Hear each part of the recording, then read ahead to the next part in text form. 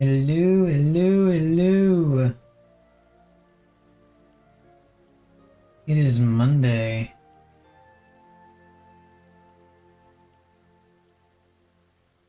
No raid today. No ultimate. No ultimate prog. But I do have some fun things planned. And by some fun things planned, I mean the same things that I've been doing for pretty much every stream the past week. Yeah, just gonna be. Oh, control turned off. There we go. That was my controller.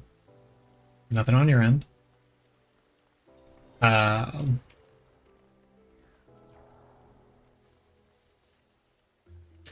they're watering the waterfall. I'm not sure how to feel about that. Anyway, no, like I said, no ultimate prog today, so it's just gonna be another day of just roulettes and fate grind. Thinking about also throwing some Palace of the Dead into the mix because it's been a while since I did Palace of the Dead. Oh wait, I need to go back to Summoner. This.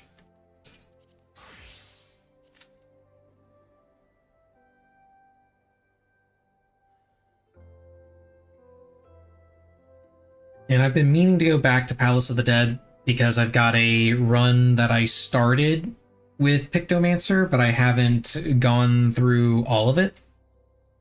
So I kind of want to go back in there at some point and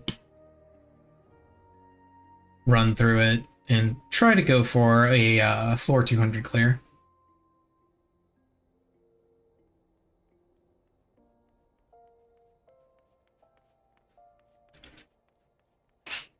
I can't remember what my previous best was, but I know it was at... oh wait, no, I do know what my previous best was. It was Behemoth. Yeah, I made it to floor 180 to the Behemoth boss fight, and then I died because I didn't do it right. And he killed me. So I gotta go back in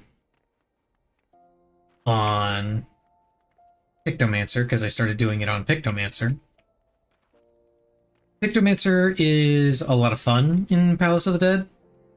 Not as much freedom as of movement, but way more damage. So that'll be fun.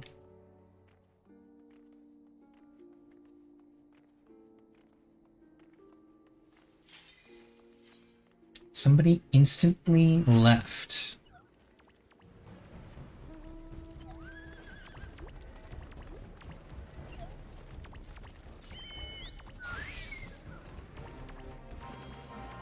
Okay, let's see what we got. Okay, we might be able to get all three of these because they might... The other two teams might focus on that red one on the coast there. Oh yeah, we've got two people here.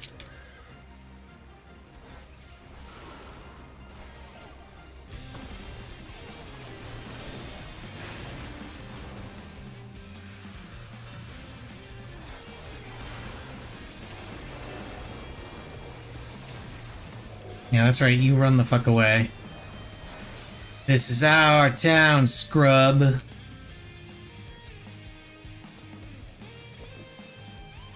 Now, I'm not gonna chase him too hard, because I'm gonna get the objective.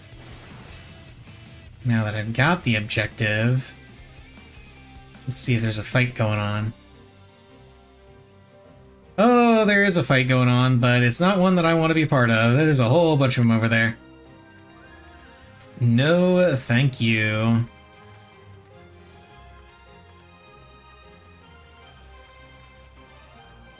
Now this fight is one that I'll be part of.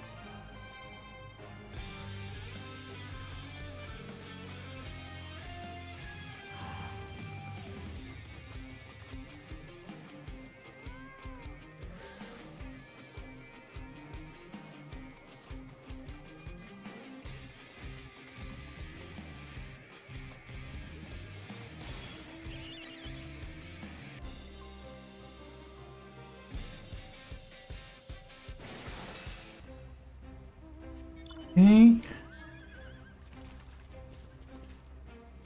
Why don't we have this one yet? Did nobody want to come over here and grab this?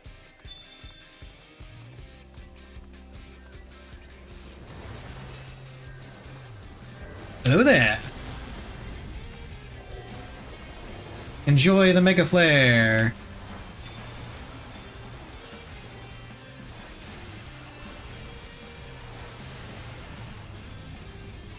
Ah, I love using Mega Flare on small areas like a bridge or a tunnel.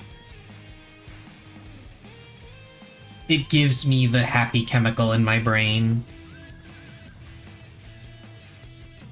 We need to go up north.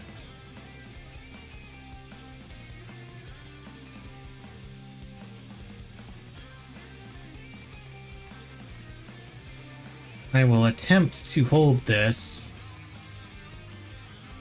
I don't know how well it's going to go if I don't get some backup, but it's okay. The cavalry has arrived.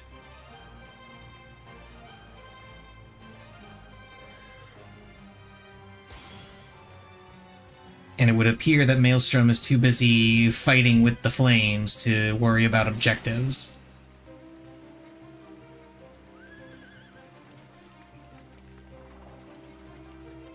Oh, hello. Goodbye. You're on your own, bro. There's a lot of them there. I'm out.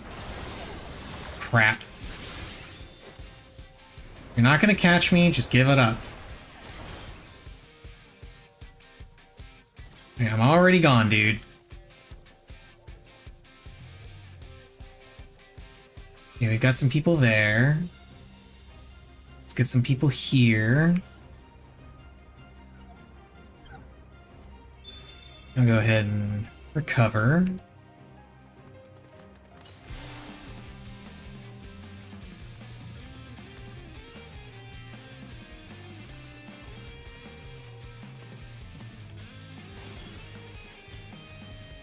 Yeah, once again, looks like they are content to fight flames and leave us alone. I'm sure that'll change when they finally look at the scoreboard and realize that we're like twice as many points up on them.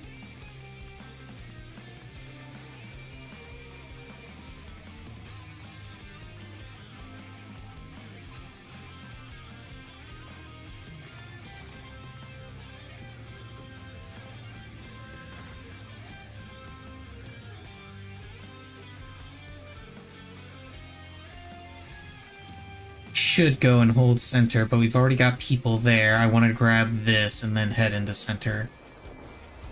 Or I guess I'll go ahead and fight these guys.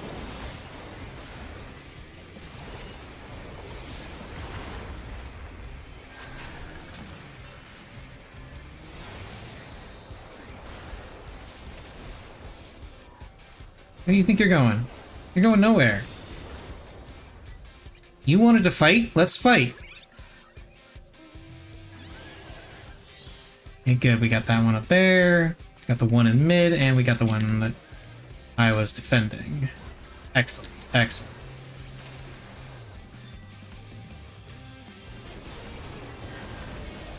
Oh, he's dead. I was about to try and stun him, but then I saw the ranged LB mark on him. And I was like, oh, never mind. He's being taken care of. Oh, hello, random ninja. Black mage over there, too. Oh, we need to go north right now. Right now. Ignore everything, go north.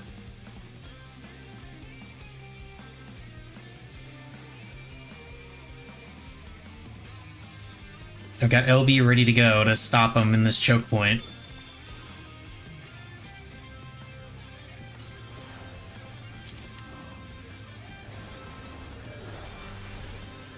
Yeah. Got it.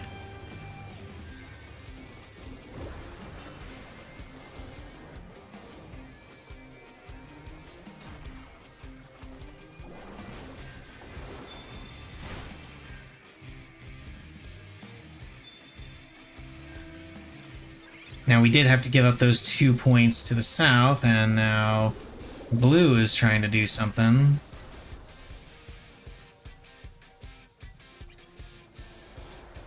Yeah, this is decent enough. Oh, hello. Yeah, go ahead.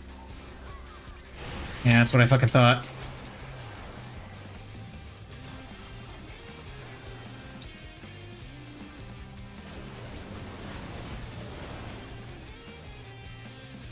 I hate uncleansable CC, it's so dumb.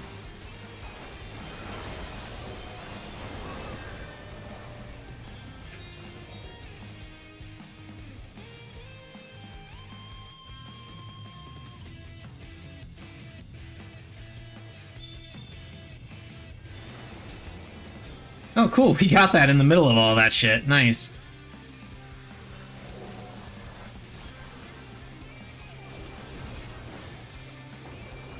Yeah. Uh-oh. I do believe they've noticed the score.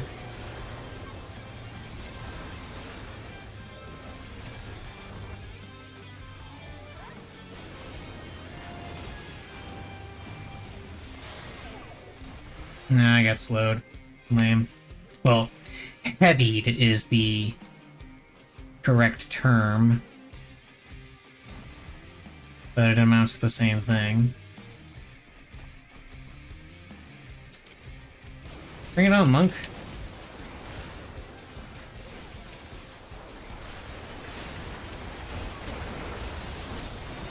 Oh, once again, uncleansable CC.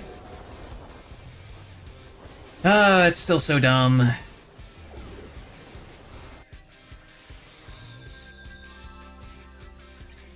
I maintain that uncleansable CC is stupid and should not exist. You're actually only a few kills away from winning this. Let's see if we can find him.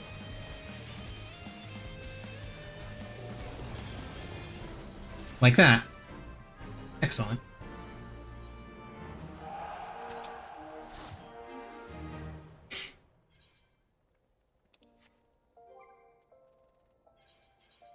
Do I have to spend these yet? Not really. I have to keep an eye on my trophy crystal count, because if it actually maxes out, it will not let you claim any more rewards until you spend them. I don't know, I'll find some random glamour set or whatever that I feel like grabbing and then put it together, buy the whole set and then throw it in the dresser, forget about it, let it sit there and collect dust. Anyway, warrior. Warrior in need for normal raids. Let's go.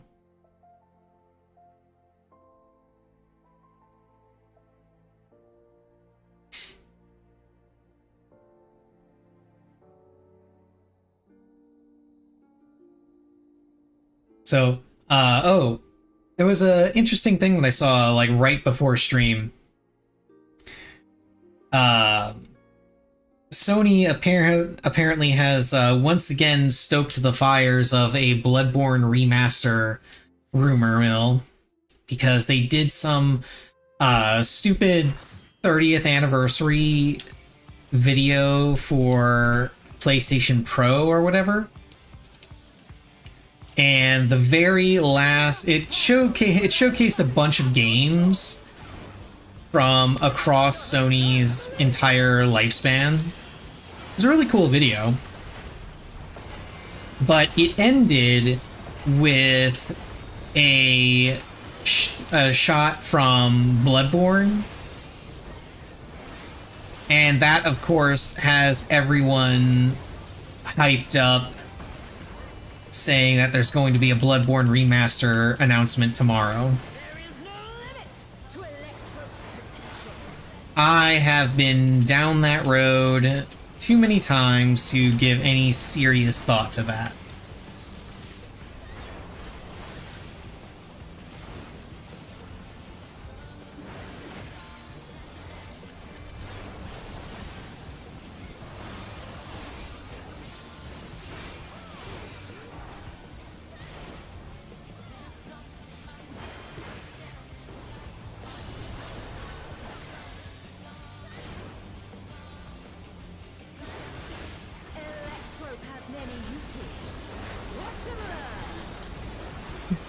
Uh,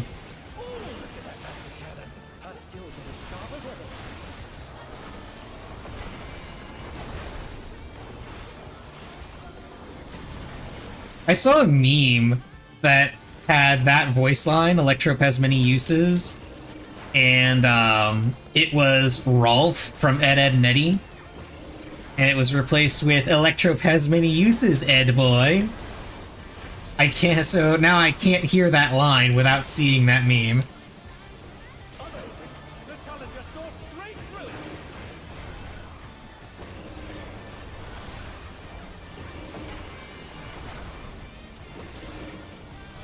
So stay, stay, switch, stay. Oh, stay, stay, switch, switch. Switch. Switch.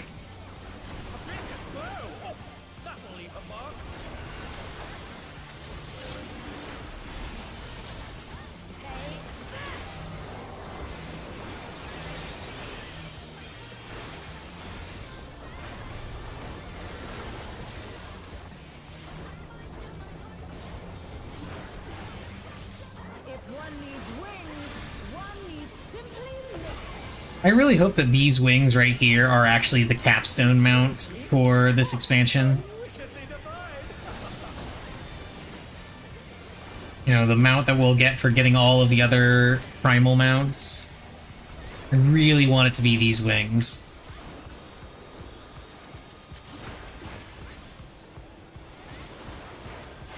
Either these wings or the wings that Reen and Gaia get in Ultimate. Either option would be great.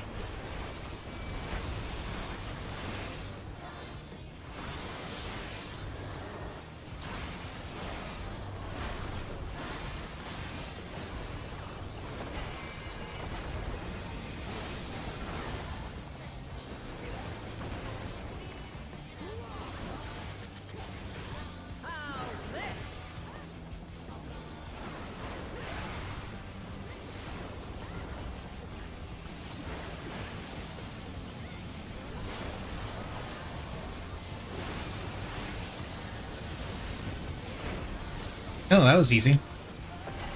Literally just stay here, the entire mechanic.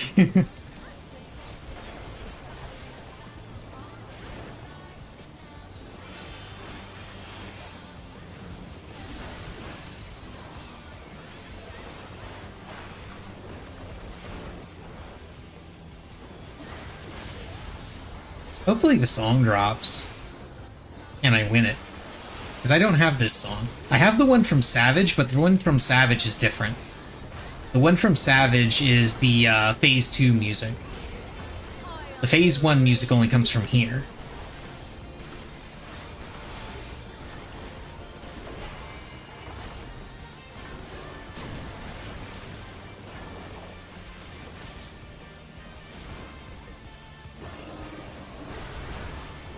Okay, stay, switch, switch, stay, switch.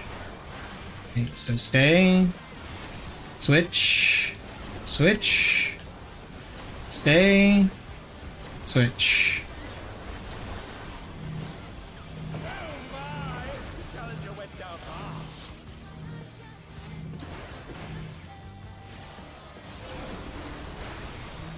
The Paladin and I danced around each other for a little bit.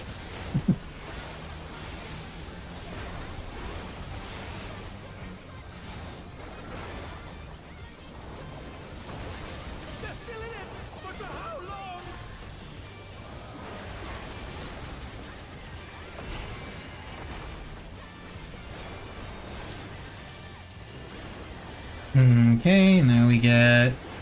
Oh, we get double wings is what we get this time.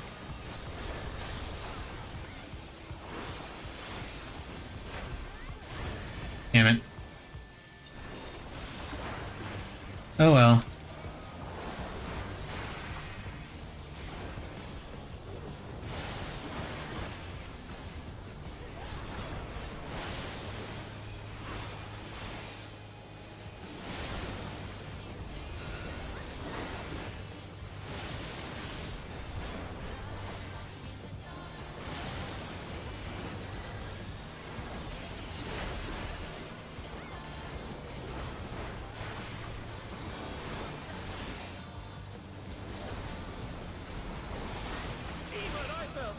Oh, but the challenger's still standing.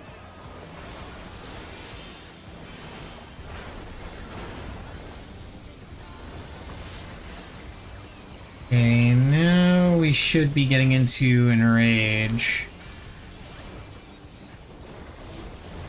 Yeah, this is the start of it. We'll probably end up skipping most of it.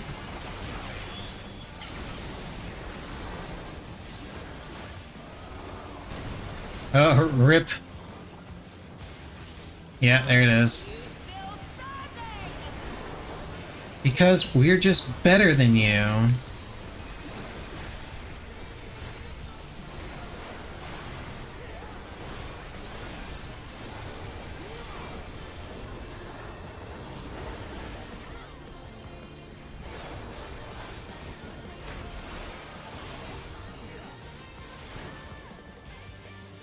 Oh, achievement.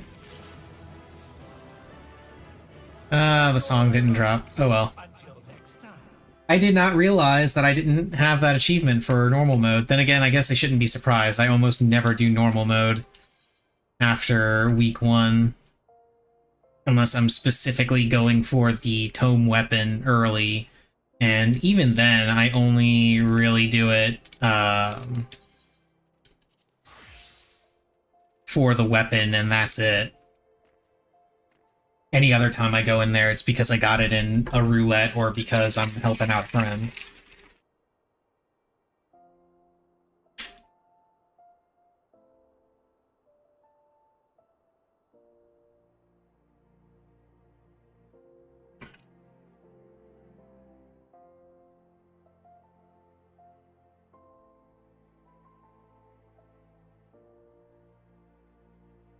Usually the latter. Because even the roulettes, like, past week 2, Tuesday of week 2, it starts, like, going back into normal stuff for roulettes. Like, case in point, that's the first time I've actually gotten that fight in... How long has it been since I last did that fight? It's been a while. I'm fairly certain I've spent more time in the Savage version of that. You know, actually, I can check that. 10 times? I think the Savage version is also 10. So yeah, I've actually spent more time in the Savage version of that fight than I have the normal version.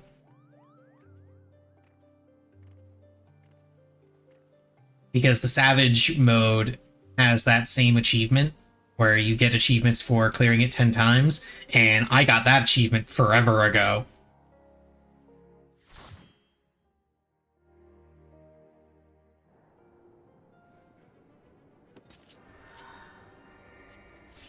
The World of Darkness.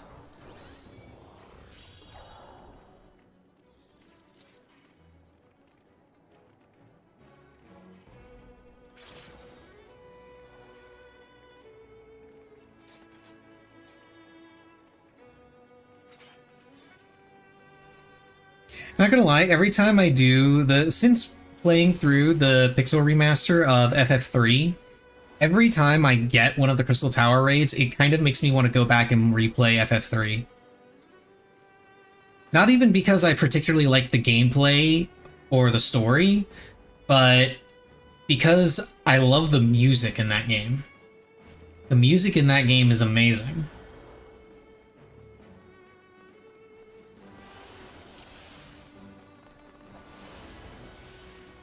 And the Pixel remaster version of the game is definitely the best.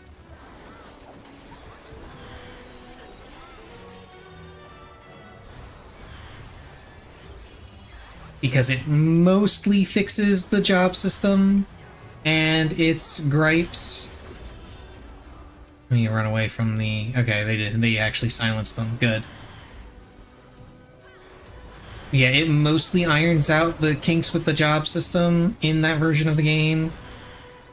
The only thing it doesn't deal with is it doesn't deal with the D&D style spell slot system.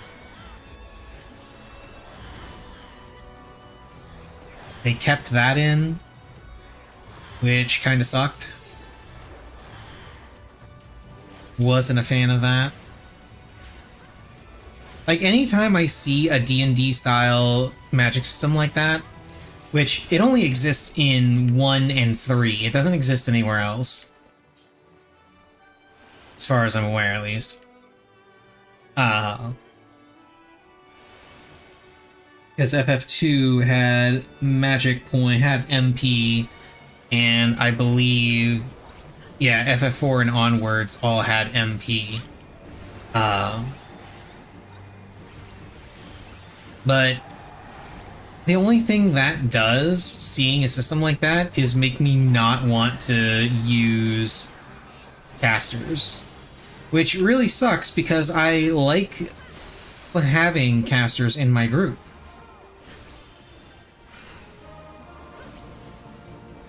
Like, in general, my typical group will be something along the lines of two physical damage dealers, one magic damage dealer, and a healer.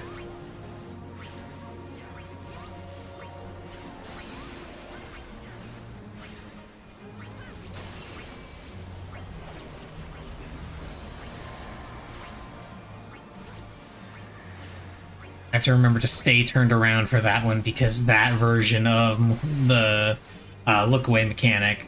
Oh, Dragoon did not step on the thing. They are slow resing. Okay.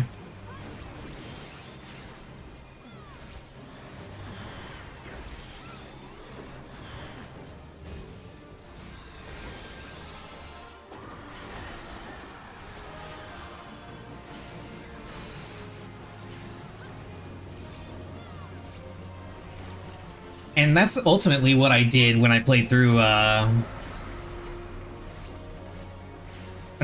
I skipped over my point. I was talking about my normal party comp.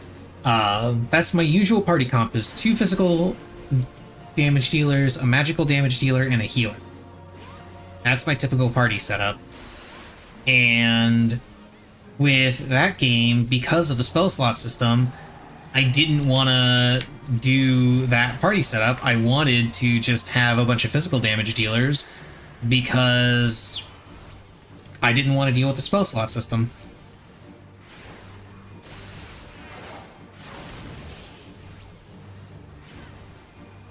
The other healer rescued the Dragoon that got gazed again. I watched that happen. It was very funny.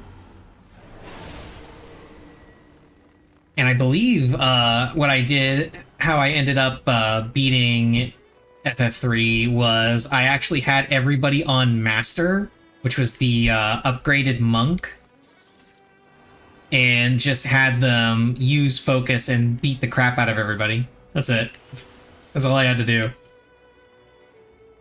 Now, it made certain sections of the game a little bit harder to deal with. Like there's a cave where you have to use a Dark Knight weapon on the enemies there, or they'll split and multiply. I just used kick. Yeah, I just used kick.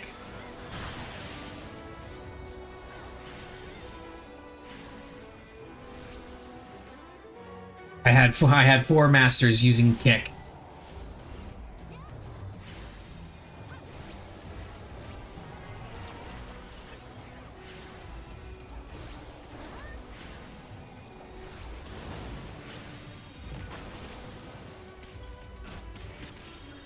Okay, good. No ads. We killed all the portals.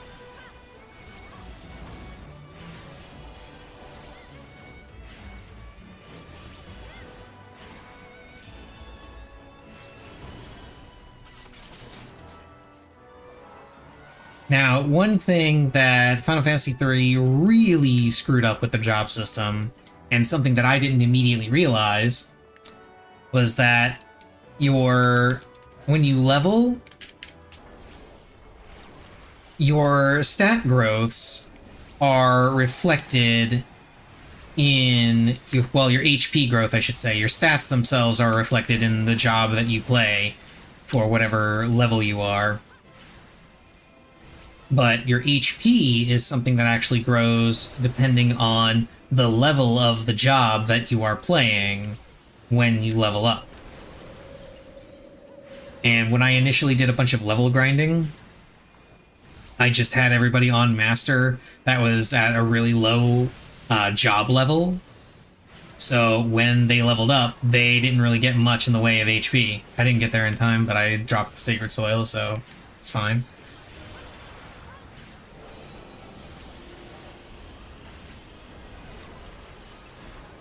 And now we slap the ground to hit all 5 heads at once.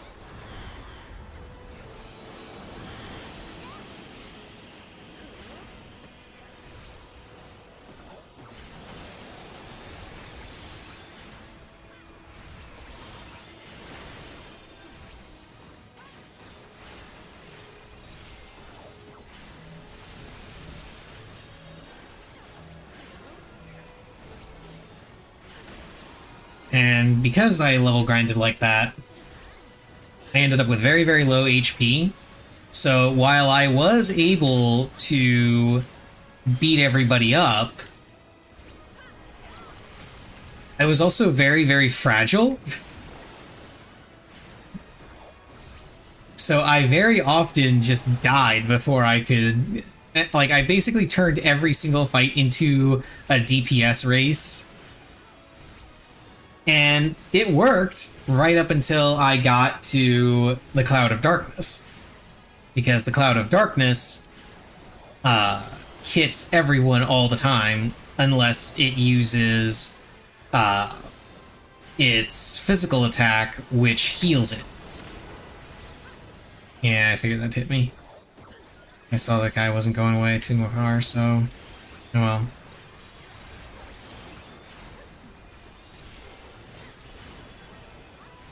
Yeah, the Cloud of Darkness has exactly 2 moves that it uses at random. One is a physical attack that heals it for the damage dealt, and the other is Particle Beam, which is just AoE damage on every party member. That's it. Which is why every single attack that Cloud of Darkness does in this raid is some variation of Particle Beam. Like, if you actually pay attention to its cast bar during the fight when we get there, every single and just about every single attack is Particle Beam.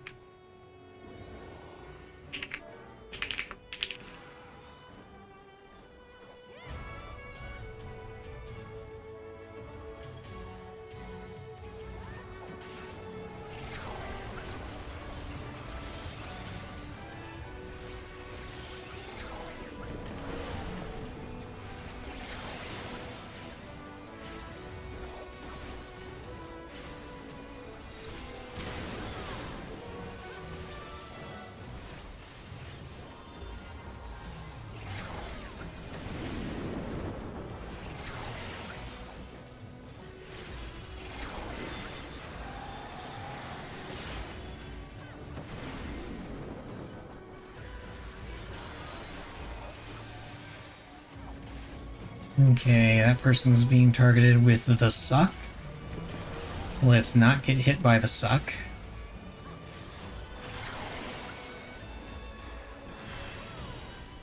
There we go. Oh, right. It's this one. It's the small platform, not the big platform. Hello, Missy! Oh, you're not actually getting up and wandering around, you're just standing up briefly to stretch and then curling back up. Okay.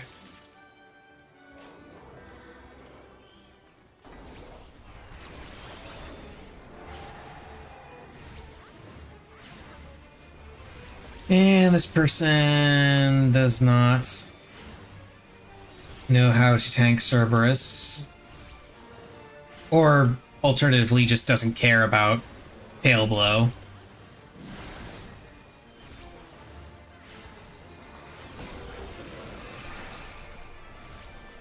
Cerberus breaks his chains. Oh no! Speaking of chains, my party's supposed to handle those.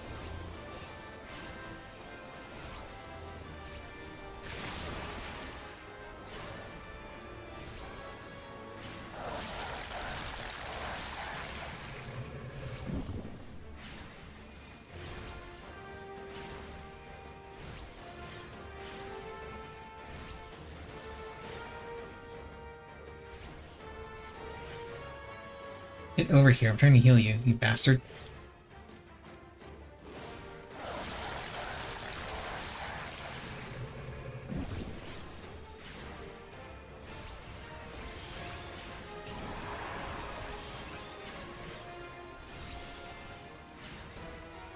I hope whoever is in there hurries up, because he's starting to get more haste stacks.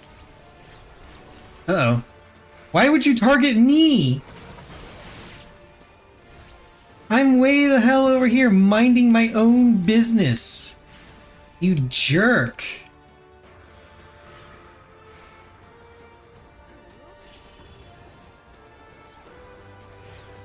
Okay, let's watch the timer and let everybody wail on Cerberus while that goes.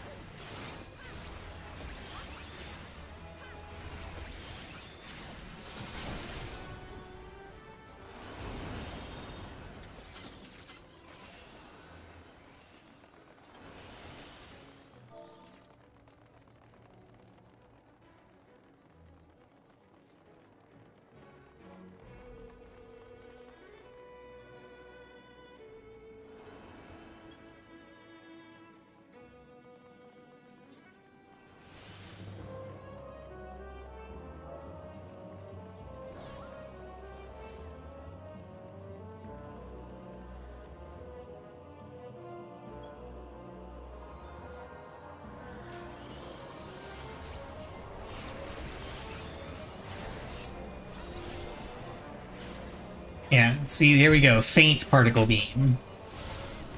Just keep an eye on all those cast bars. Every single one of them is, well, almost every single one of them is going to be some variation on the named particle beam. There's faint, 0 point, I think is one of them. Shit, what's another? There's a bunch of them. I believe these meteors are also called particle beam when you get hit by them.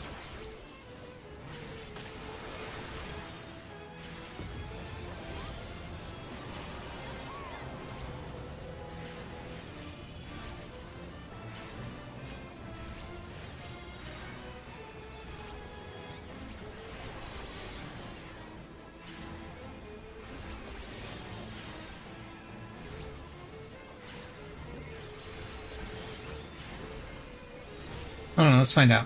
What is this called when it hits you? Yeah, particle beam.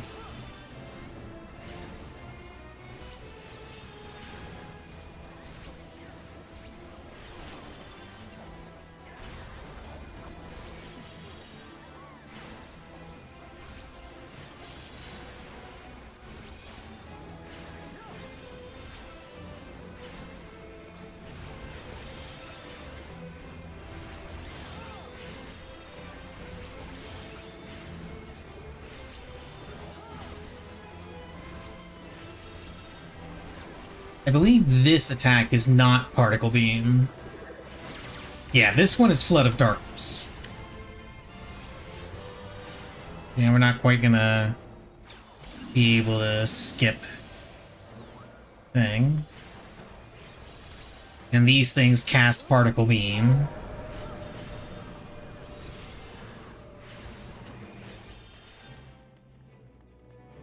The zero form of Particle Beam, that's what it is.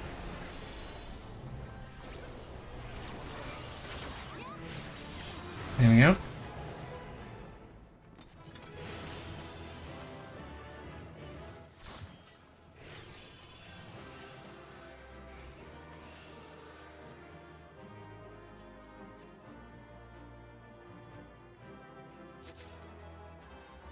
Yes, give me all of the loot that I can turn in for seals.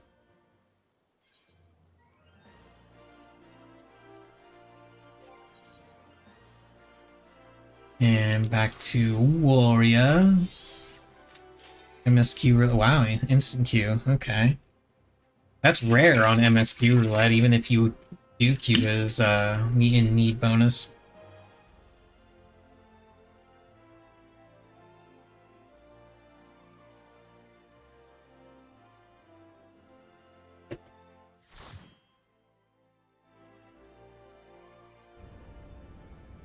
Oh, hell yeah.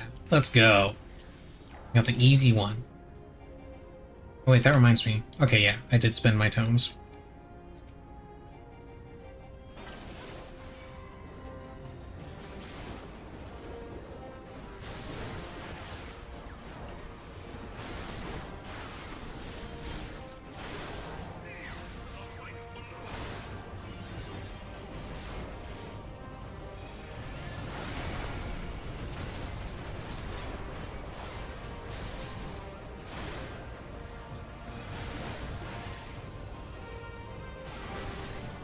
I apparently missed my combo or messed it up in the wrong... did it in the wrong order or something?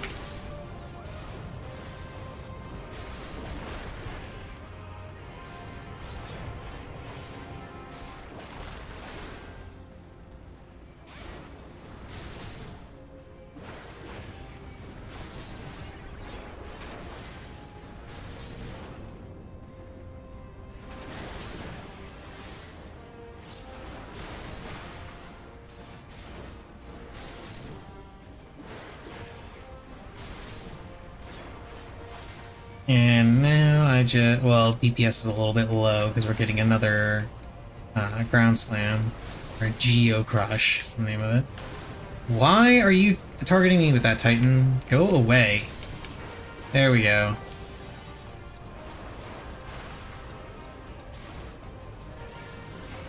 Now we sit and do nothing for a bit.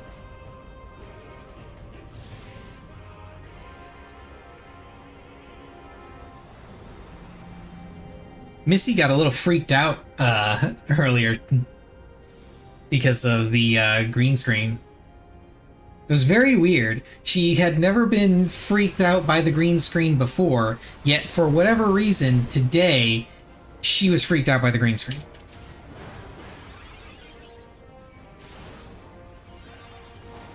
I can only assume it's because she's used to it, like, not being out at this time. She's used to me, like, having it put away by now.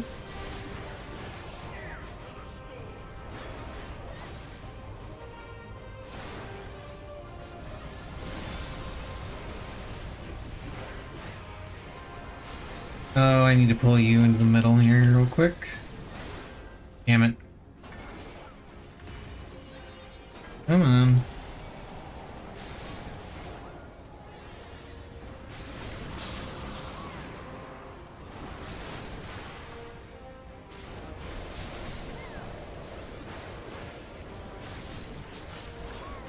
Who's over there now?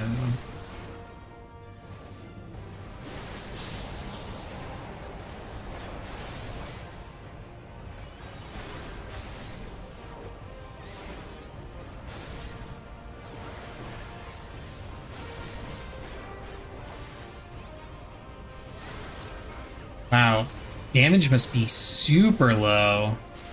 I've never seen a second cast of Vortex.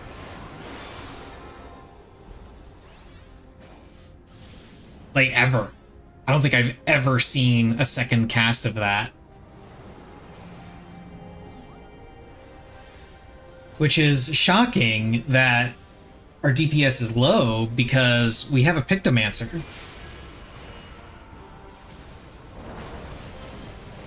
You would think our DPS would be high just by virtue of the fact that, you know, we have a Pictomancer. And on that subject, Square Enix has got to do something about Pictomancer. They really do. They need to bring that thing's damage in line. Because right now it's just ridiculous. Because here's the thing about Pictomancer. They give it a bunch of abilities that all have really high damage. And the reason they do that is to compensate for the fact that it has skills that are either conditional or have really long cast times, or both.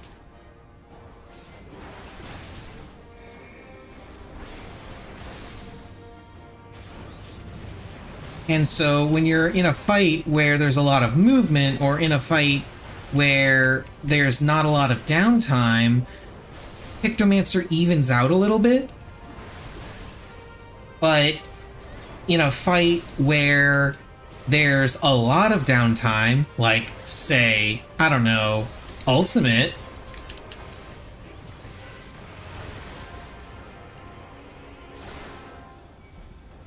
then Pictomancer's damage shoots through the roof because its one detriment is being negated by the fact that there's nothing happening. You can just sit there and freely paint all you like. You don't have to worry about setting up. You don't have to worry about not doing damage at a critical moment. You don't have to worry about movement too much. Some parts of it you do. And no, you can just sit there, paint, and not worry about it. So you get all the benefit of your high damage abilities and none of the... I have no idea what happened to my camera there. And none of the detriment of the long cast times and setup. What I'd like to see them do... I'd like to see them bring the damage numbers down. And I would like to see them remove the muses. Oh no, not the muses, the motifs. Yeah, I'd like to see them remove the motifs because I feel like that's part of why they're having a hard time balancing Pictomancer, because the motifs and the setup that Pictomancer has to do necessitates their abilities doing a lot of damage, because otherwise it wouldn't be worth running a Pictomancer. Because the damage would just be too low. There'd be too much setup, not enough payoff. So I feel like as a way of making it easier to balance, they just get rid of the motif spells, and for the muses, you just have them. You just have the muses and can use them whenever you feel like. They have their normal cooldowns and everything, but you don't have to cast the motif in order to cast the muse. You just go straight into casting the muse.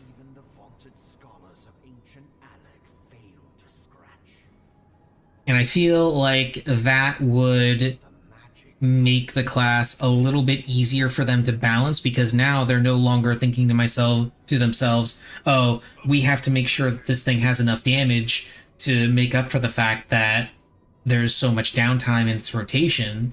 Now it's just, okay, this rotation is now just go, go, go. We can just lower the damage numbers to bring it down to everyone else's level.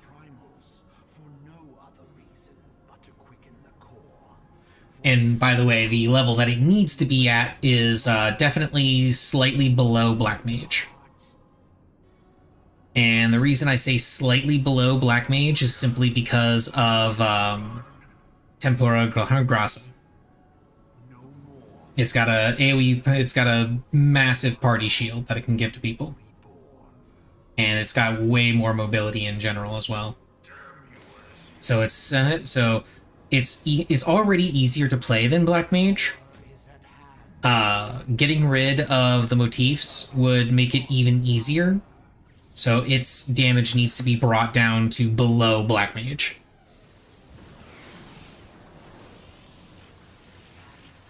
Hell, as it is, I still say that it needs to be, even if they didn't do those changes, I would still say that it needs to be brought down below Black Mage because it is way too easy to play for the amount of payoff that it gives.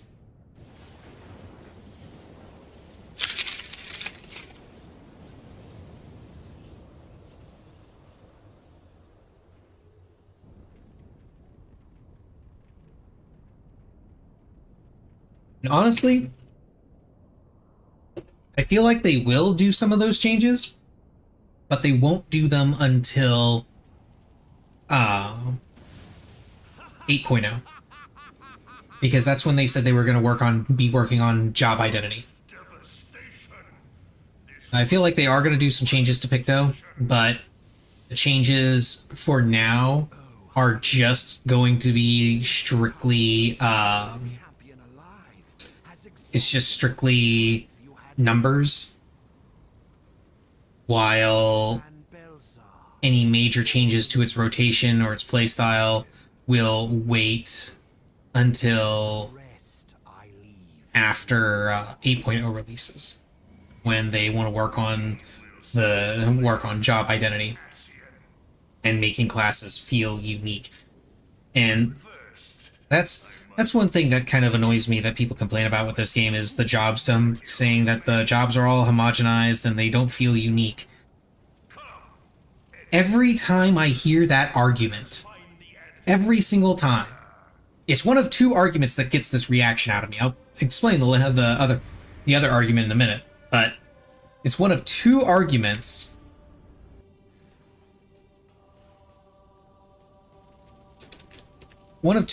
that gives me the instant reaction of wanting to reach through the internet and just slack whomever is saying that they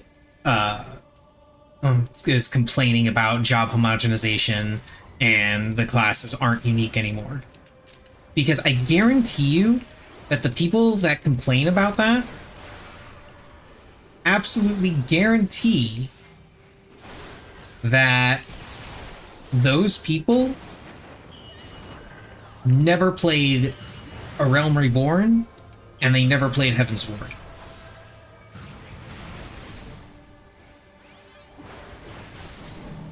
I'm willing to bet that they only started with Stormblood or Shadowbringers.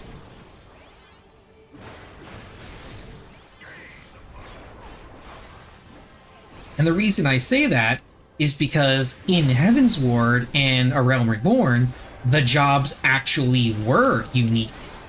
The jobs actually had a ton of unique skills attached to their role and to the job itself that made for some interesting gameplay.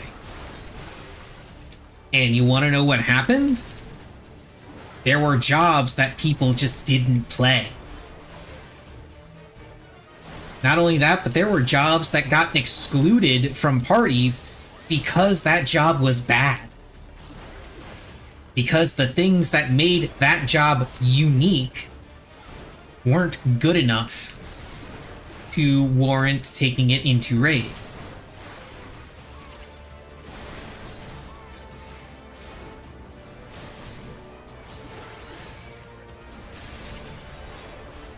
Like, you want to know what jobs were actually taken into raid in Heaven's Ward? I can give you the list right now. Okay, if you were raiding in Heaven's Ward, the jobs that you brought, the jobs that everybody brought, were Dark Knight, Warrior, Astro, Scholar, Dragoon, Ninja. Yeah, I gotta move around for this a little bit. Dragoon, Ninja,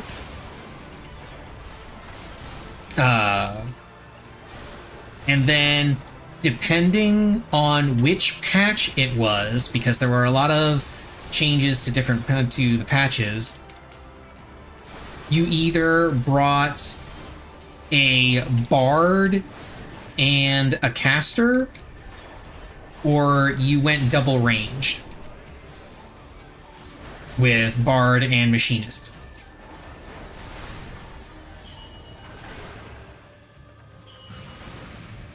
That was it. That was what you did. And for the caster, it was always Black Mage. It was very, very rare to see a group with Summoner. Not because Summoner was particularly bad. Summoner was actually pretty good if you wanted an extra virus, which was the original version of Addle. It was originally called Virus, and it did mostly the same thing, except it lowered, specifically, it lowered the intelligence stat, which effectively lowered the amount of magic damage that it did. But it, and I believe all of the casters and healers had access to Virus, because it was a cross-class ability. But I believe only what made Summoner and also Scholar, to a lesser extent, Scholar had other reasons for being unique, but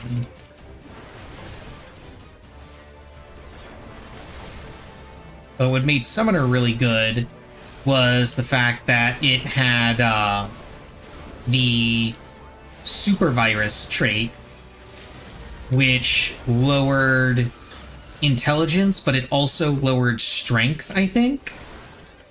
I think that's what it did. So it worked on everything. Didn't just work on magic damage, it worked on everything.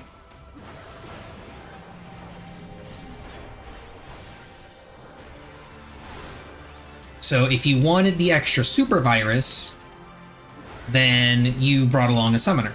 So then you had two on your team. You had one from the scholar and one from the summoner. Otherwise, you would bring along a black mage.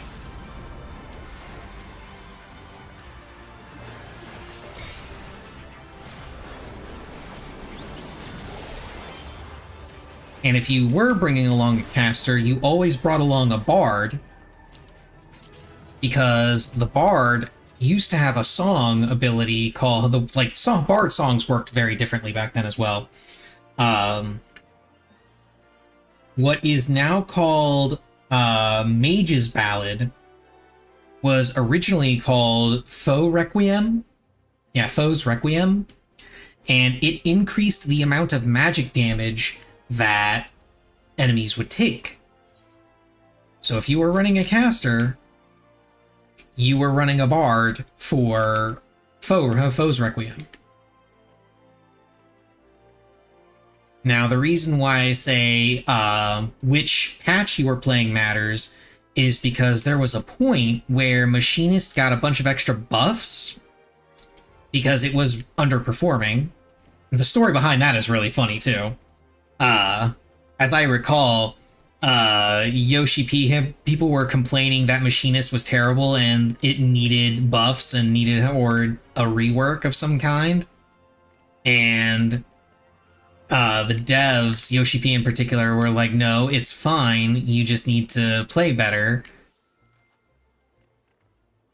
And they did something that they never did before, to my knowledge, and haven't done since.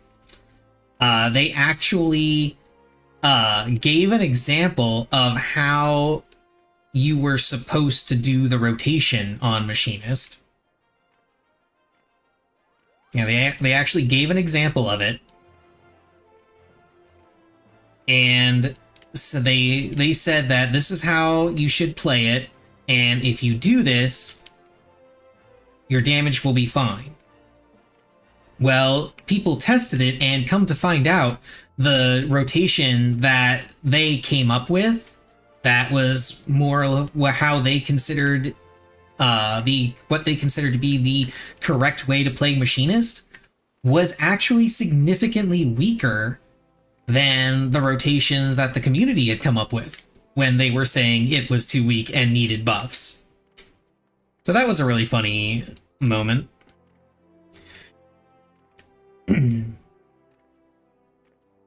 But Machinist finally got its buffs, and people found that if instead of running a Bard and a Caster, you could alternatively run a Bard and a Machinist and get way higher damage. I want to say that happened during Midas. Midas was a weird tier, because that was also the tier when they were experimenting with tank damage. Because tanks get their damage from strength. That's why you can see like strength on all of my gear. So you look at the stats on the accessories and see how it also has the 4 stats like the left side pieces. In Heaven's Ward, it didn't have that. Heaven's Ward, we didn't have that. We also didn't have it in Stormblood. I think it was like either the 2nd or 3rd tier in Stormblood that it changed. And we finally got Vitality on accessories. But previously, you had this separate, sets of accessories, fending, slaying, yada yada. I may or may not have to tank. Let's see if this guy turns on tank stance. He has until this gate drops to turn it on.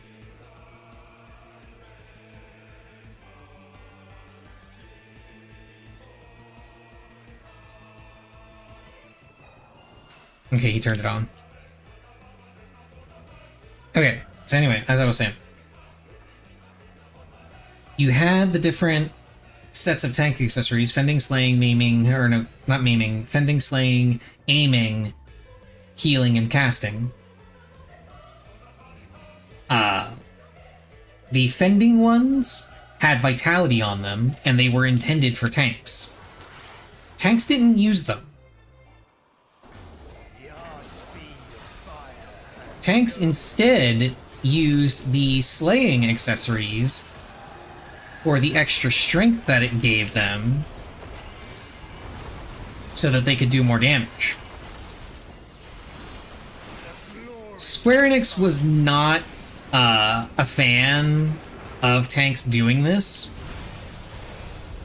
So what they did during Midas, in an effort to kind of curb the problem of tanks taking the DPS accessories, they attempted to make tank damage scale with vitality.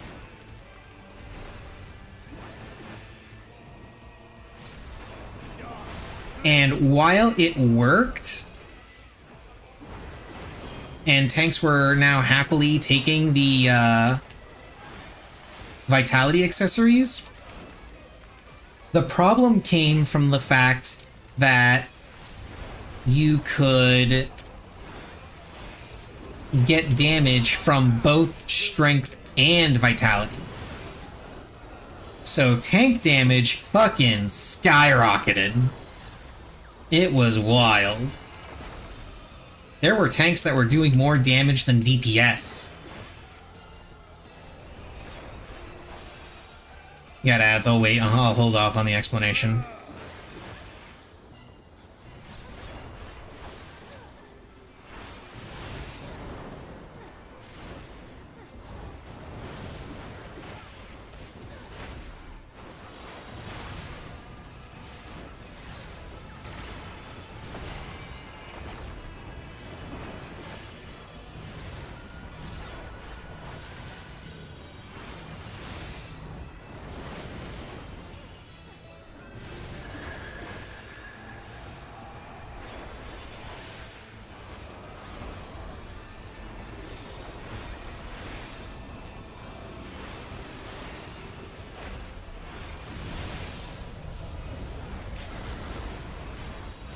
Why are you using LB1?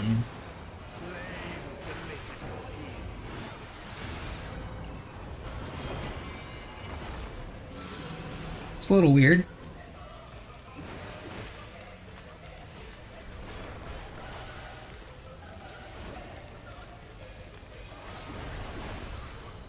I'm not sure if those guys are in exactly the right spot. Yeah, they're not.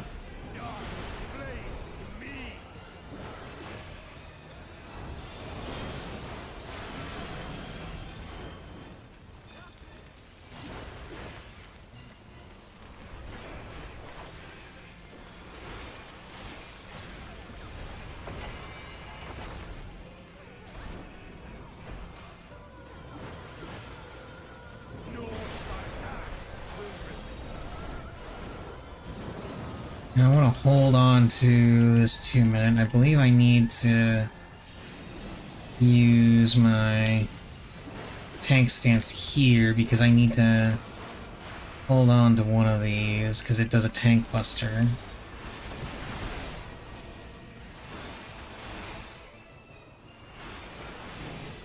Yep, there it is.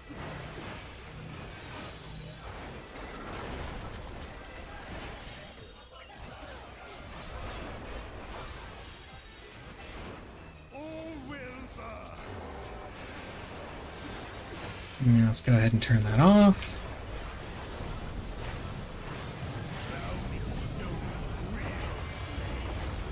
Okay.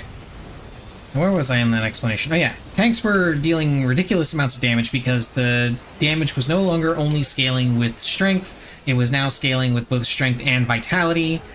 So while they did fix the issue of, you know, tanks taking the strength gear intended for melee DPS, they created a new one in that tanks were now doing a ridiculous amount of damage. This is done charging. You are the first to hold this form. Oh no, he's naked.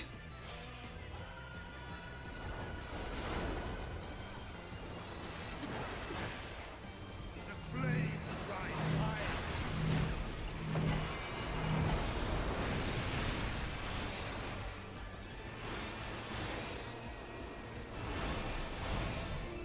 Look now on my essence made pure.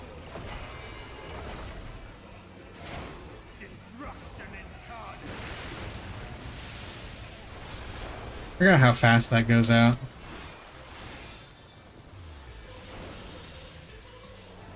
And I believe right here is the tank buster. Oh no, it's this first.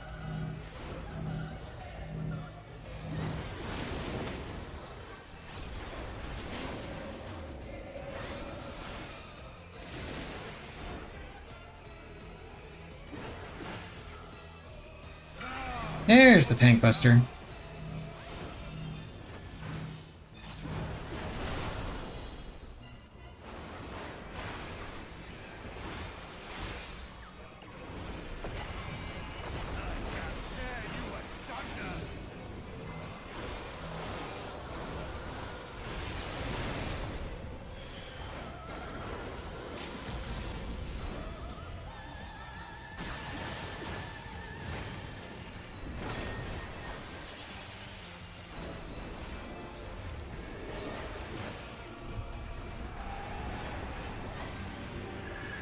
There we go. Easy. So they only that wonderful period of time only lasted during Midas, and then during Creator Tier they took it away. So tanks went back to taking the strength accessories instead of using the vitality accessories. And it wasn't until, I want to say, the second tier in Stormblood is when they finally fixed it, where they just added vitality to all of the accessories, because in the first tier for Stormblood, people were melding vitality to their accessories because it was the only way they could live through some of the attacks that were going out.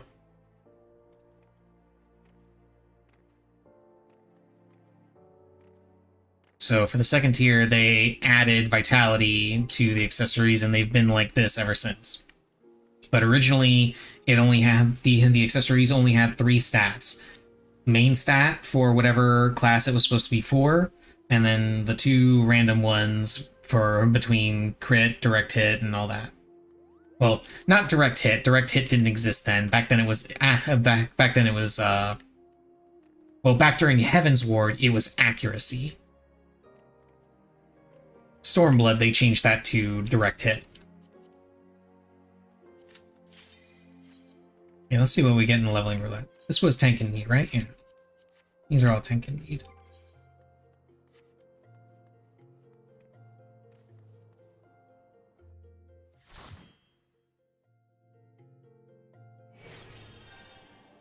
Dusk Vigil, okay. This is a pretty fun one. I don't think they've changed this one for the duty support yet. Because unlike the leveling dungeons in future expansions, past Shadowbringers, this one was not part of the MSQ.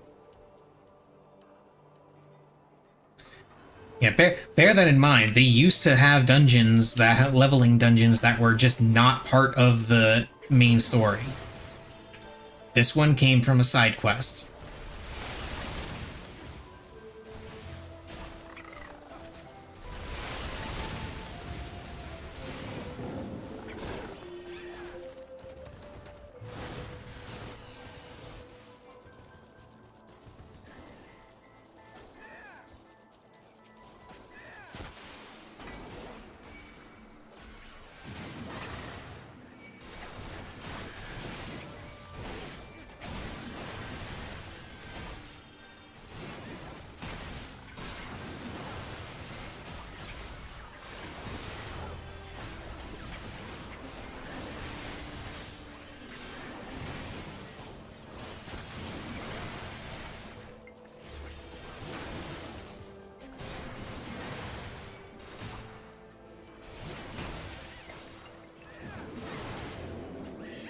See, I believe the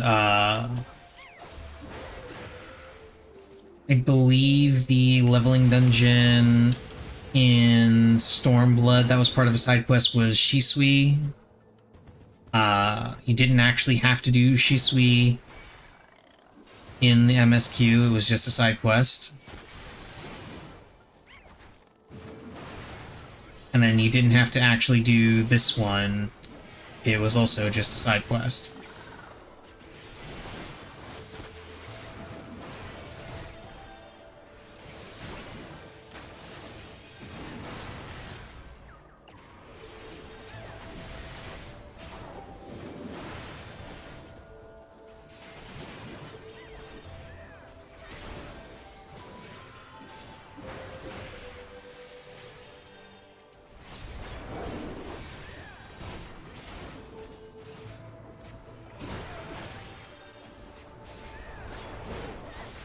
Oh yeah, and circling back to the original topic, that being unique jobs and everything, I listed the typical comps that you would see. Those 2 comps that I listed, those are the only jobs that got played in Raid.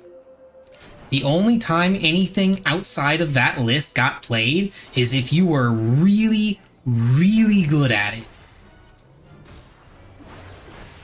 When I say really good, I mean like one of the best on your server. Oh, right, I can't do... oh, well. It doesn't do that much damage anyway.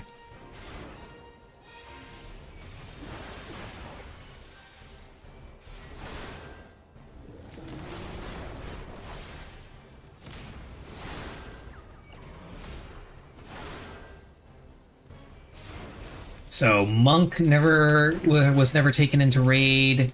White Mage was almost never taken into Raid.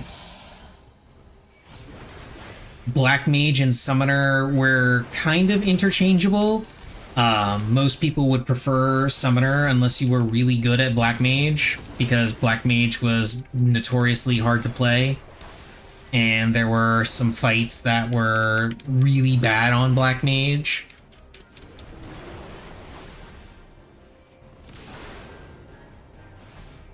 Bard was always played unless you were, well, Bard was always played, period, but was required if there was a caster in the group. If there wasn't a caster in the group, then you were just playing whichever mage, whichever range they didn't already have.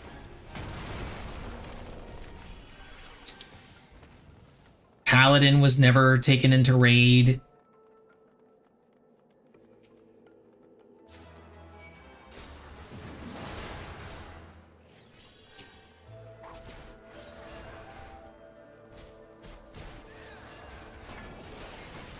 Although that has to do with that has a lot more to do with the general. Oh god, I'm gonna die here, and I'm gonna have to home gang this. Did not realize he was that far behind me.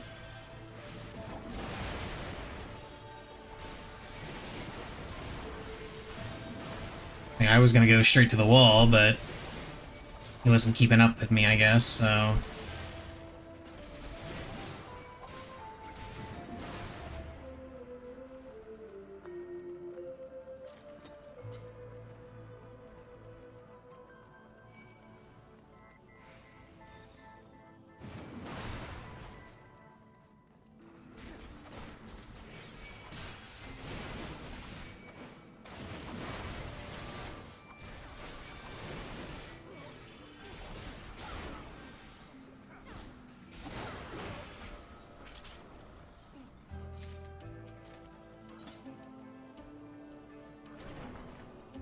But all of that had to do with jobs being unique and having their own little niche.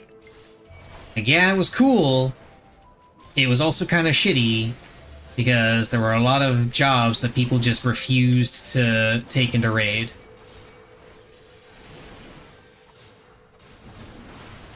Like, nobody wanted Paladin in raid because the raids did a whole bunch of magic damage, and Paladins couldn't do jack shit against magic. People wanted Dark Knight because it did more damage and also had more cooldowns to deal with magic.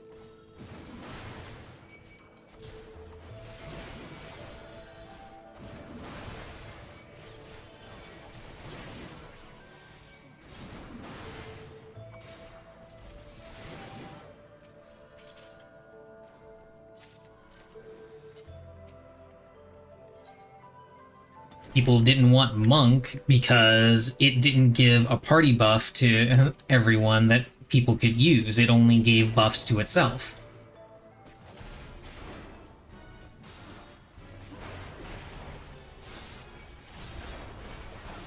Because back then, they had just about every job had some kind of debuff that it could put on the enemy to increase the amount of damage of a particular damage type. Monk's fists do blunt damage, and so they had their dragon kick. What it used to do before it just made boot shine or whatever it's called now auto crit. It used to apply blunt resistance down to the enemy.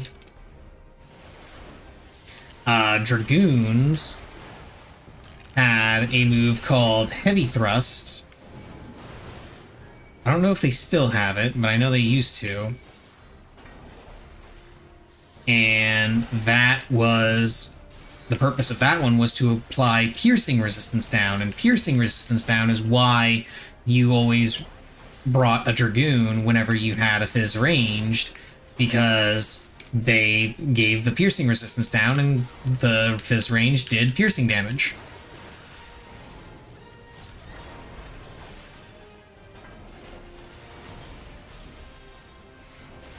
Dude, ignore the ads. Just kill the boss.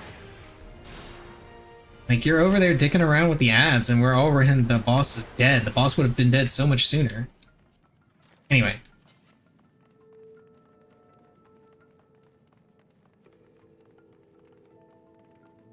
Ninja was always brought along because Warrior and Ninja both applied slashing resistance down, but it was always better to bring a Warrior to do it because it was part of a Warrior's like normal rotation. Whereas with Ninja, it was a separate combo finisher that they had to hit that dealt less damage than their primary combo finisher, which was Alien Edge. Still is Alien Edge, actually.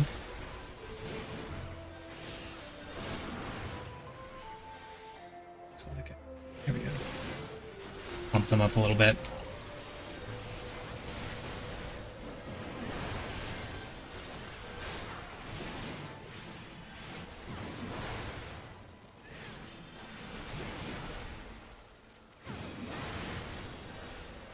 And back then, ninjas had 3 combo finishers. No, 4 combo finishers, because their dot was a combo finisher too. I forget what it was called.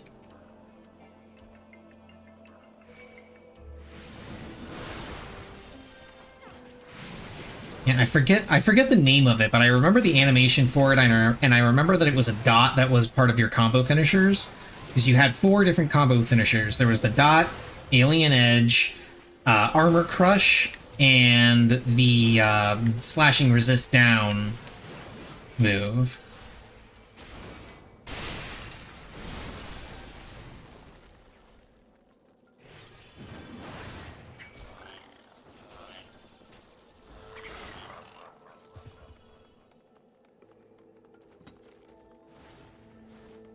I want to say it was Shadow's Edge was the name of the dot.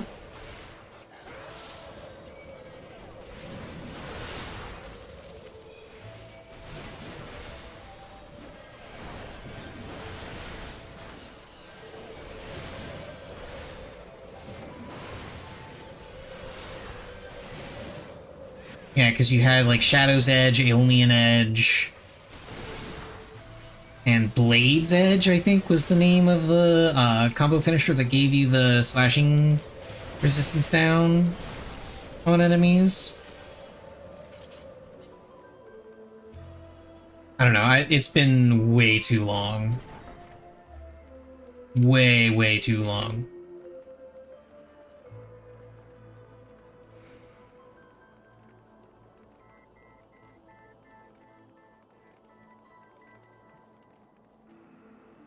Yeah, you brought Ninja along because they took advantage of the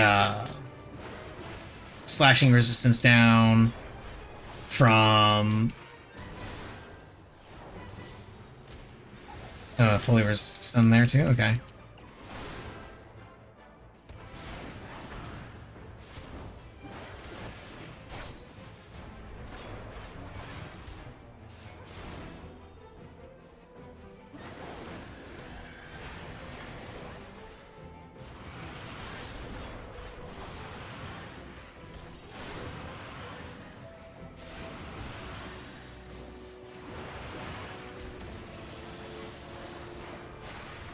They also brought Trick Attack, which was one of the best party buffs in the game at the time. Still is, realistically. But party buffs are much more common in general, so it's not as special. Back then there were... Yeah, there were 2. There were 2 party buffs back then, as I recall.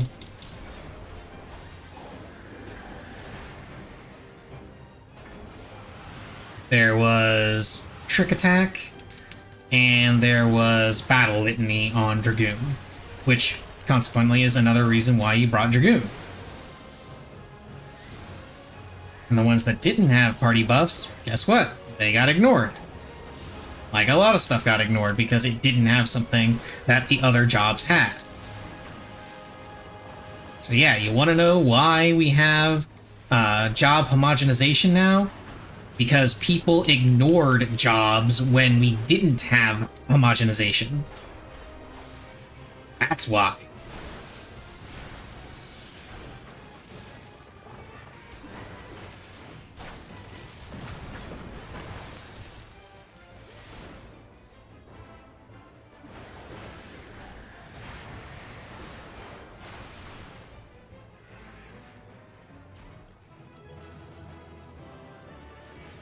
Do I have this? I do have that, but I'm going to roll on it anyway.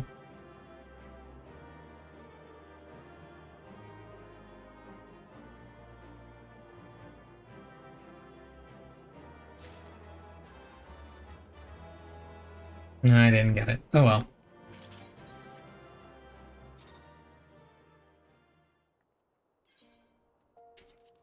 High level dungeon. We get to swap over to Scholar.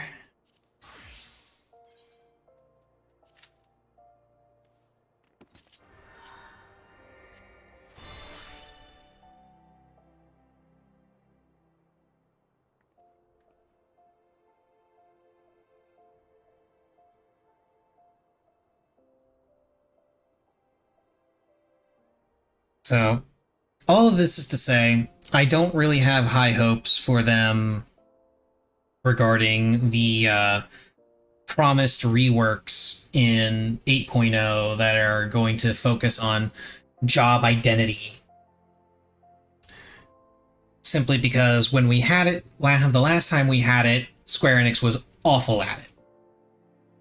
Now, it could be that over the years they've learned more about balance and they are better able and better equipped to, handle the burden of balancing the number of different jobs and making them all unique.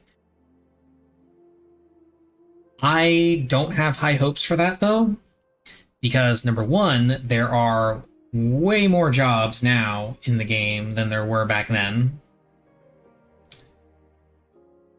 Like, let's actually go through the list. Let's see.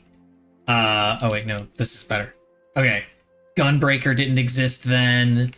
Samurai Reaper Viper didn't exist then. Sage didn't exist then. Dancer didn't exist then. Red Mage, Pictomancer didn't exist then. And we're not going to talk about Blue Mage. Blue Mage is its own mess. So yeah, I do not have high hopes for them to pull that off.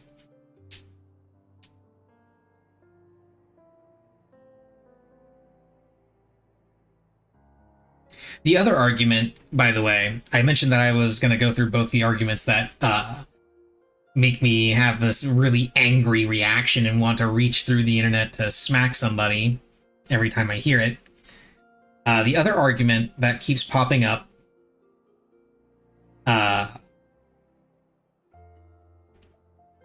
that makes me very angry is whenever people talk about skill expression.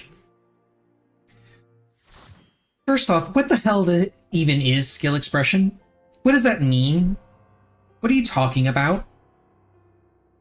What specifically do you refer to when you say skill expression?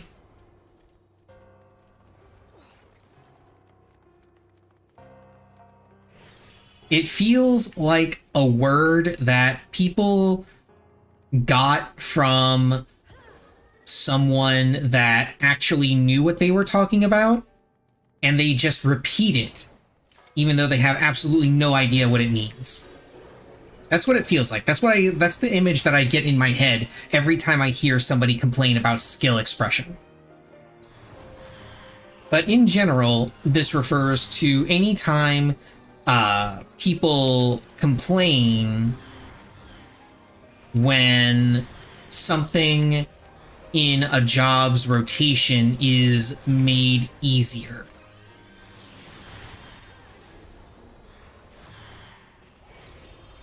And it really gets on my nerves to hear Because why on earth would you want your job to be harder to play? First and foremost. Like, does it, like, give you... I feel like it's some twisted sense of pride that someone gets where they are able to do a job like this most recently came about during the ninja changes, where they changed ninja so that now you can move during Tenchi Jin, which is one of ninja's big burst abilities. Now, I remember when Tenchi Jin was first released in the game. It was during Stormblood. I didn't play Ninja all that much because Ninja was kind of awful to play. I didn't like it for a variety of reasons. Granted, Ninja is pretty much the only melee, well, not the only anymore since they added Viper, but for a while, before Viper came along, it was the only melee DPS job that I actually enjoyed playing. But that was only after they changed it in Shadowbringers. When they changed how, specifically the changes to Mudras. When they changed how Mudras worked, I fell in love with Ninja. It was amazing. I loved everything about it.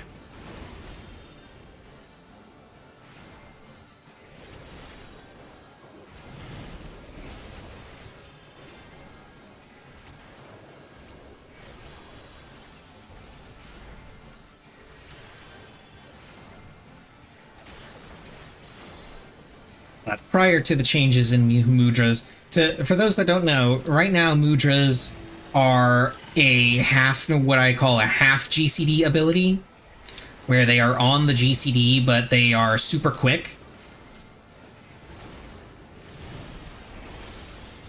Similar to Dancer's dance moves. They're also half GCDs. Previously, they were all off GCD, as was the the ninjutsu button itself. So you would have to hit the off GCD Mudra, Ten, Chi, or Jin, and then hit the off GCD ninjutsu button to actually cast the ability.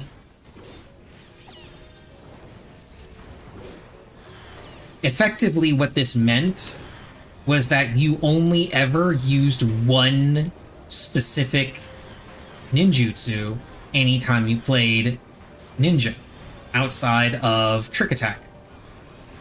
Okay, you used Huton once, pre-pull, okay, to get your speed buff going.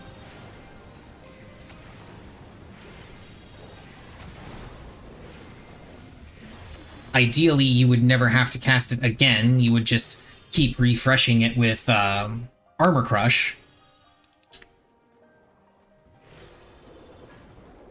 And then you would cast Suiton, again, pre-pull, so you could put up Trick Attack. And you would recast Suiton every time Trick Attack came off cooldown, so you could reapply it.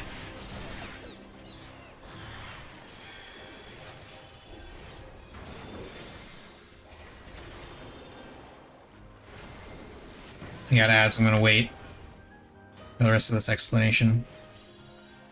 Assuming I remember what I'm talking about.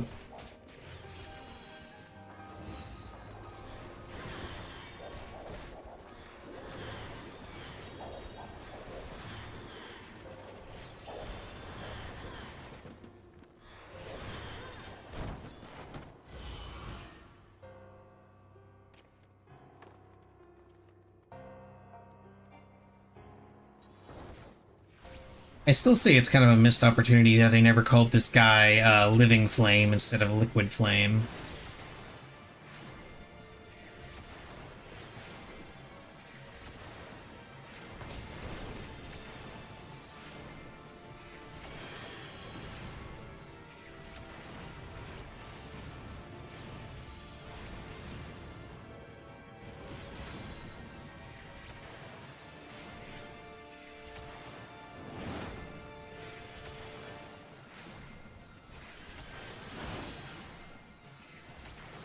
was wondering why I couldn't see the header for that. It's because the fucking ninja didn't want to move.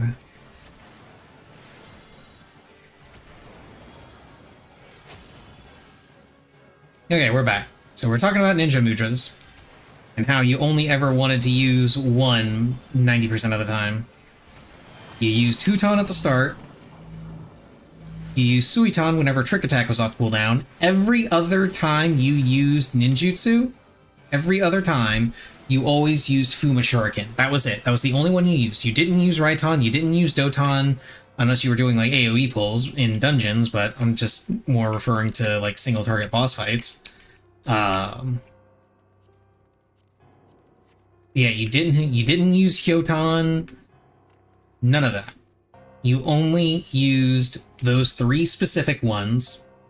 Ideally, you only cast Huton once ever, and then Suiton and Fuma Shuriken were the only ones you used after that.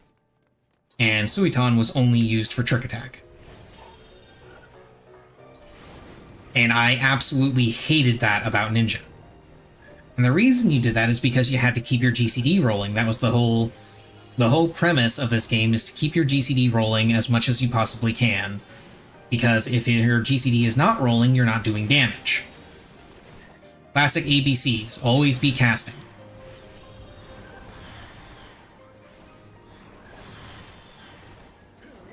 All right. There we go.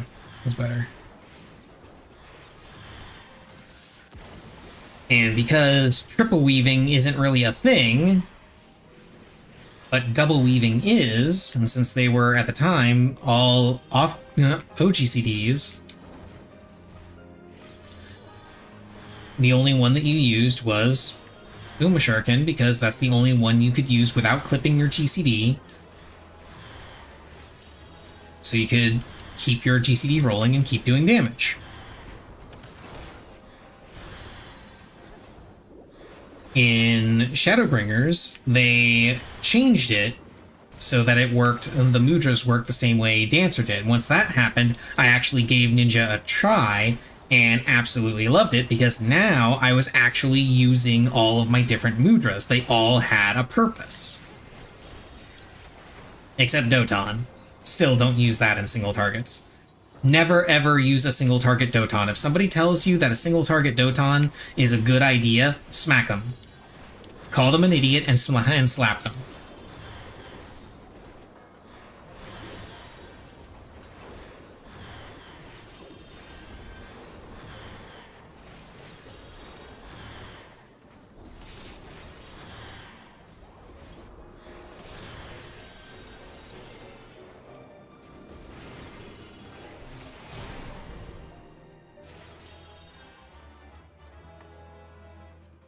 Oh, I already have this one? Okay.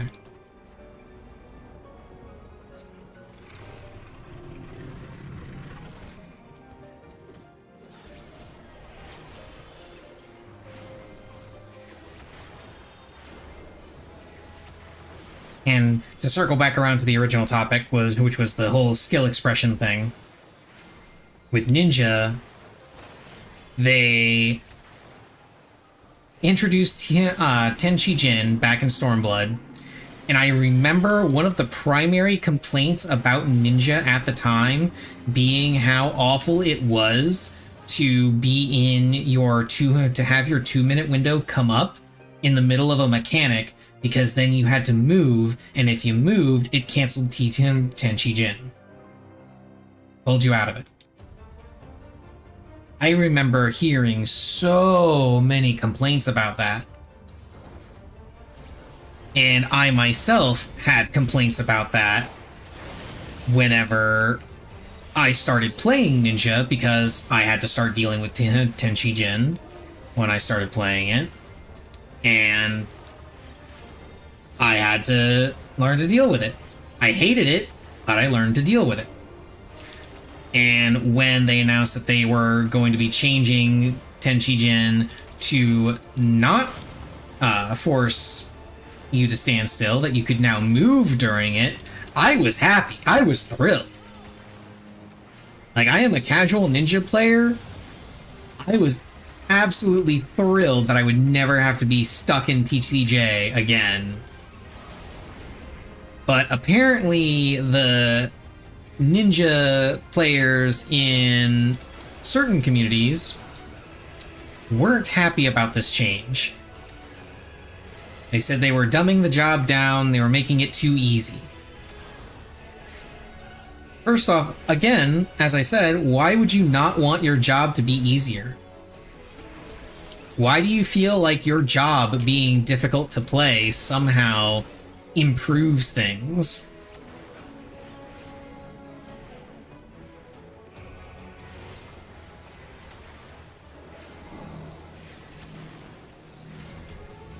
Spoiler alert, it doesn't. It just makes the job annoying and makes you not want to play it.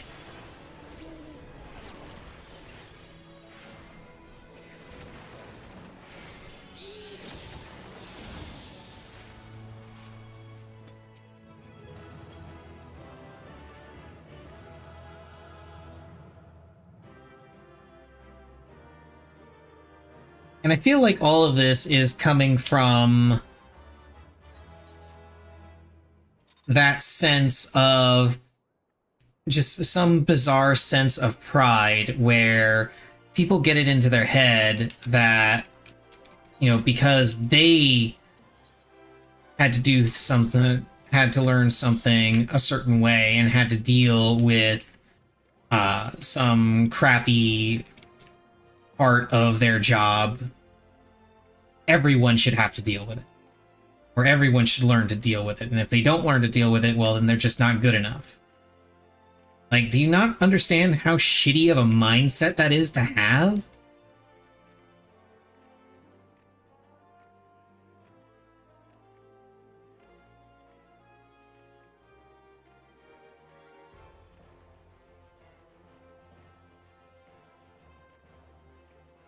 Like, lowering skill ceilings is a good, or raising skill floors, I should say. That's not, it didn't really lower the skill ceiling, it just raised the skill floor. Raising the skill floor is a good thing, and there is a very big difference between raising the skill floor and lowering the skill ceiling. People seem to be treating this as SE lowering the skill ceiling, when in fact what it's done is it's raised the skill floor.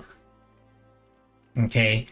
The ability to use Tenchi Jin on the move doesn't actually make Tenchi Jin itself easier to use. You still have to use it during your 2-minute window at the right time. You still have to hit the buttons in the right order, and now you can do it while also doing mechanics. So you have another little layer that you have to deal with. Like, yeah, you don't have to stay perfectly still, but that also means that if there's a moment where you wouldn't have been able to stand still in the first place without, you know, getting wrecked by a mechanic, now you get to do that mechanic and still use Tenchi Jin.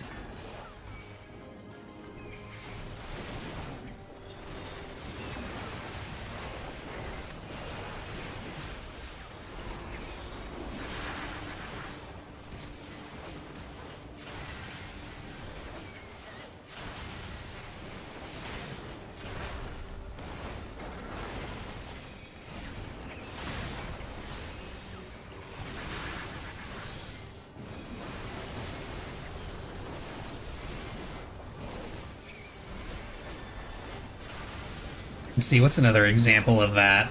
Of the lack of skill expression argument that I've heard from people. Oh yeah, another big one that I've heard that people would use that argument on. Astro. The Astro cards. So originally Astro cards worked very, very differently from how they do now.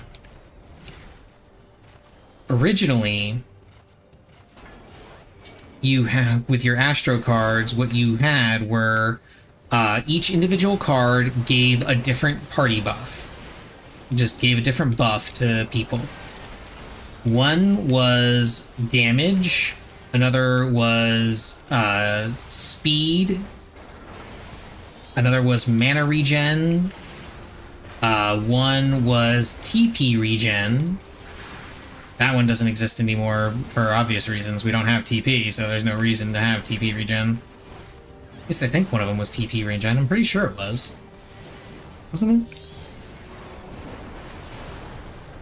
No, it wasn't TP regen. It was something else.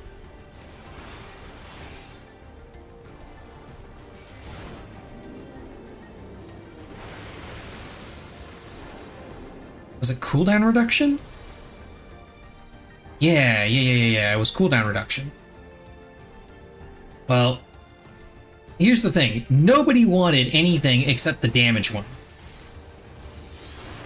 Everyone always wanted the balance. Because that's the one that gave damage.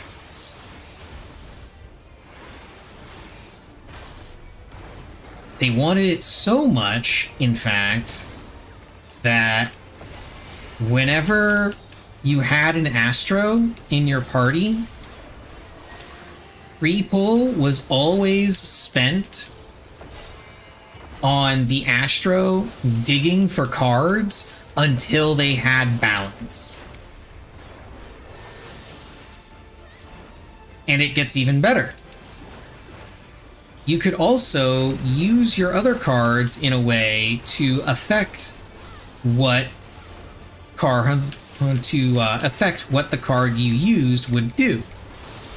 So you could use an extra card to modify balance to be AoE to the entire party.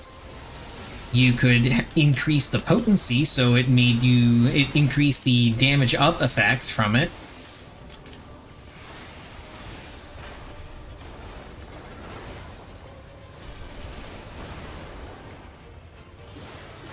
What was the other one? And you could extend it so that it lasted long, so that the buff lasted longer. And all the different cards had all these different abilities and would do different things when you use them to modify whichever card you actually wanted to use on the party.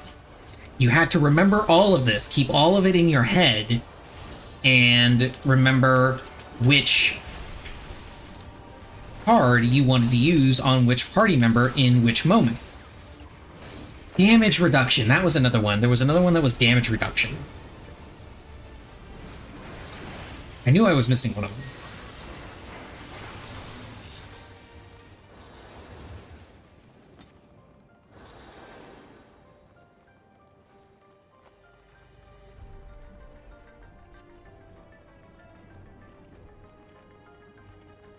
Now, that is what I just described, remembering what all the cards did, remembering how they affected the cards that you wanted to use, and knowing which card to use at which moment. That was the intended way to play Astro.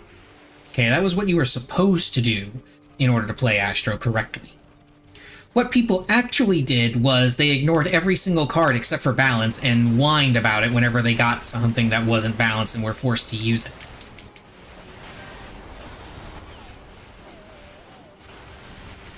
They did, for 2 expansions, they did this. Because balance was the best card, it was the only one worth using. So when Shadowbringers rolled around, and they decided to rework the cards, they decided to change it so that all of them increased damage. They were all effectively the balance. And the only difference between them now was whether or not you wanted to give them to a melee job or a ranged job.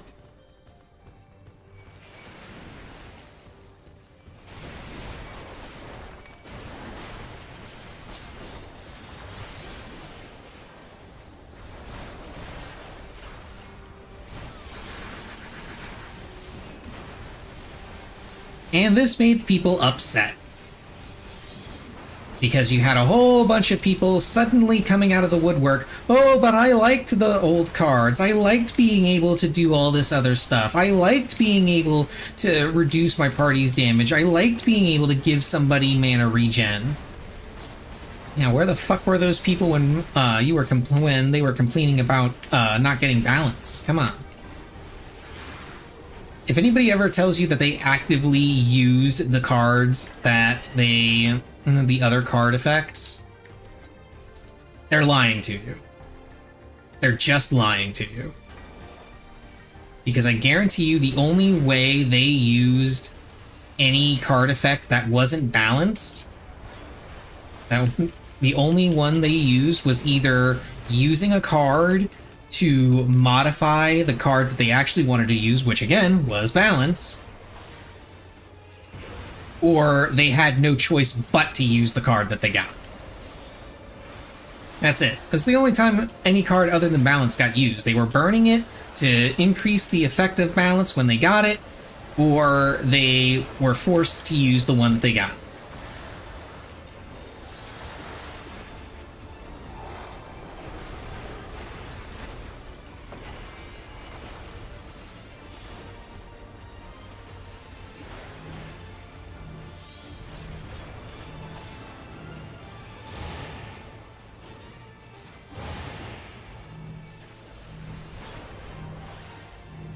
Okay, let's focus on this for a bit.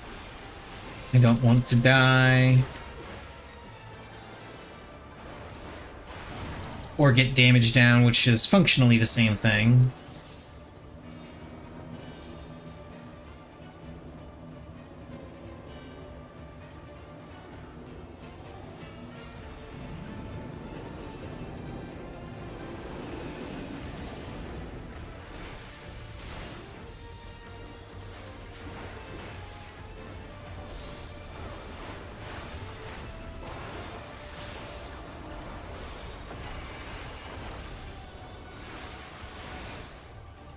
And during all of this, when I was criticizing the people that were complaining about the Astro cards being changed, one of the things that did keep getting mentioned was, well, it lowers the skill, lowers skill expression.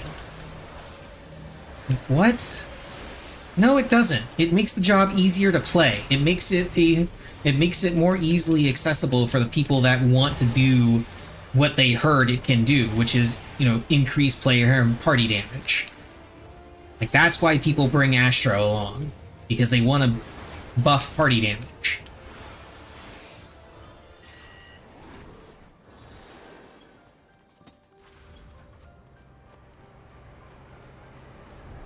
I need to hold off on rolling for this one until this one comes into my inventory.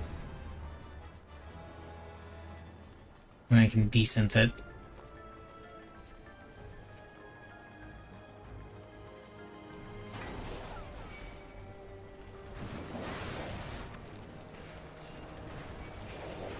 So I can try and get more dense solution.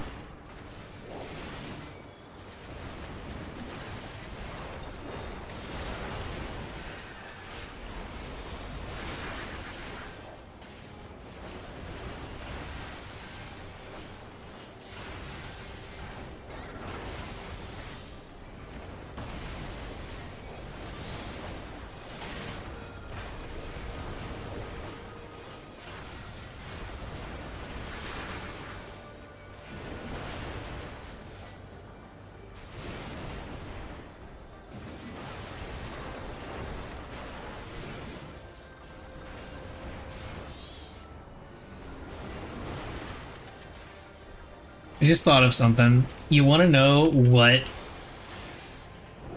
the skill expression argument really reminds me of the most? It reminds me of Family Guy and the bit where, specifically the episode with the bit where they're about to die or whatever. They're like in a sinking ship or something. I can't remember what it was. I don't watch a lot of Family Guy. I've just seen this clip a couple times. Oh, bless this caster. Actually using the LB. Anyway. That bit in Family Guy where he says he did not care for the Godfather and his argument is it insists upon itself. And everybody's immediate reaction is, what the hell does that even mean? Like, anytime somebody talks about skill expression, my immediate reaction is just, what the hell does that even mean? What are you talking about? Okay, necklace offending, decent. Didn't get a thing, okay.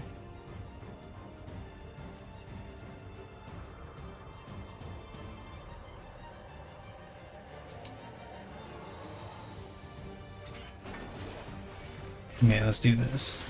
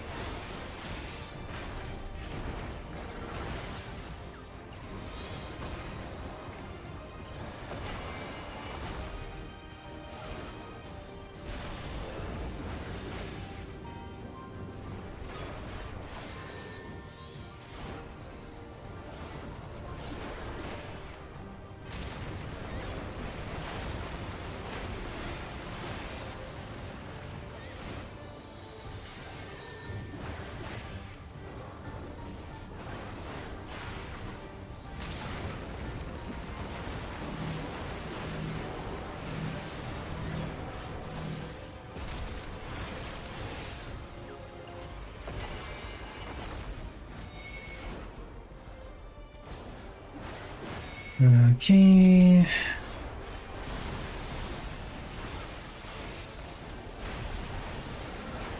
Use that now so I don't get animation lock later.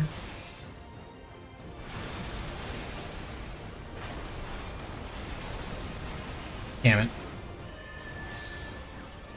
Got a little lost in where my character was in there.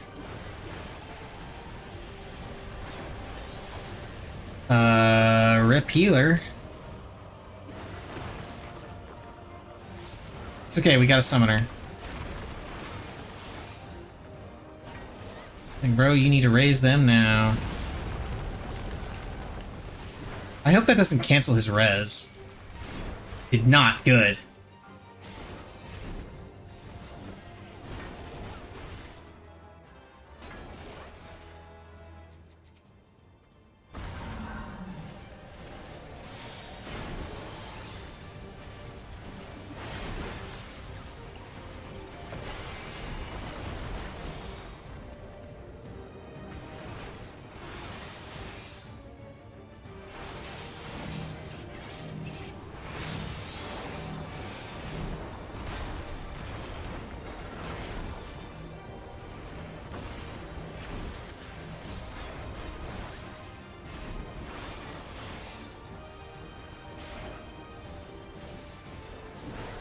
Wait, did the...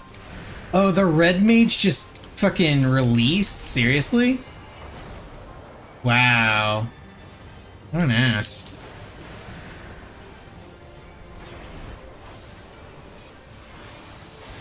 Oh, we have a summoner. Yeah, we have a summoner? Holy shit, how do you go through this entire dungeon without knowing that we have a summoner?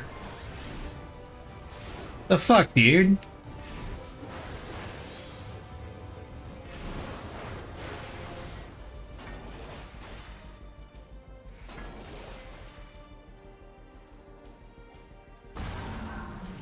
Oh shit. Run!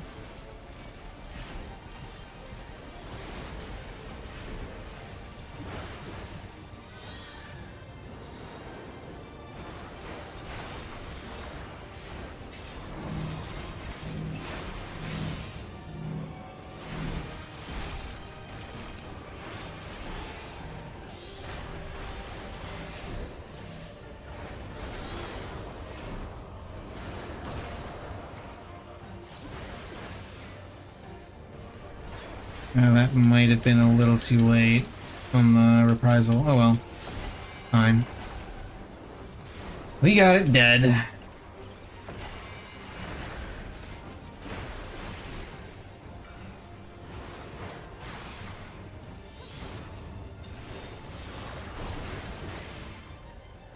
I was late on that bloodletting.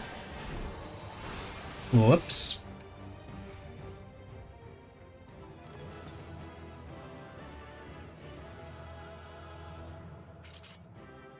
Yep.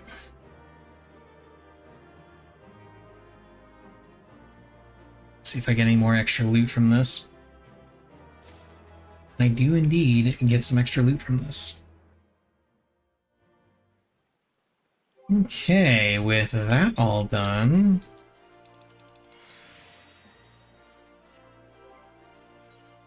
let's desynth some stuff.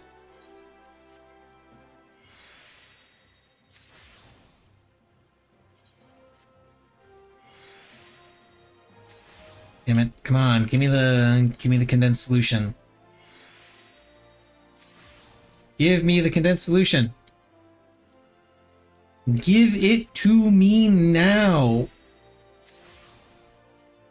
I think I actually need that for the, No, I don't. I don't need white gold. I do need that, but I want it in high quality.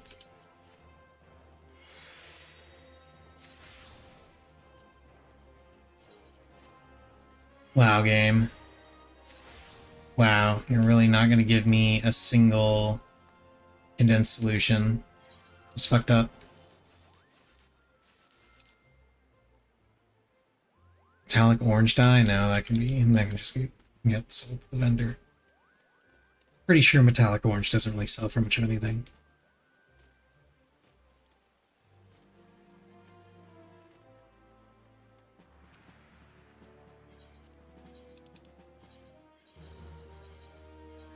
Okay, let's turn in all this stuff.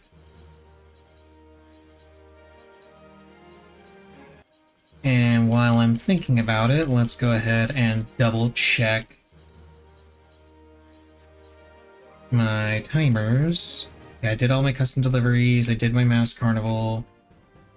I accepted these Beast Tribe quests, but I haven't done them because I'm going to do what's called a pro gamer move. I'm going to complete them tomorrow. Because if you accept the Beast Tribe limit, the daily limits on that are based off of turning in completed quests, not quests in general, or not accepting quests. So by accepting the quests today, but doing them and turning them in tomorrow, I can effectively do 6 quests in a day.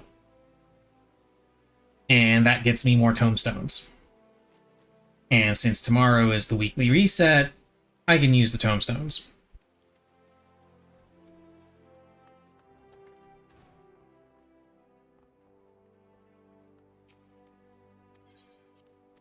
So we're gonna go dump all of this extra stuff on my retainers. I believe you don't need that. I'm hanging on to this for reasons I have no idea why. Let's go ahead. Add in.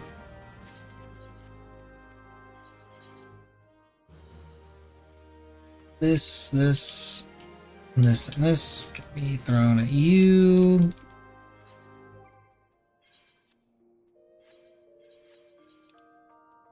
This, and this can be thrown in there.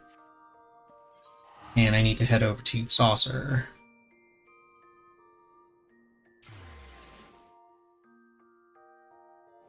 Hello, Missy. What you doing? You need water? You do need water. Hang on a second. Be right back. I gotta get Missy water. Missy is a thirsty kitty.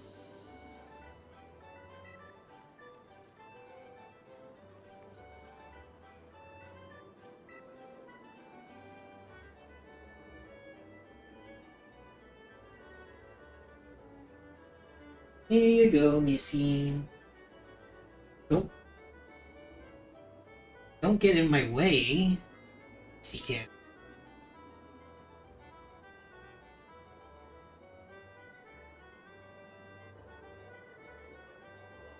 So, some fresh water for we should.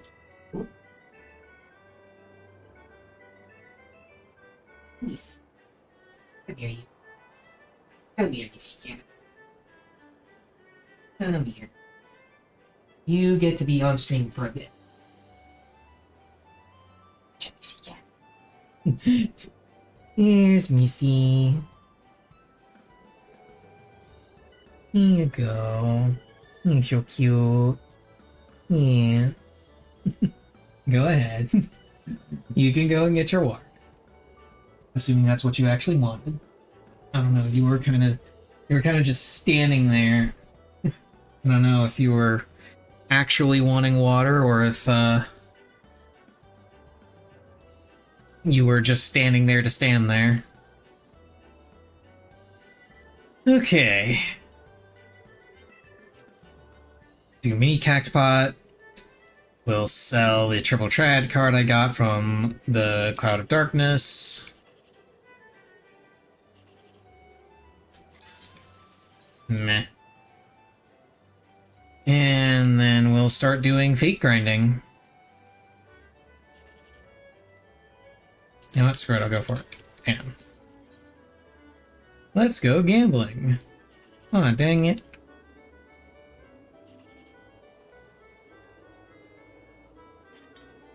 Screw it. Nah.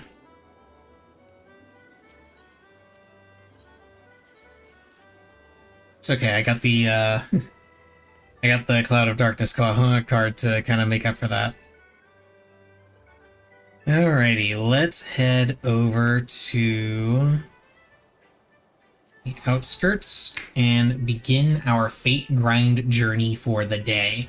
I actually had to do a little bit of extra fate grinding because I okay, that one's gonna be completed long before I get there, so I'm not gonna bother going for it. Let's instead just set up the map and head to the center and chill out for a bit.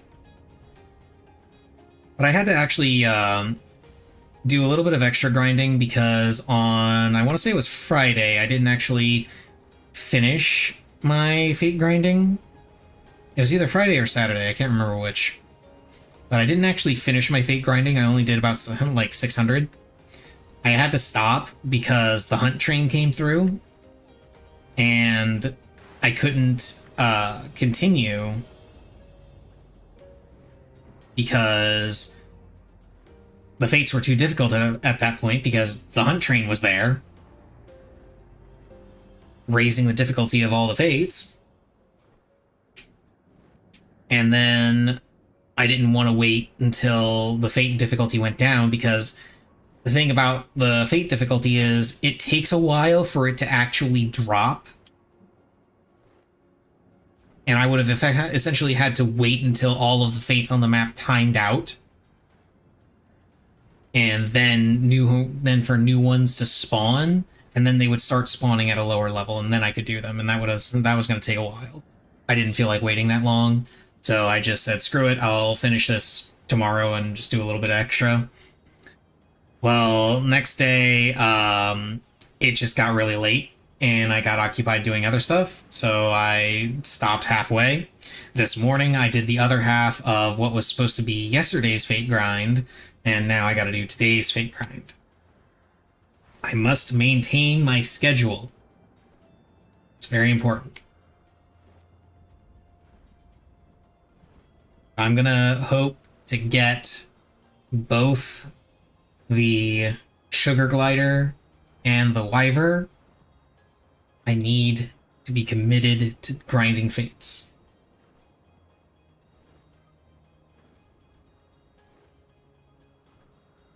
Of course, I also need fates to grind, so it'd be really nice if some could, you know, spawn. I wonder if I'll get the guy that keeps getting very angry at me for doing fates in a way that he doesn't approve of. And what I mean for that is specifically the fate that spawns right here and the one that spawns right here. Those ones are both collection and turn-in fates. where you can either collect the material and turn it in, or defeat a mob and it'll drop the material for you to turn in. And that's how you clear the fate. Well, funny thing, I only ever gather 6 items because that's all you need for gold. And as we established on a previous stream, even, oh god! Fate difficulty might be a little too high here. Why are there so many? Why is the fate difficulty so jumped up? Are there a bunch of math groups here or something?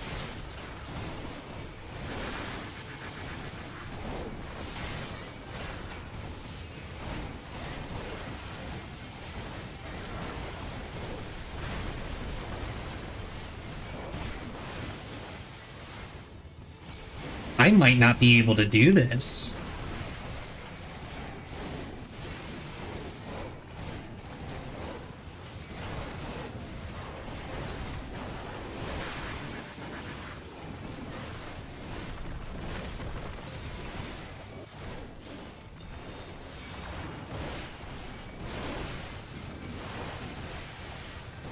Okay, I can do it, but my goodness, I'm gonna have to like switch to a different instance or to a different zone entirely. Because this is ridiculous. I'm not gonna be able to do this.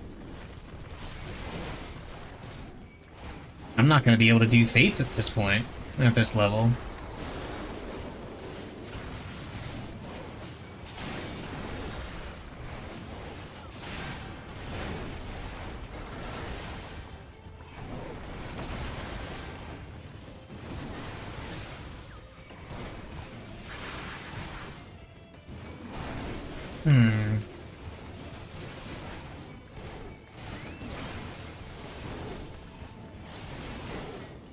Somebody's here.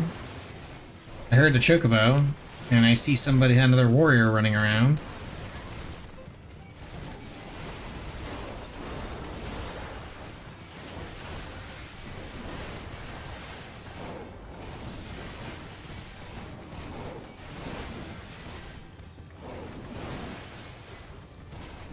Hopefully the difficulty drops soon. Aha! There's a whole group. Wait, where's the Forlorn? There it is.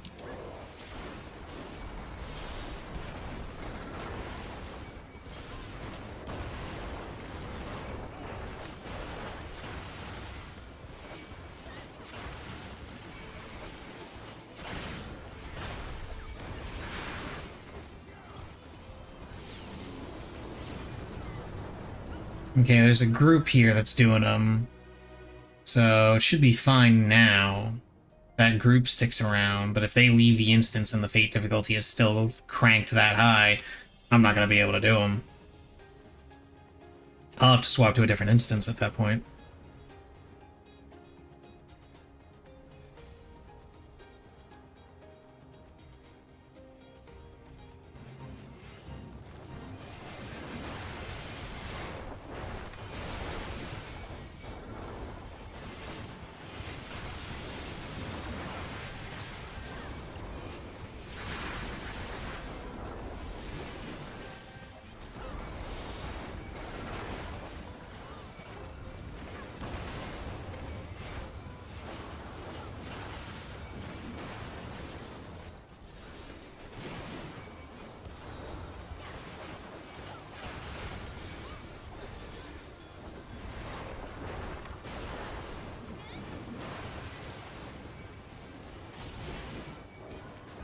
I'm curious as to why there's so many people here doing fates.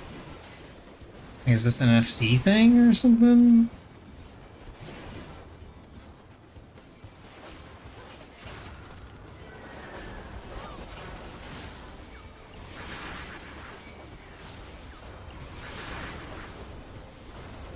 Yeah, that should be all, yeah.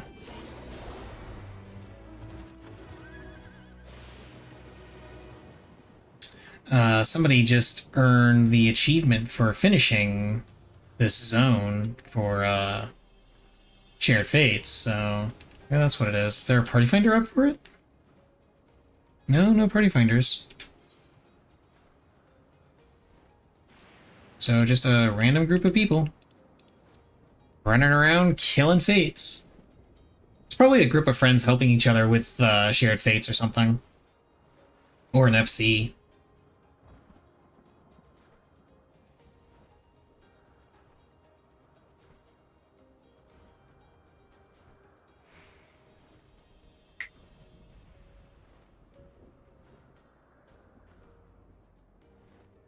Damn, I should have gotten myself some water while I was up getting missy water.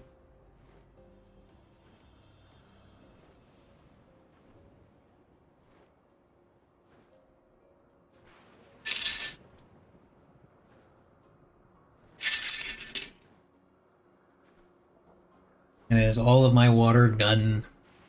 Well, there at least. I gotta throw that in the dishwasher and run that tonight.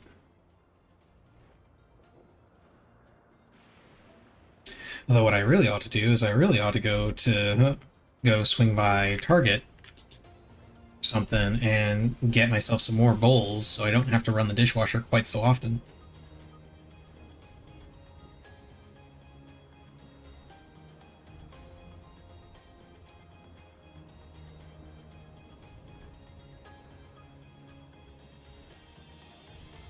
Or so I can at least, like, have more dishes in the dishwasher when I run it.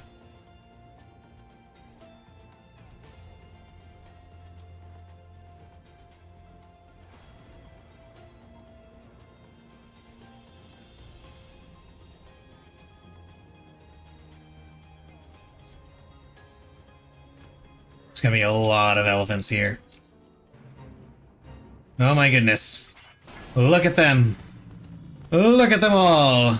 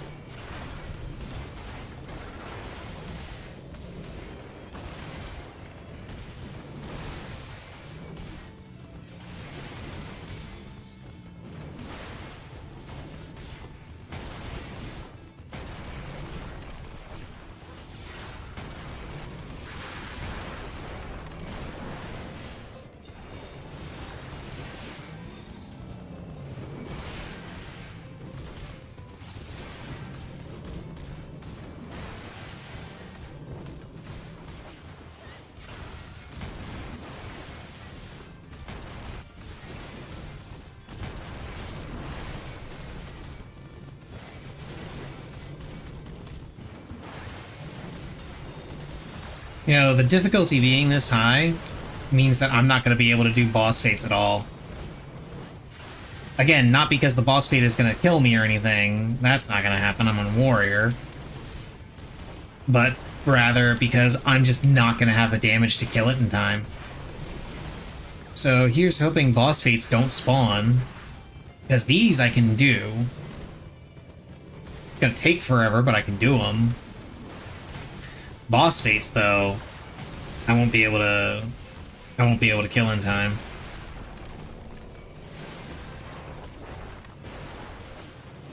But that is actually a good thing, because if I let those fates time out, or if they end up timing out because nobody does them, then, you know, good news for me, it's going to lower the difficulty.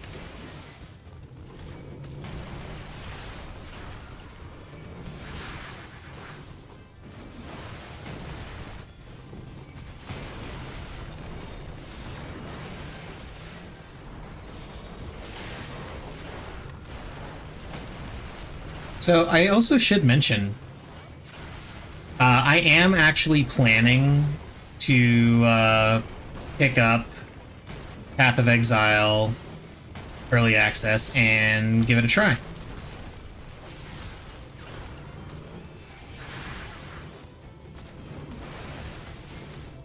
Looked into it a little bit more, and while the skill tree is still a little much, I am told that a lot of the issues that I had regarding the barrier to entry for Path of Exile have been addressed in the main game, in, or not the main game, the first game, and also likely addressed in the second. So I figure I'll go ahead and give it a shot.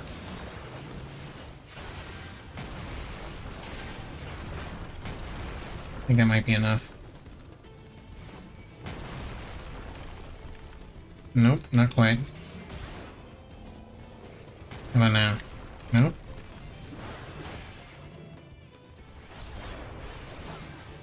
There you go.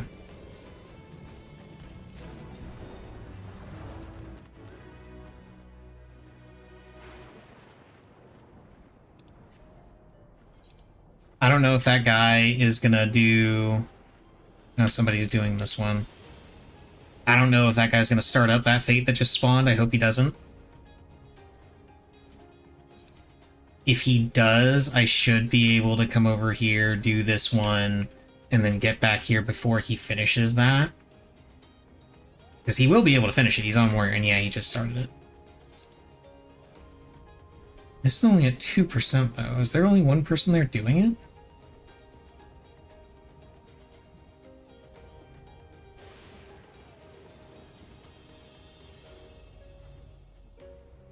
I'll have to keep an eye on the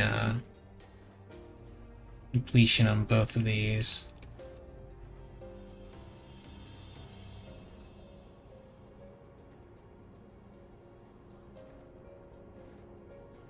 Oh, there's nobody over here doing it.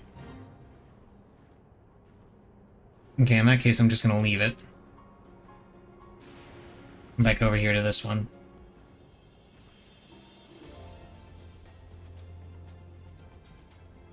It could be that the person that was over here doing this one came over here to do this one when it spawned.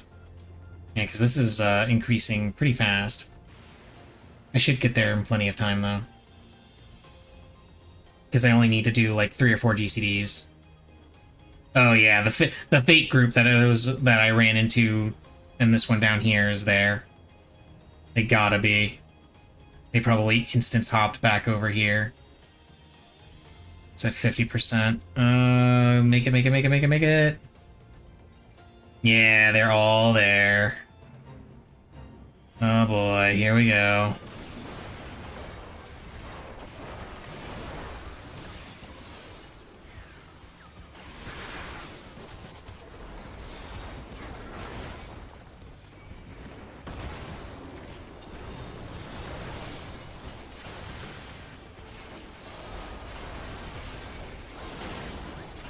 This should be more than enough damage. Yeah! Gold aggro, baby. Let's go.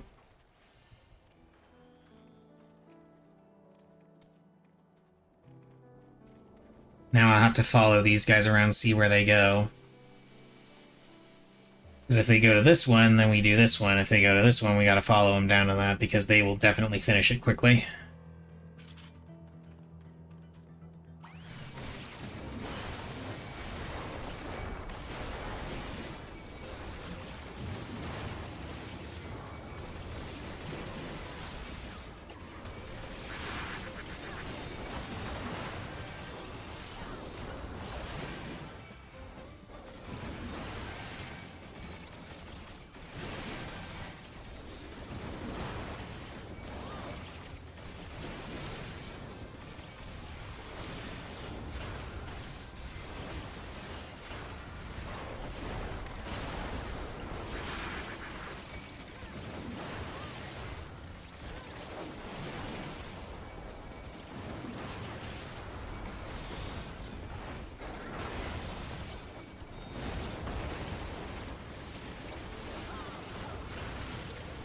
Yeah, that should be enough. Now let's watch and see where they go.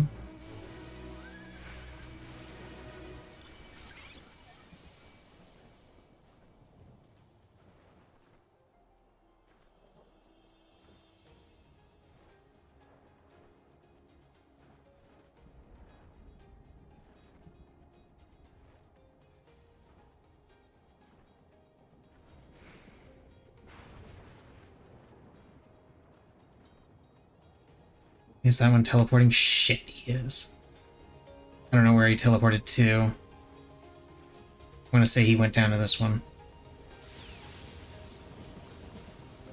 The other one is far enough away, like we're close enough to the Aetheryte that the only teleport that makes sense to me, at least, is this one. So I'm gonna say he's going down here.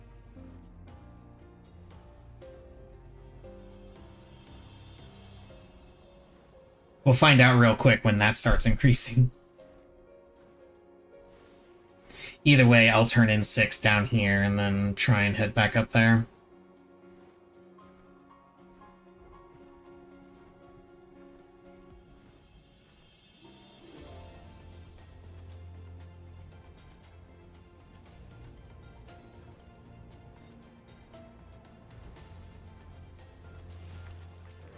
Yeah, I guess he didn't come here.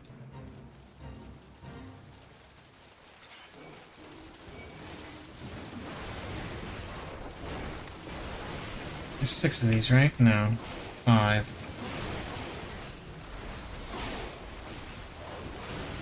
That's okay, there's a... Well, there's one I can pick up there.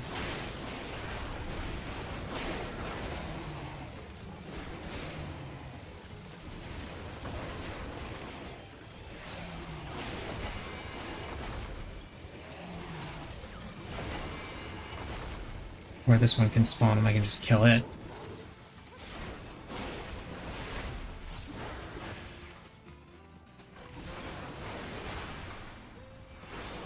There we go.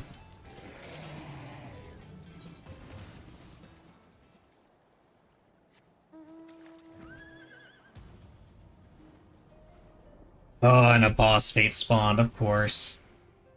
Yeah, I guess they're not doing it at all. Wonder where they're going then. Maybe they're done farming for now?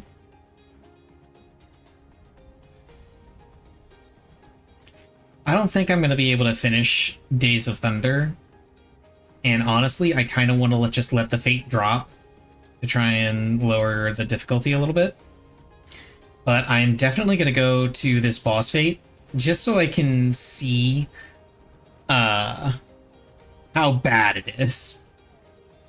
Because I'm fairly certain I'm not going to be able to do anything to that boss. It's going to have way too much HP. Let's find out. And then once I'm done messing around with that, I'll go and trigger the Novice Hunter.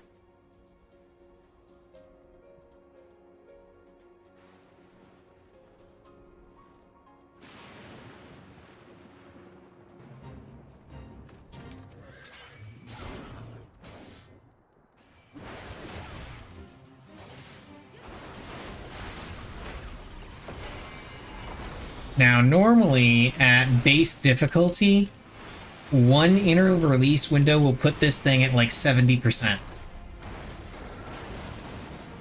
Just put that into perspective. Yeah, it's at 95. Well, somebody's here.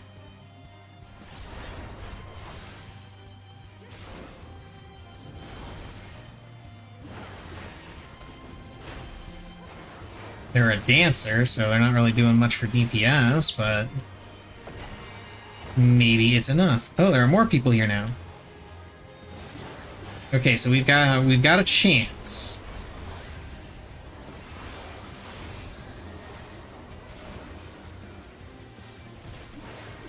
I guess it's part of the group that was here before.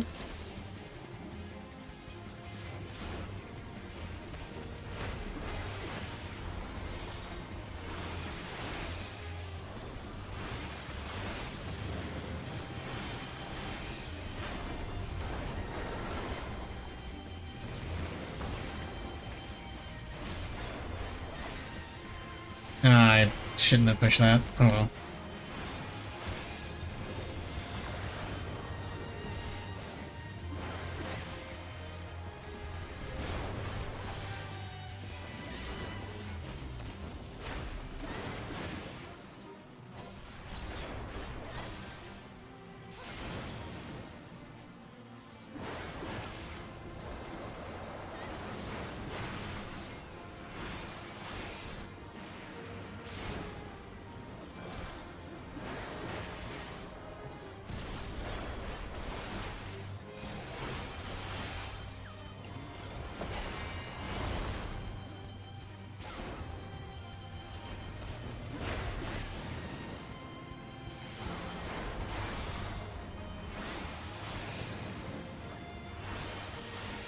Normally this thing would have been dead like 3 times over at base difficulty. And it's not like this thing does any more damage than it normally does. Like, it can't kill me. It just gets so much extra HP that I can't kill it.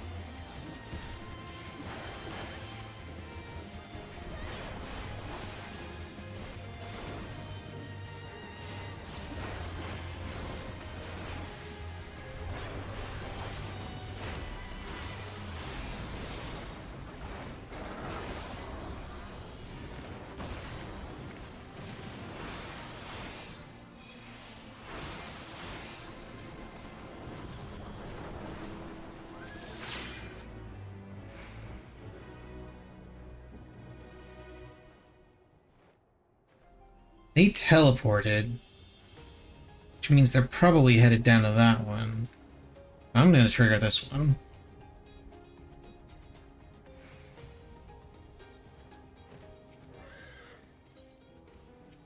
As soon as I select the right dialogue. No, at least one person followed me here.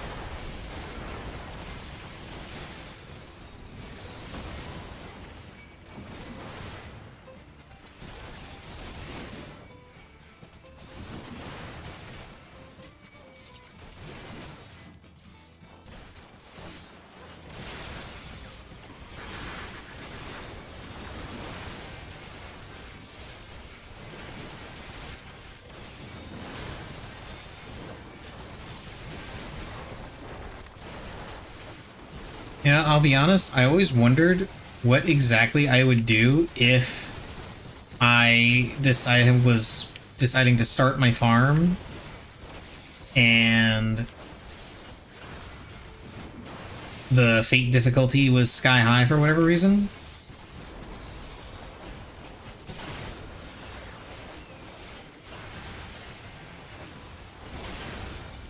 My initial thought was I'd just go to a different zone or a different instance or do something else for a little bit. But now here I am just still doing fates.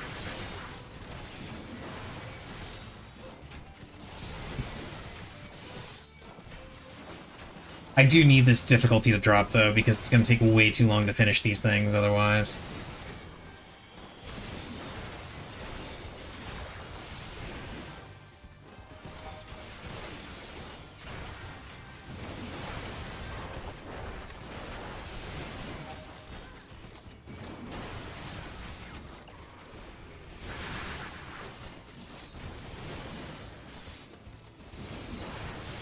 No, hopefully that one in the north dropping and the one in the south dropping, the turn-in one, will start dropping the difficulty a little. One could only hope. Another turn-in one.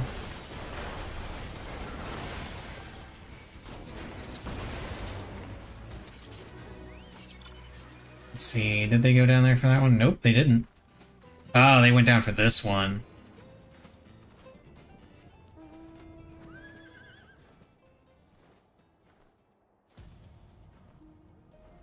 Yeah, they're doing this one, and then they're going to follow up with this one.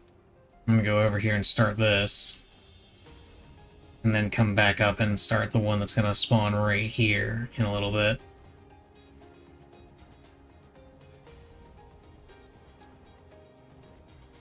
Yeah, there it is.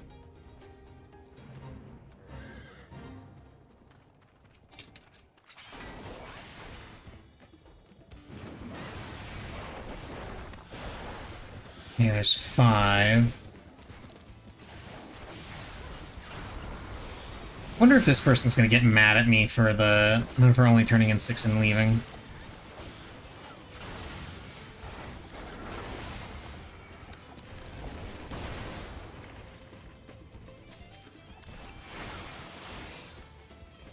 Probably not. He's a paladin. He probably doesn't give a shit.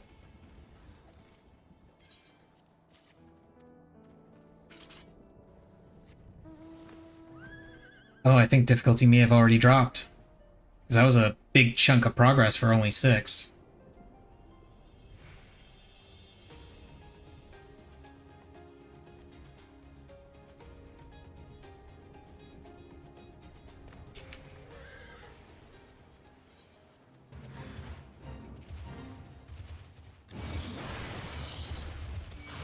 And there appear to be fewer of these here than I would expect, so yeah. I do believe letting the fates drop has had its intended effect.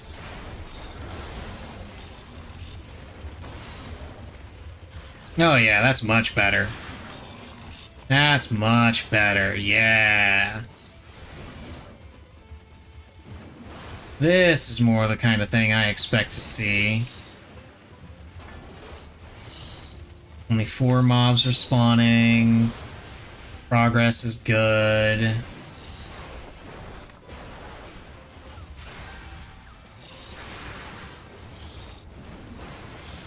I'm gonna leave those 2 in the south corner alone. Because number 1, I already turned in 6 for that fate.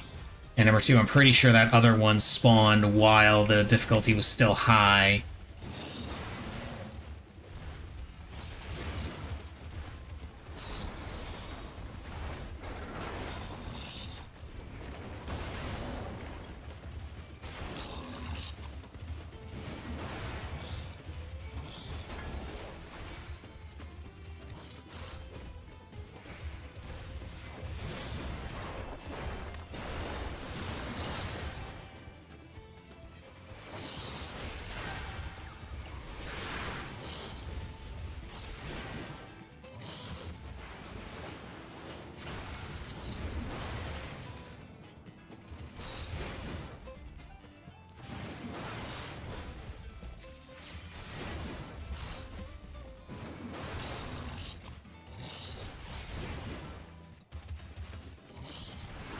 Where did I get a Twist of Fate buff from that? Oh, the person that finished it must have killed a maiden, I guess. Maiden must have spawned and they killed it. Well, good for them. Yeah, now they're doing that one. Oh, well, that finished quick, apparently. Maybe the difficulty wasn't that high. Yeah, that guy's still doing that one. Okay, so Fate difficulty has dropped.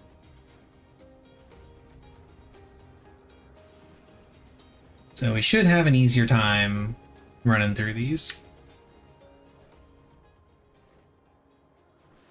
And while I'm waiting on another one to spawn, I'm gonna refill my water. Be right back.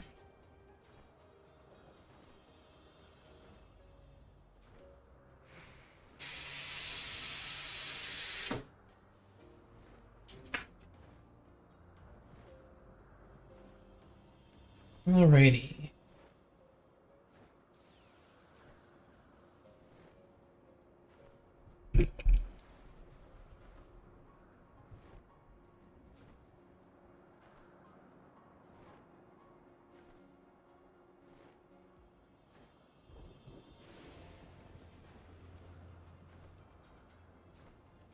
If the difficulty got too much, I probably was going to go to Palace of the Dead. Like I said, I've been meaning to get back into that. And I think what I'm going to do for that'll be what I do until the Path of Exile 2 early access starts up. I think I'll do my fate grinding during the day, do roulettes and weeklies at the start of stream, and then do Palace of the Dead until Raid. Tomorrow I will have Raid. And then every other day it'll be the same thing. It'll be Fates in the morning, then Roulette's Palace of the Dead, Raid. Until Friday, when I will still do Fates in the morning, but stream will be Path of Exile 2.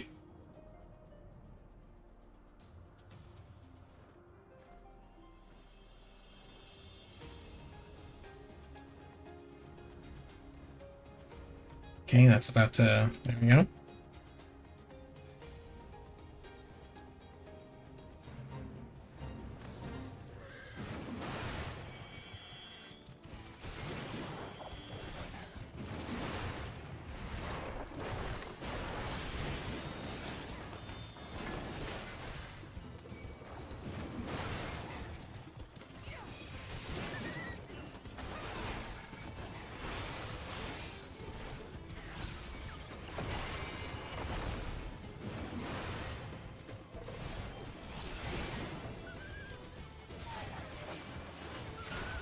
Forlorn!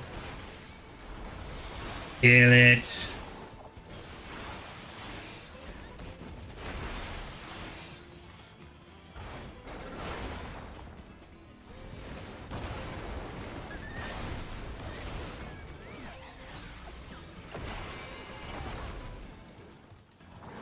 That should be...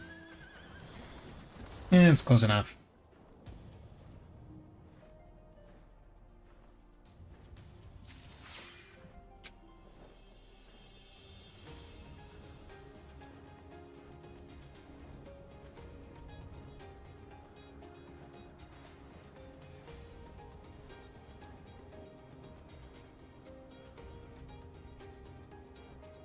See what let's take a look at the classes that are available for Path of Exile 2.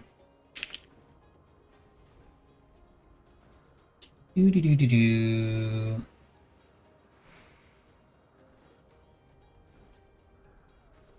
Open that up for later. Okay, we got 6 character classes. What have we got? We got Warrior. Oh, we've got 2 ascendancies. I assume these are like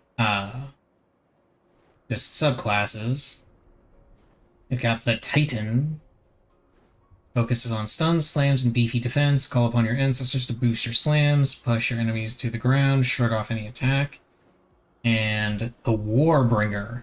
This fearsome frontline fighter conjures ancestral spirits to pummel his foes and has a voice so powerful his war cries can detonate his fallen enemies.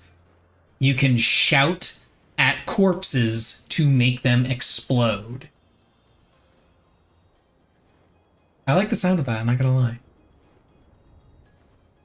But I don't typically play warriors whenever I play games like this. I'm more casters and rogues and such. The sorceress. Okay, this is gonna be a contender for the class I play. Oop, bonus fate. With Twist of Fate up. Gemstones. Tasty, tasty gemstones. Sorceress bends elements to her will. No shit, she's a sorceress. That's what they do. They cast magic. They cast sorcery.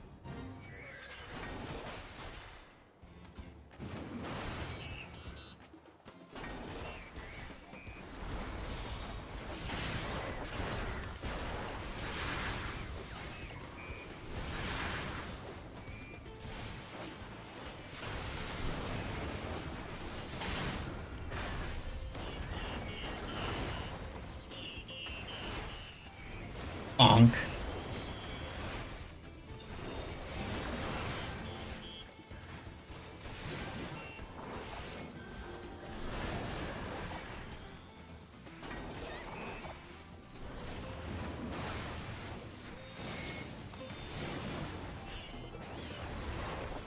Where's the maiden?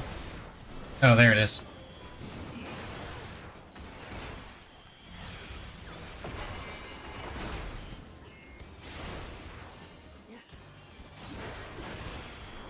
You fools, why are you ignoring the maiden? The maiden will give us even more gemstones. Yeah, 44 gemstones off of one fate. Hell yeah.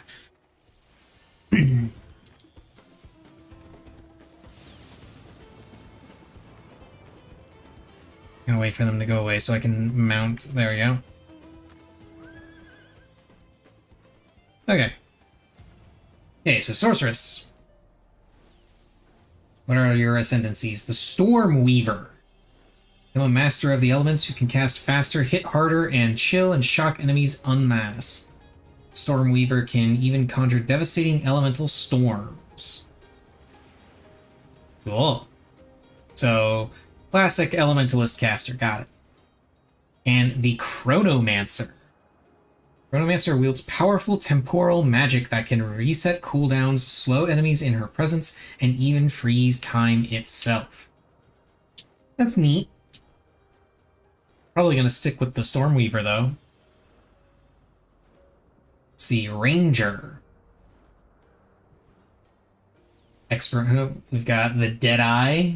Expert marksman, take down foes with style, moves as fast as the wind, and can knock additional arrows with every draw. And Pathfinder. Master of flasks and poison. She can turn mana potions into chemical weapons and stack poisons to her heart's content. The Monk. Okay, we got a Monk. And the ascendancies are Invoker. Invoker wields the elements with ease and can use that power to become an elemental avatar. You can become Avatar! The Invoker is also a master of the spirit, allowing him to use many abilities without lifting a finger. The Acolyte of Chayula.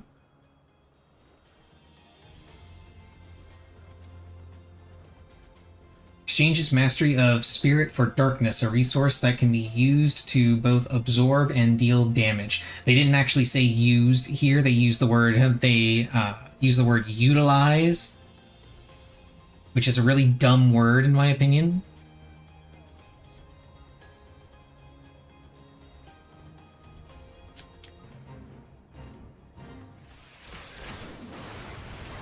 And the reason why it's a really dumb word is because it means literally exactly the same thing as use. It just sounds smarter.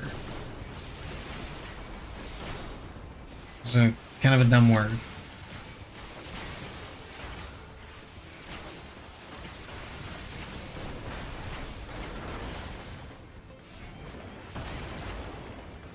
Difficulties jumped up again.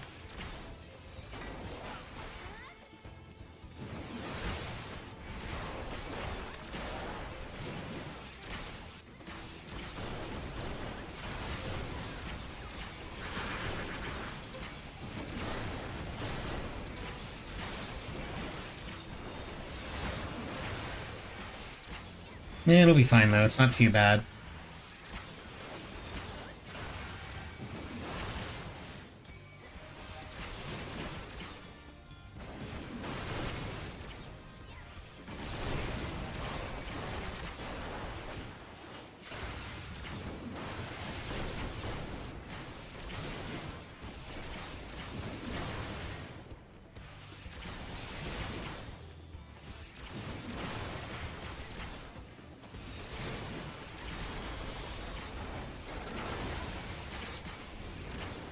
Bonk.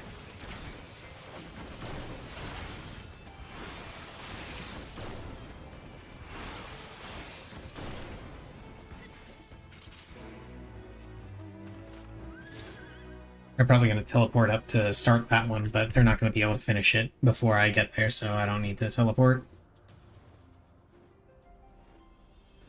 Okay, so, changes mastery of spirit for darkness, resource that can be used to both absorb and deal damage. Summoning power from the breach.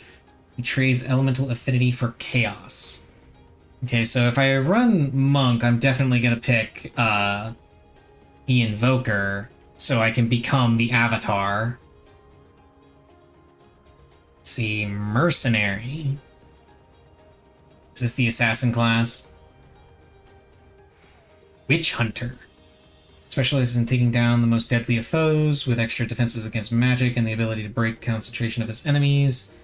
He's perfectly suited for slaughtering spellcasters. Okay. And then the other one is the Gemling Legionnaire. Embed gems directly into your flesh. Gemling. Start doing this. Gemling Engineer. I feel like this paladin is gonna die. Oh, no, he lived.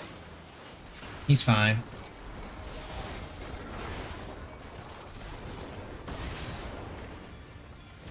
Anyway.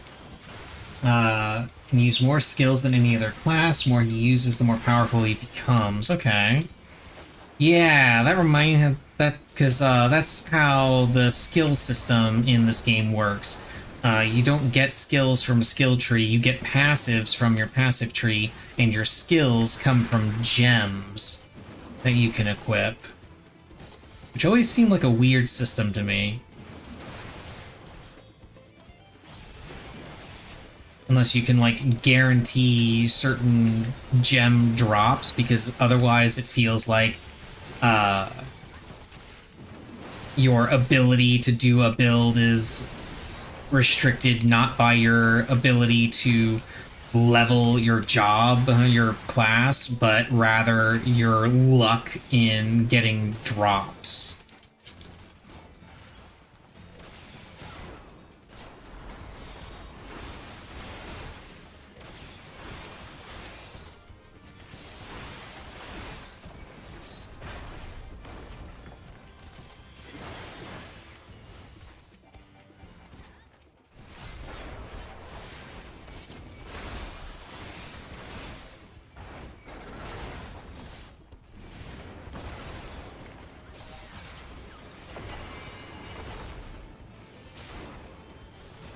There we go.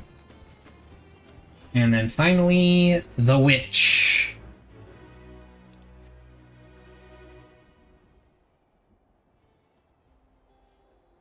Ascendancy Blood Mage.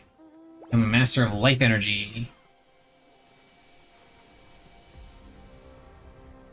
And that person is leaving the Fates. Apparently not knowing or not caring. That's a two-parter.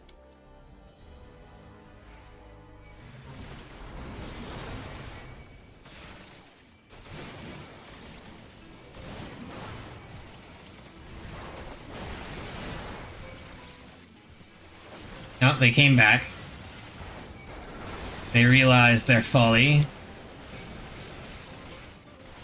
Oh, shit.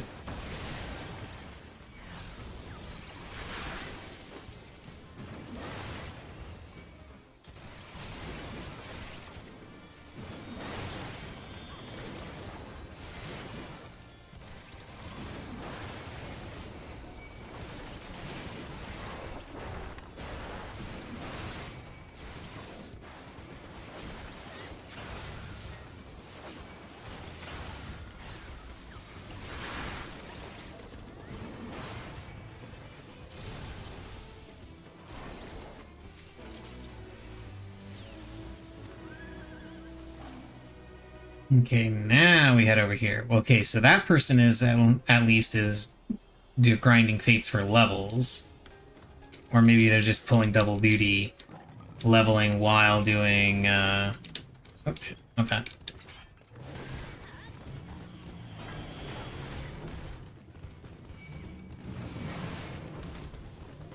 Yes, hit me.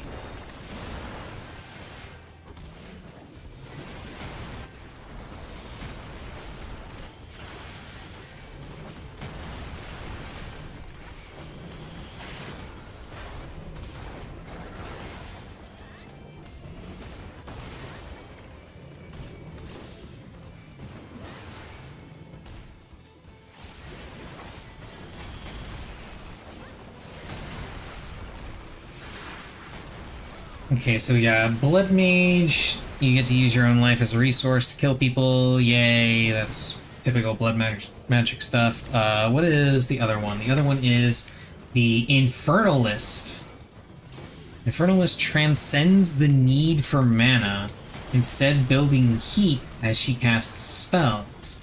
With an Infernal Hound at her side, she can even turn into a demon herself. So, pyromancy is what I'm hearing. Ah, crap. Somebody started the bonus fate over there. I'm gonna kill these things quickly.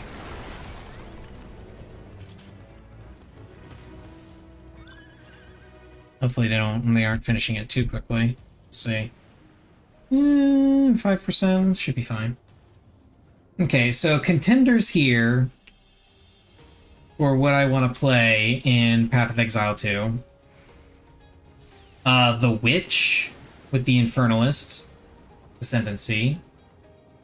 Monk with the Invoker Ascendancy. And Sorceress with the Stormweaver Ascendancy.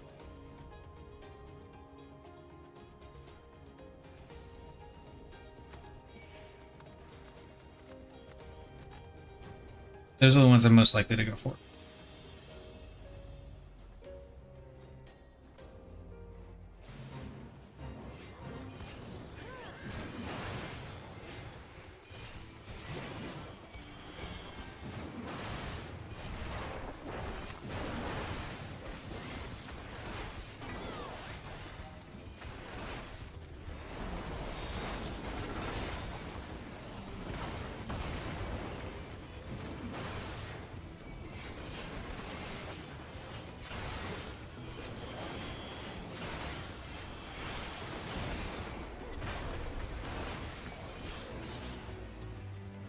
Yeah, bonus. And another bonus fate also spawned in the north. Excellent.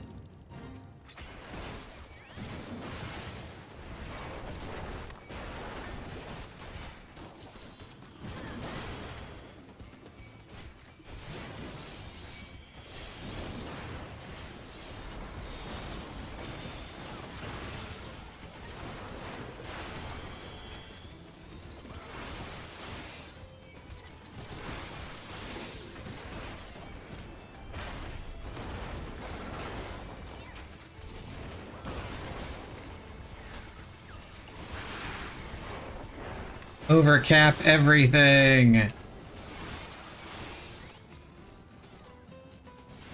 Okay, next one that dies should finish it. Yep, that's it. And now we head right over here, because this is where the next one is going to spawn.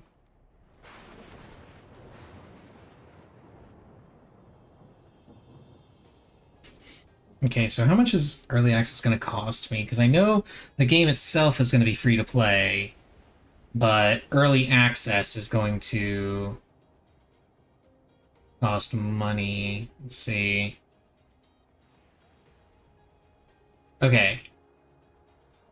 The lowest tier I can get... Oh, I hope they don't go down there for that one.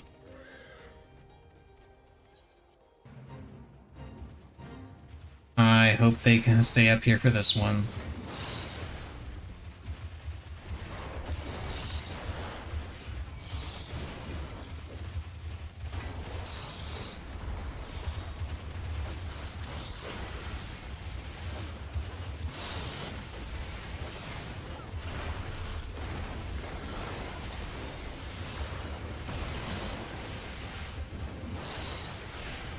Yeah, they came back, looks like. Looks like they were on the way over to that one, but then they came back when they saw me activate this one. So, at least one of them did. I don't know about the rest. I don't know, are they down there? Yeah, they're down there.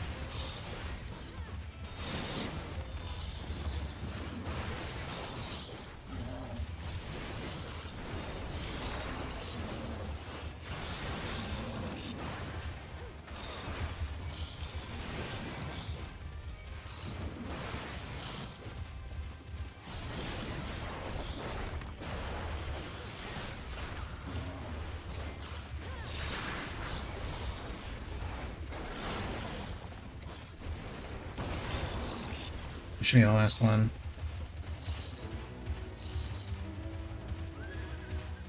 Okay, let's see what my odds are of actually making it there in time. Oh, I should definitely make it there in time. They're only at 15%. Hell yeah. So let's see. Early access is 30 bucks, looks like, and gets me 300 coins, or 300 points, whatever. I guess that's their premium currency. The extended digital soundtrack download and the early access.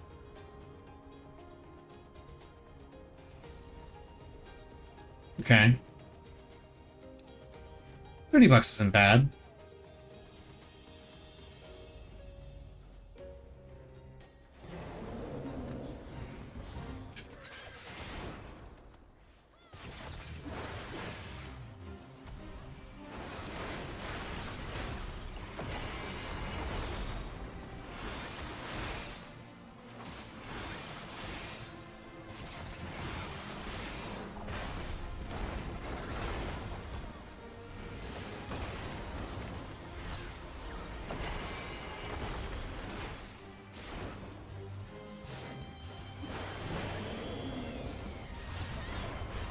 Made it.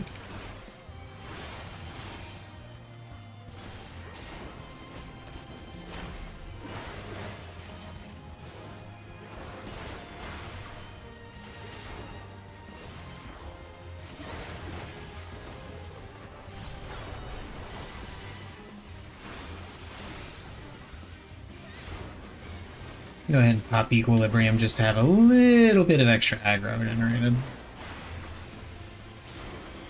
Even though I definitely got here in time and I don't need to worry about that sort of thing. No harm in a little extra insurance.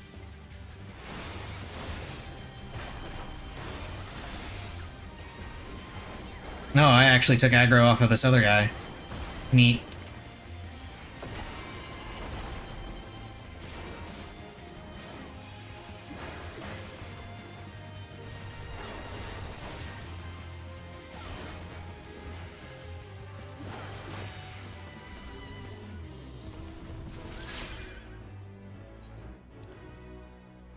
And another boss fate spawned while we were doing that one.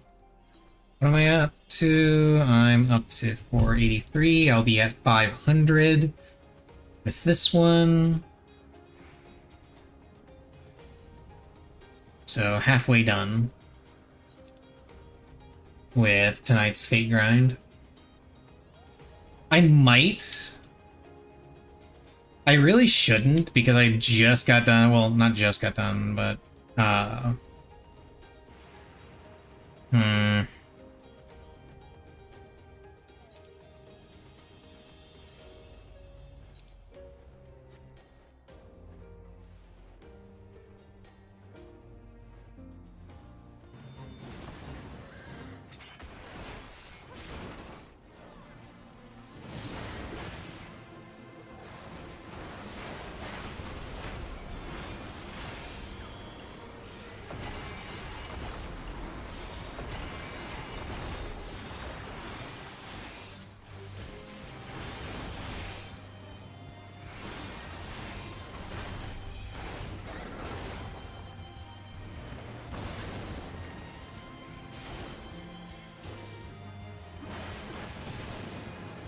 I might, after this one, just go ahead and say, screw it, I've done my time, I'll make it up tomorrow, but I really shouldn't because I've been doing that for the past couple days.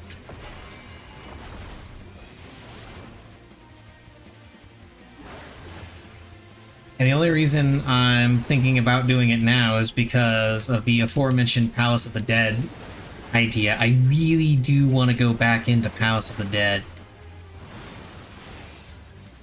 And no, I'll save that for tomorrow. That's going to be tomorrow's stream. Tomorrow's stream is not going to have fate grinding. It's going to have Palace of the Dead.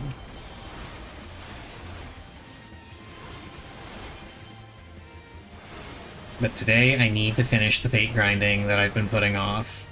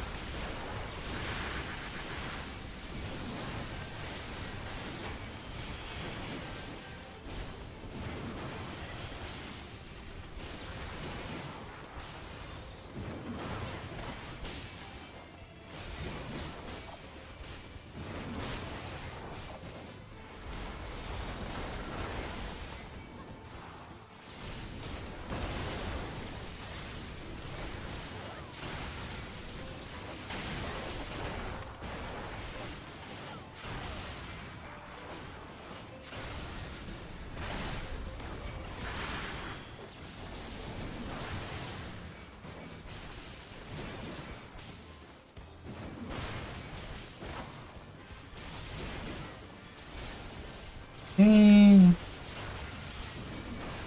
This one's just about done.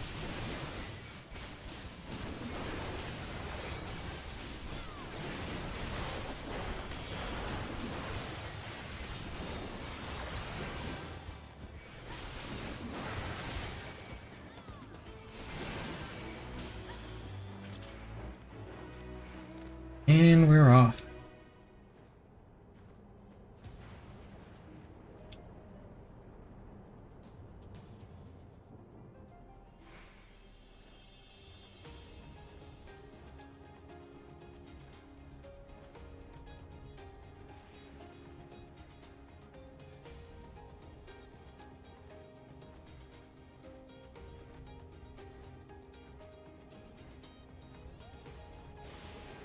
Okay, so about another hour-ish of farming fates? Two, maybe? Hour and a half, somewhere in that range? I'll be done for today's fate grind.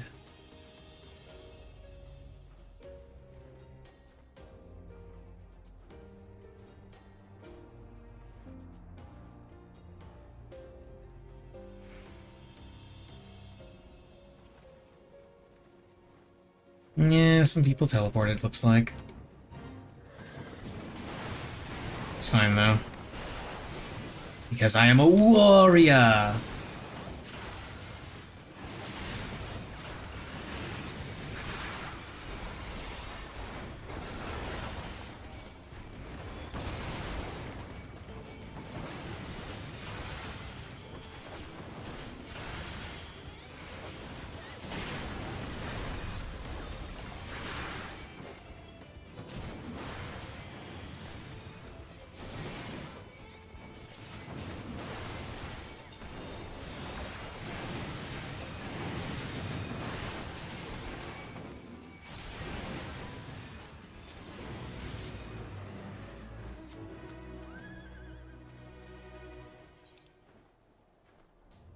And that's all the fates in the zone currently. So now we get to wait. And we also get to see if those guys will be zone hopping or instance hopping rather, or if they'll stick around. They'll probably instance hop. It's what people do for reasons.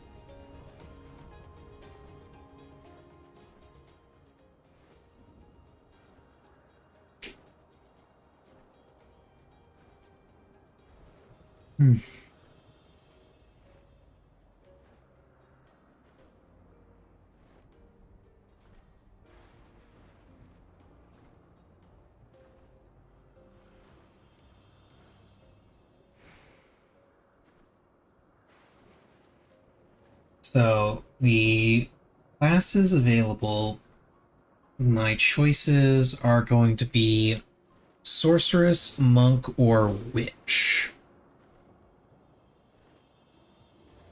Sounds like a perfect opportunity to roll some dice.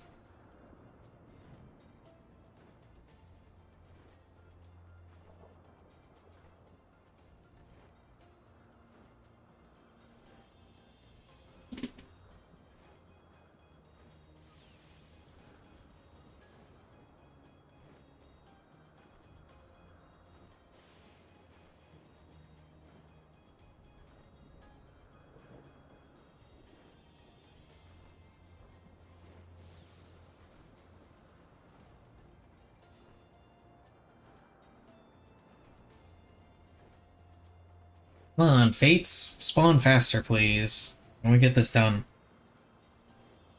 This grind that I should have gotten done much, much earlier, but didn't. Because of reasons.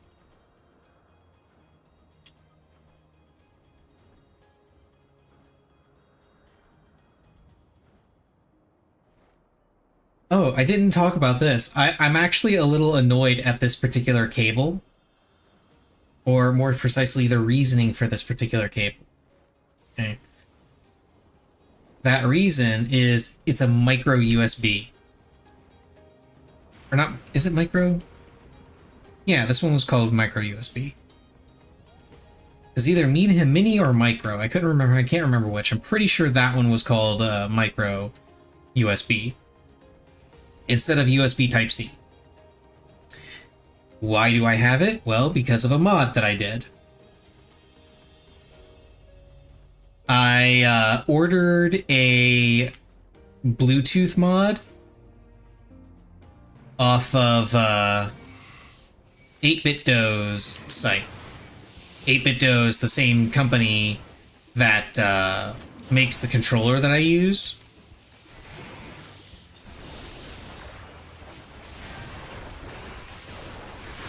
They make some fantastic controllers, by the way. Hall effect analog sticks and Hall effect Hall effect analog shoulder buttons as well. Really nice.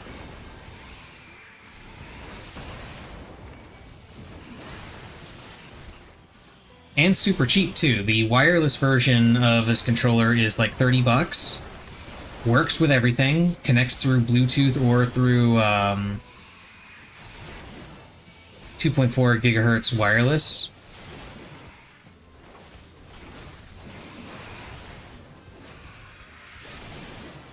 And they also sell a wired version that is exactly the same, just it has a cable, detachable USB Type-C cable that it plugs in with. That's it. It's the only difference. So it's fantastic. I actually have the wired version as well as the wireless.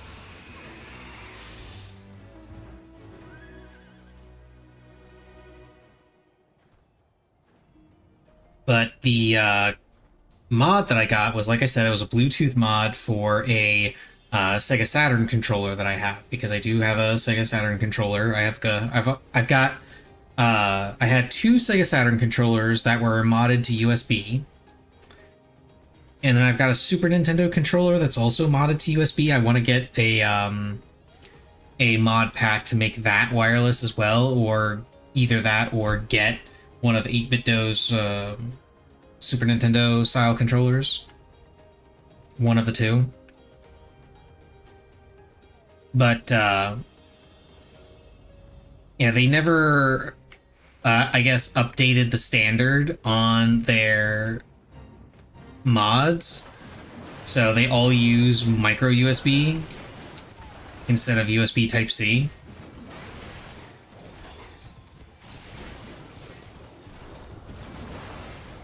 Which is mildly annoying. Because I really like USB, I really like Type-C. I like that I have so many things that work off of Type-C. I mean, this controller is Type-C. My headset is Type-C. So on and so forth.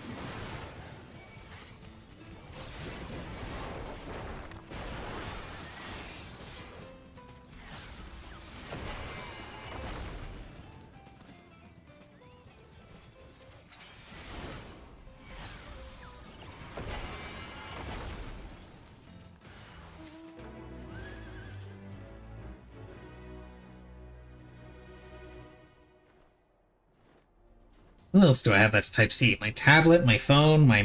oh no, this is the mouse is Type-A. My keyboard is Type-C. My speakers, a whole bunch of stuff is Type-C.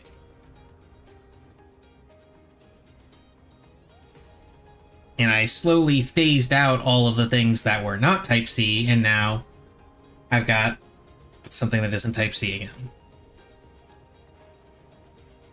It's mildly annoying. Oh well, though. My fault for not actually looking into it. And I could probably swap out the port without too much trouble. I just gotta find the right one.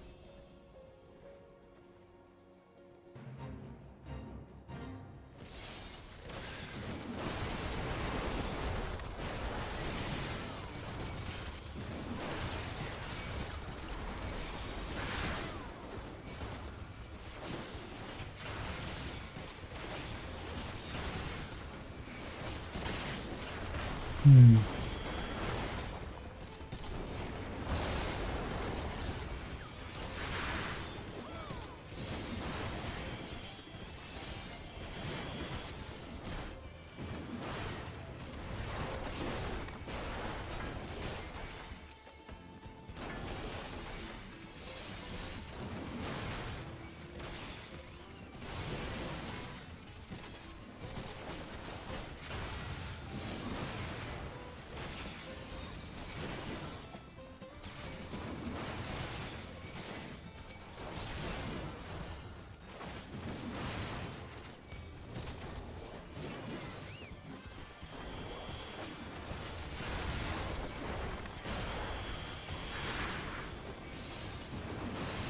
Hopefully we don't have another one spawn that makes these guys leave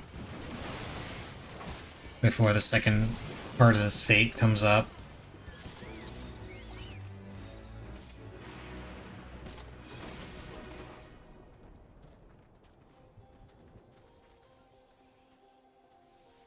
Okay, good. They're sticking around. Oh, never mind. Spoke too soon. They were mounting up.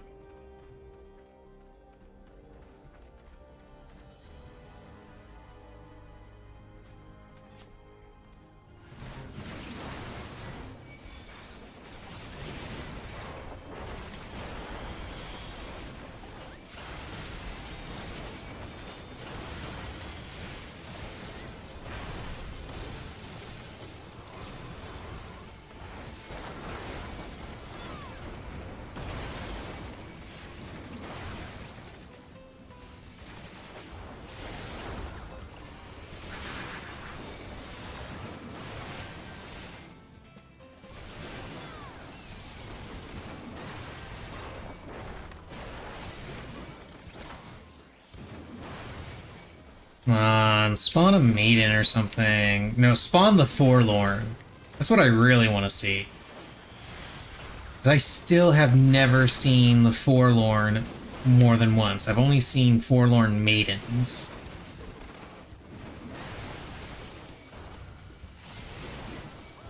Like, spawn the actual Forlorn for me. Yeah, that's it.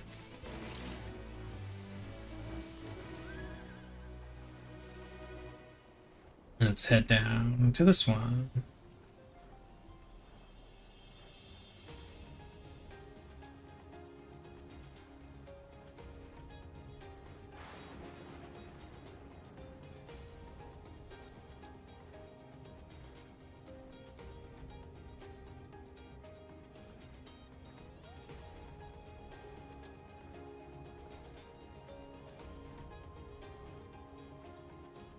Okay, they're already there talking.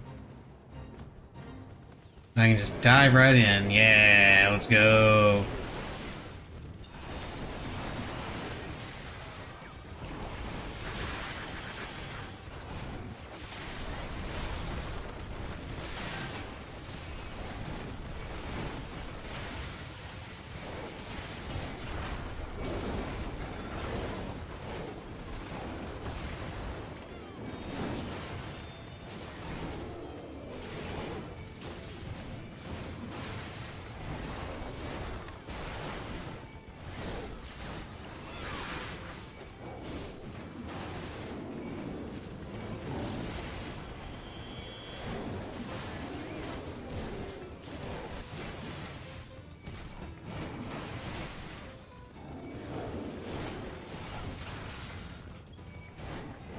Okay, should just be one more that we need.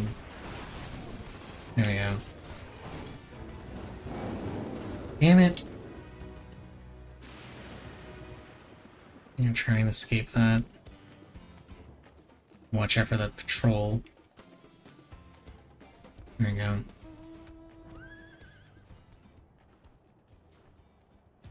Hate it when that happens. And it always seems to happen so often.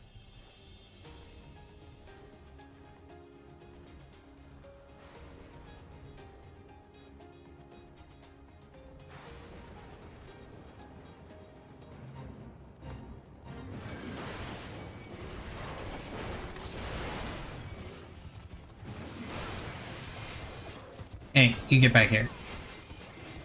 No escape.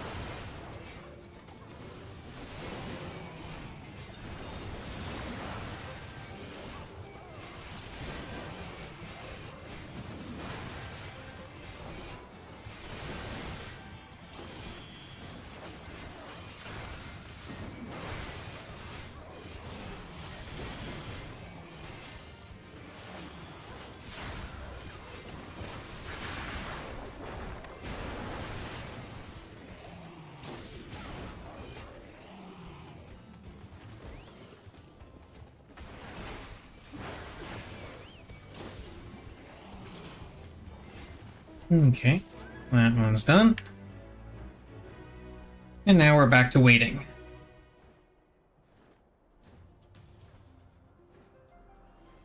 I'm going to predict that the next one to spawn will be this one.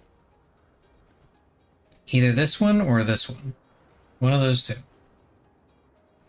Because those are the ones that haven't spawned in a while. Well, this one also hasn't spawned in a while, but I feel like these two haven't spawned in longer.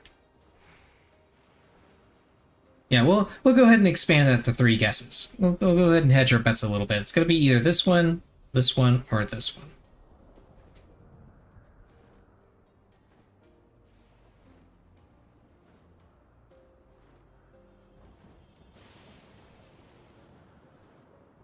I don't remember the exact names. I think this one is called Hack the World.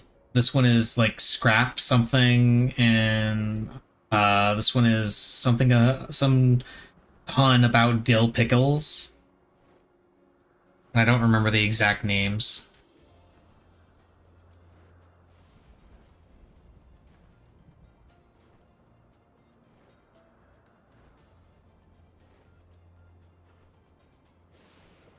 I think this one's called What's the Dill? This one is Hack the World, and this one is yeah, I still don't know what that last one in the corner is. It's something about Scrap Wars or Scrap Yard or whatever.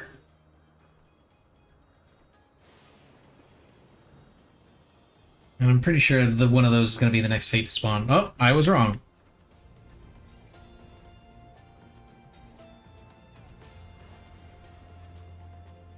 This fate up here is the next one to spawn. I stand corrected.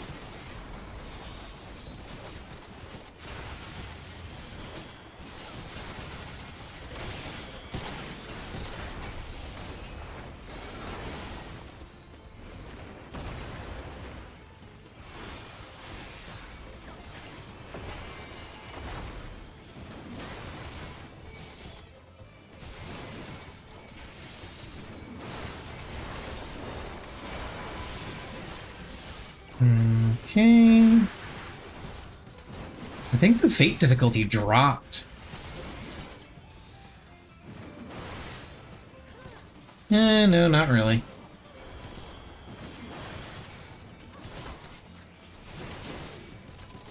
They were just taking a little bit longer than I expected to spawn, that's all.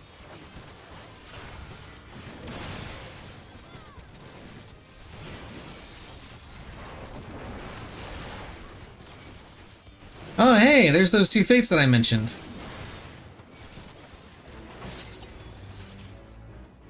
I was only slightly off. What is this one called? Oh, it doesn't tell me what it is. Did I get this name right? Hack the planet. I said hack the world. Close enough. Close enough.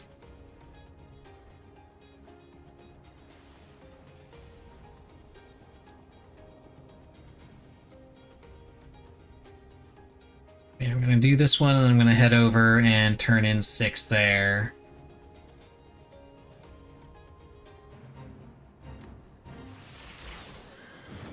And then head back up for the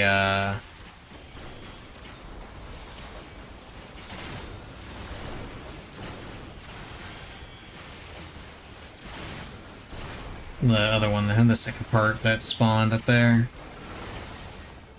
Unless someone starts doing it. In which case, I'll run up there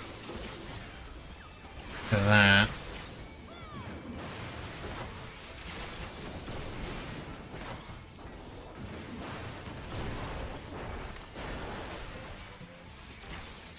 Oh, we got a Dark Knight here now, too.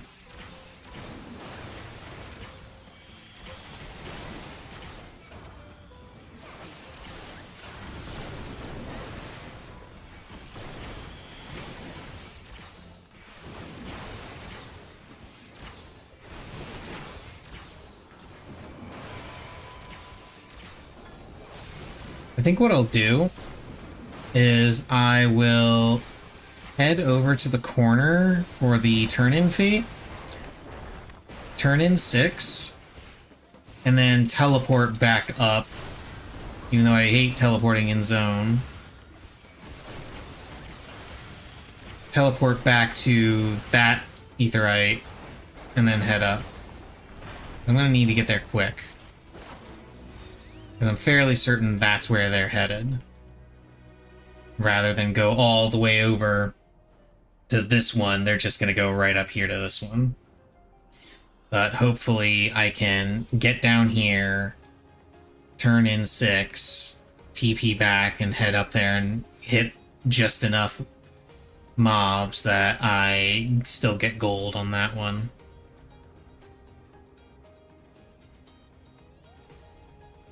Because I don't want to be in a situation where I'm going to every other fate that happens to spawn slightly closer and never getting this one.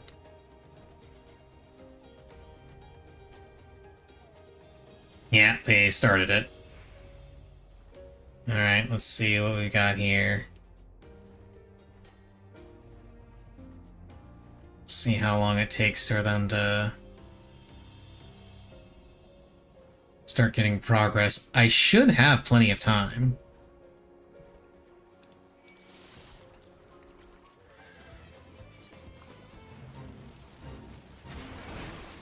One, 2, 3, 4, 5, 6. Okay, yeah, I've got all the ones I need right here.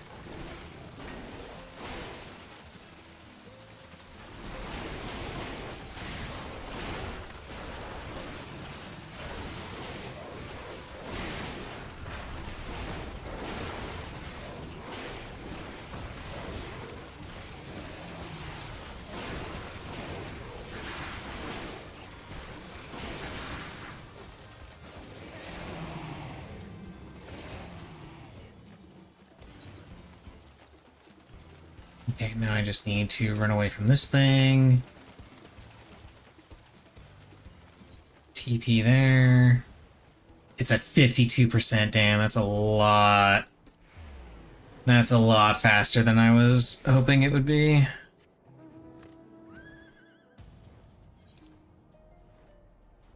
$58, well, it's still going a little bit slow.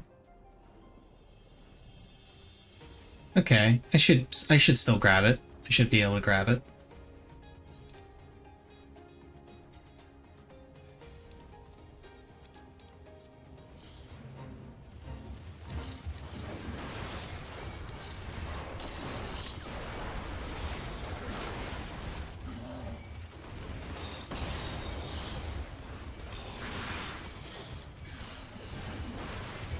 Okay, yes, I got it. Phew.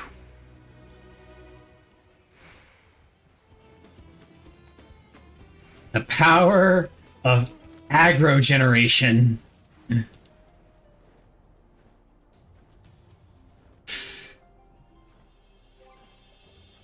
How many have I got? 683? Okay.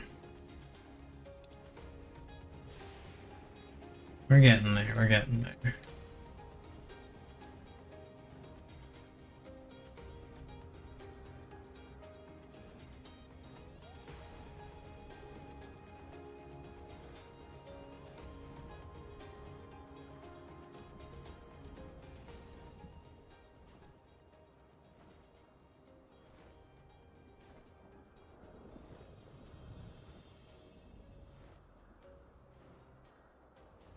Hey, there's the other turn-in fate. And then Elephant the Elephants spawned up top.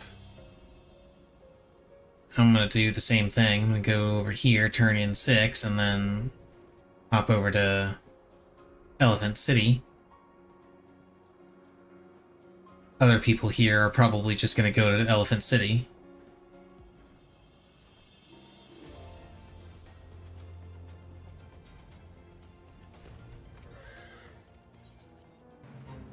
License to dill, that's what it is. It's not what the dill, or what's the dill. It's license to dill.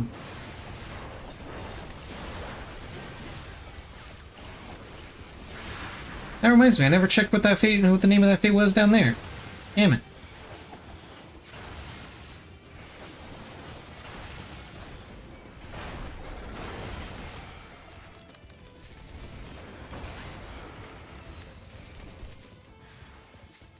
Yeah, there we go.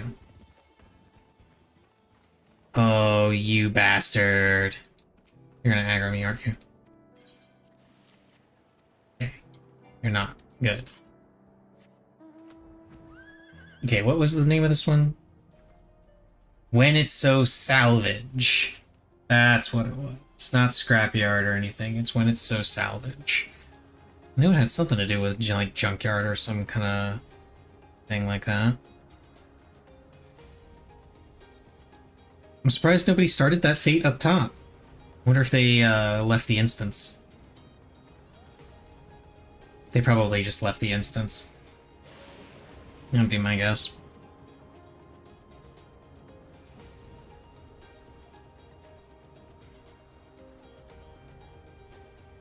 Which, you know, good news for me, because that means those two turn-in fates are going to fail. And then, with me being the only one doing fates, difficulty should drop.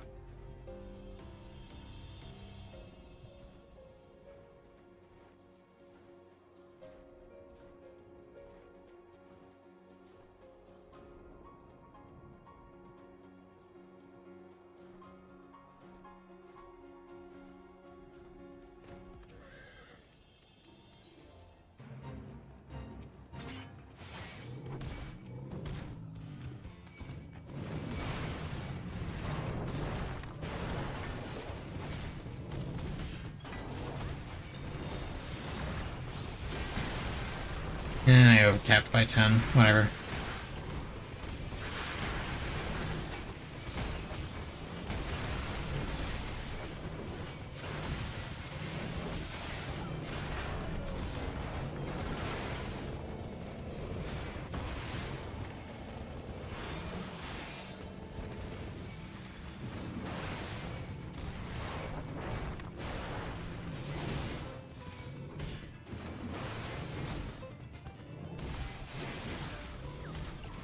Yeah, the difficulty's a little high, but not too bad. It's still very doable solo, which is the point.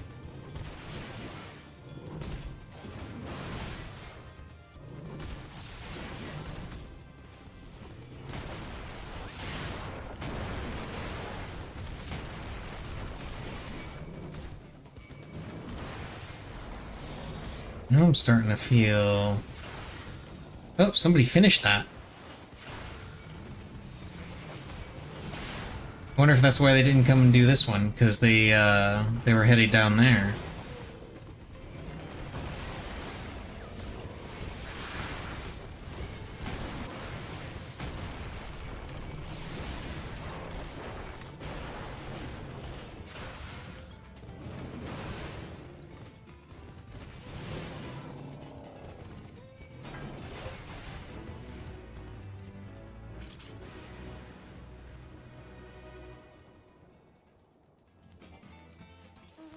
wonder if they're gonna go over and do the other one as well. License to Dill. I can't remember if I had it at 28.3% just from the 6 turn-ins that I had. I don't know. I'll check it again in a little bit. See what happens.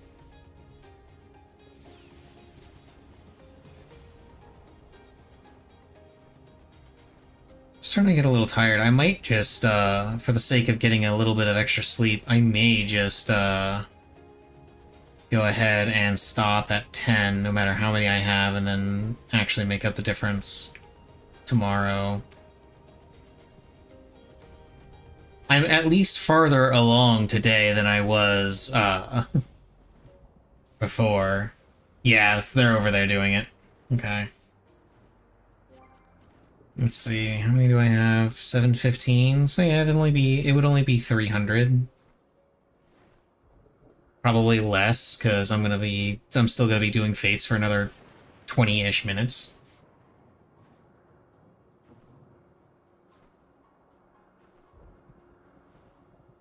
But yeah, I think I'll go ahead and keep this going until around 10. And then whatever I have, and I'll make it up tomorrow.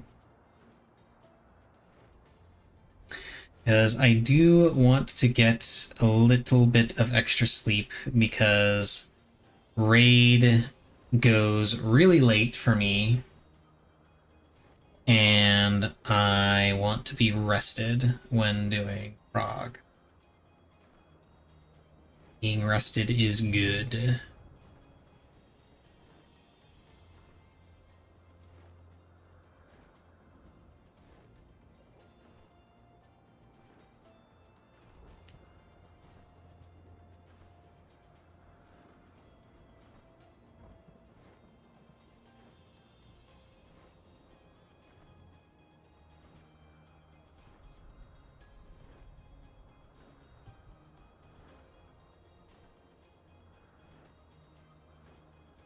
Oh, and we've got a bonus fate.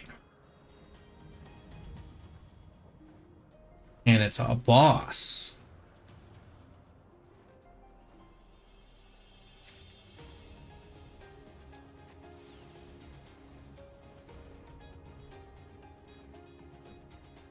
Yeah, if I get super lucky with the bonus fates, I might actually finish before 10. I'd have to get ridiculously lucky, though. Like, a Forlorn would actually have to spawn, and then I would have to get its bonus with a bonus attached to a bonus fate and shit. Like, I'd have to get ridiculously lucky.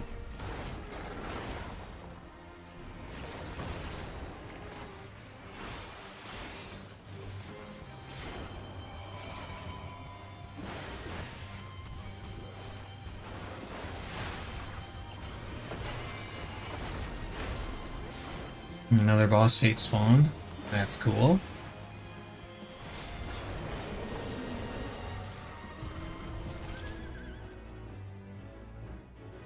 Actually,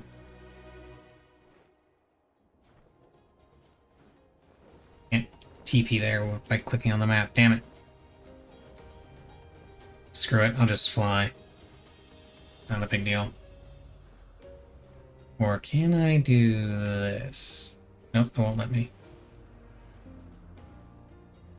Well, it looks like the other guy's flying too. So at least I'm not the only one who doesn't like teleporting.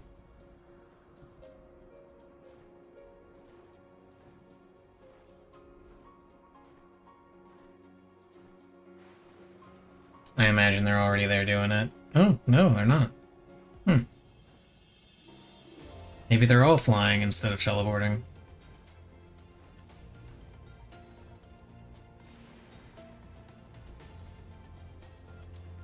Oh no, at least these guys teleported.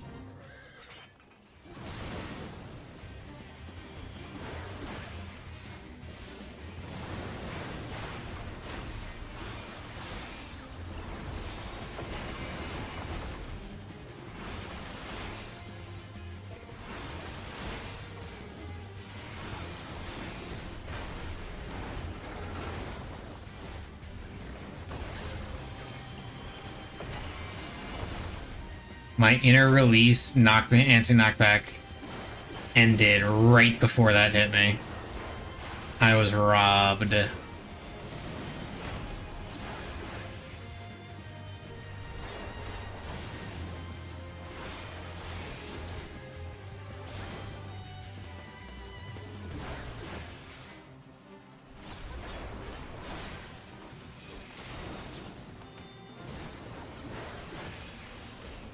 Yeah, it's immune to stun right now.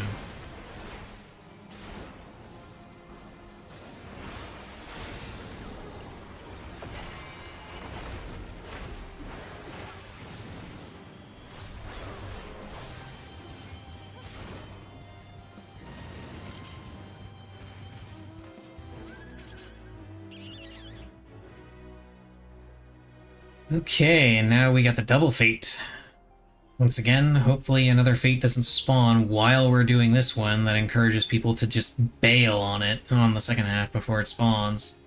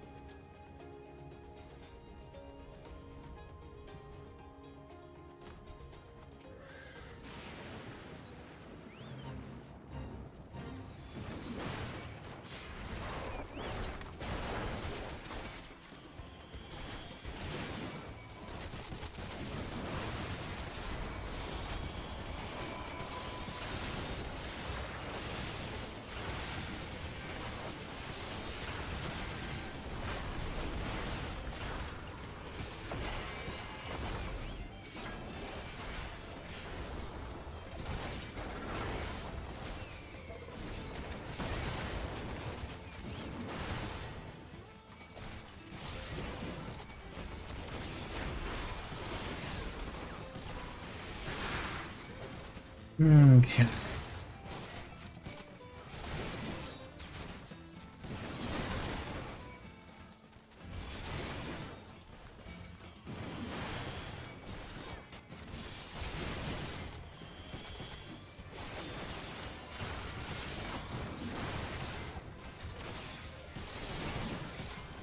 Yeah, Fate, the difficulty definitely dropped. At least a little, or at least it feels like it.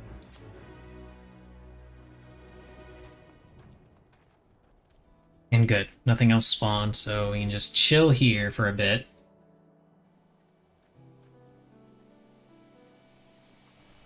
And of course that guy's gonna leave anyway, because he doesn't realize.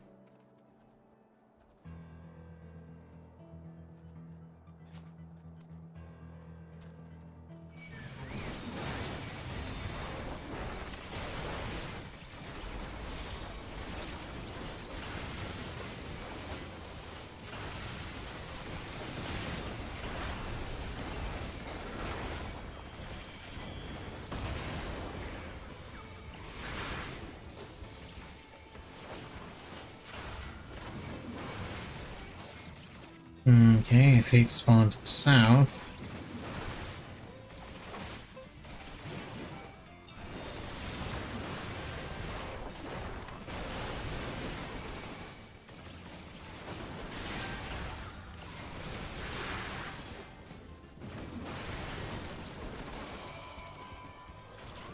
That's enough, and we're gone. Now we go all the way to the south to get to that Fate.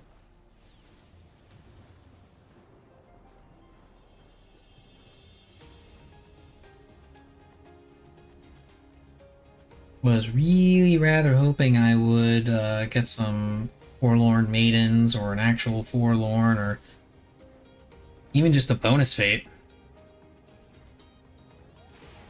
But no, I get nothing. I lose. Good day, sir.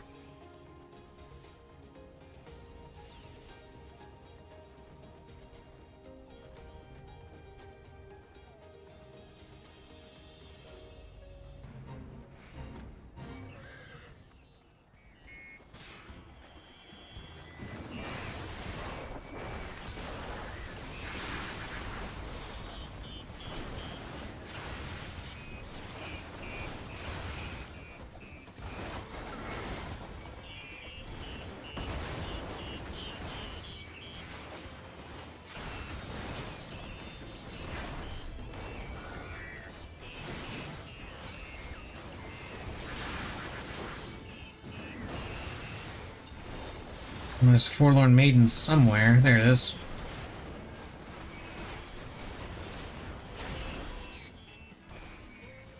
Ignore everything, kill Forlorn Maiden.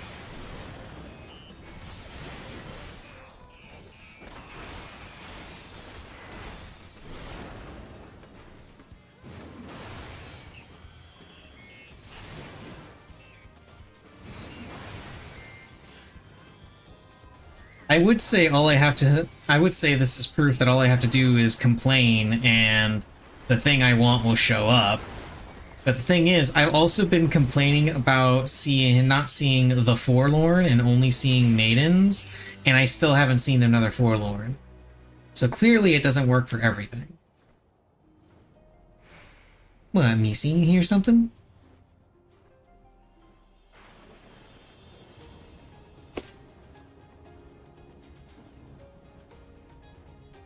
There's nothing over there, Missy. No, there's not. You're so cute, though. Yeah. You're so cute, Missy.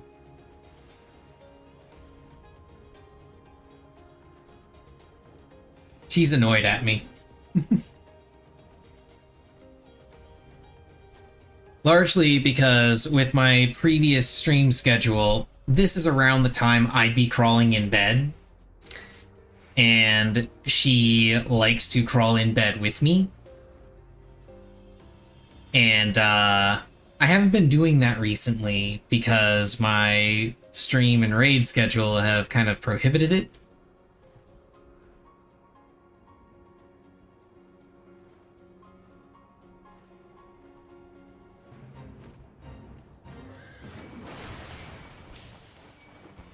So she just instead curls up in her chair and just kind of glares at me on occasion.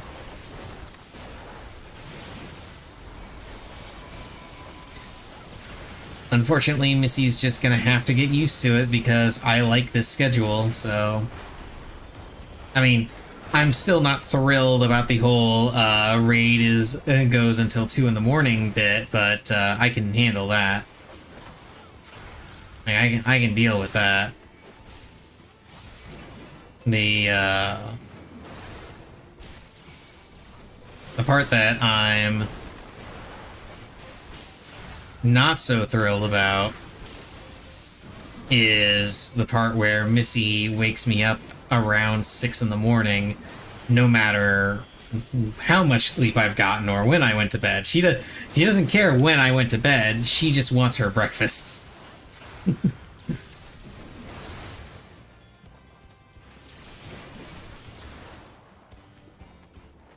She demands that her breakfast be on time.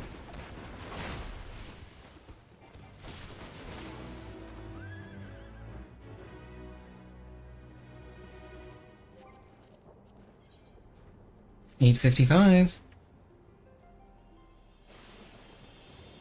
I might make that 1,000 after all. Because $8.55, so I need 145 more to reach 1K.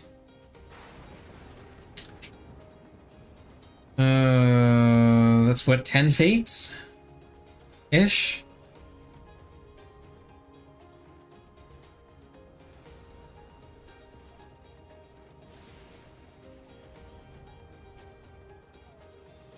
No, that'd be more like 8 or 9.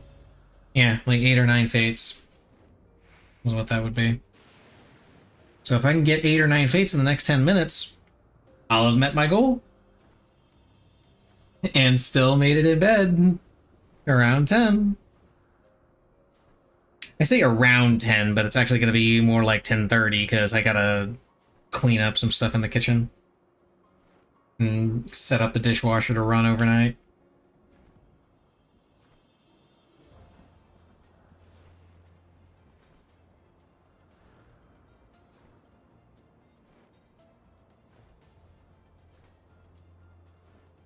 Otherwise, I will not have bowls. I really need to go and order some more, just so I have extras.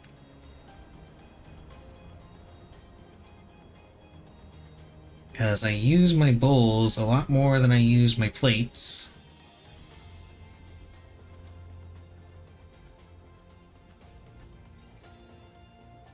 Consequence of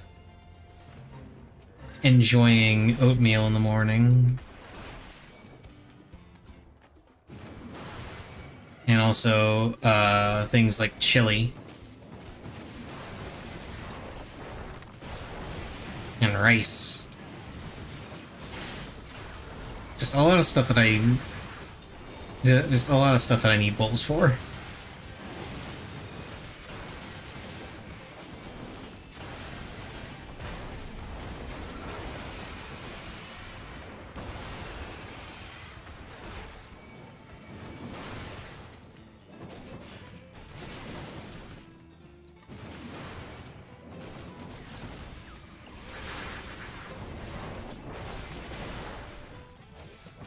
I wonder where the others went.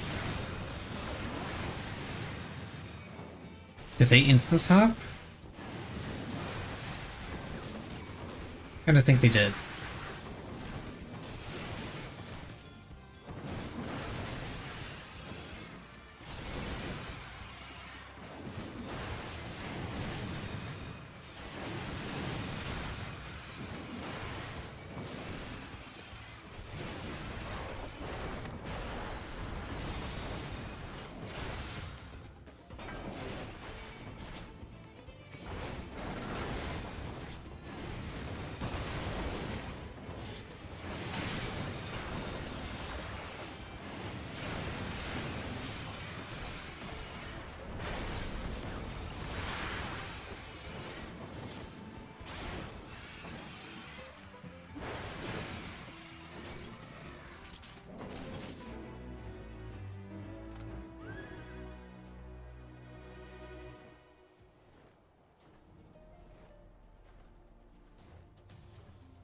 Okay, and this next one is going to be a double fate, so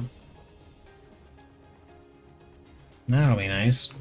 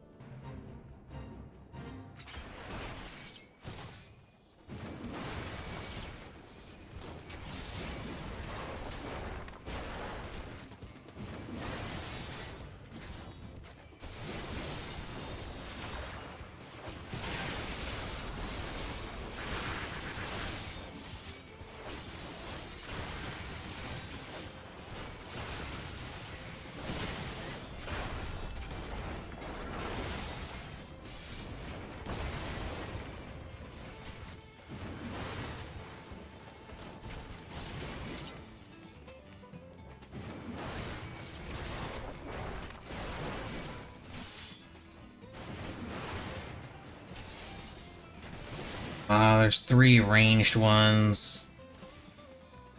See if I can get them all group up. There we go. These mobs are the most annoying thing to group up the way I want.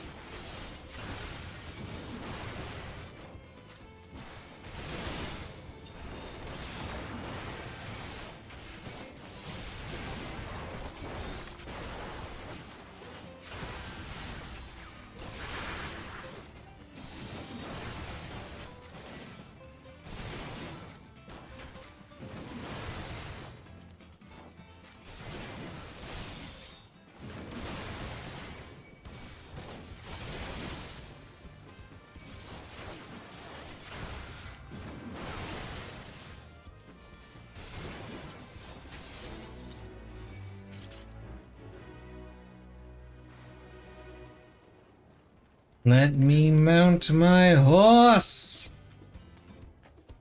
Thank you.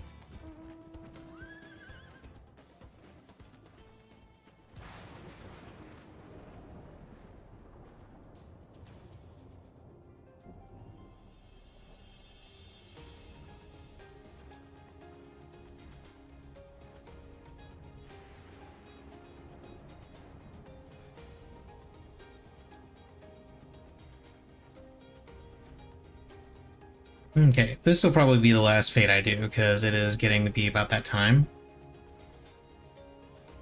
We'll go ahead and finish this one up.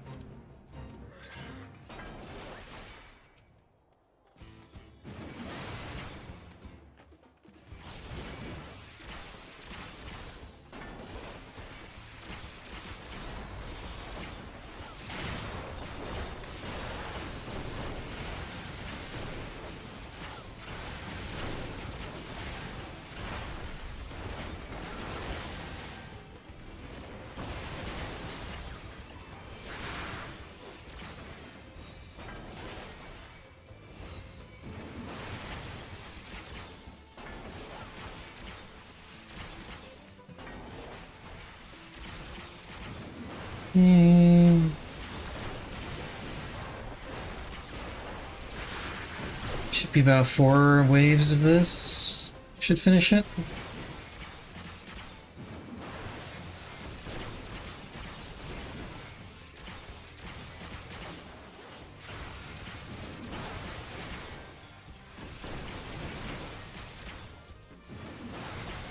What you doing over there, Missy?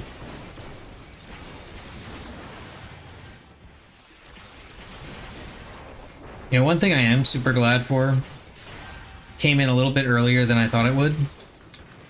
I got a new surge protector for my PC because I keep getting various electronics that have the giant brick AC power adapters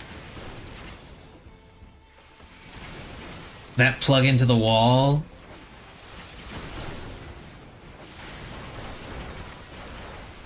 And first and foremost, I absolutely hate those things. They are the most ridiculous, annoying things to deal with. Especially when you have happen to have a bunch of them for any particular reason.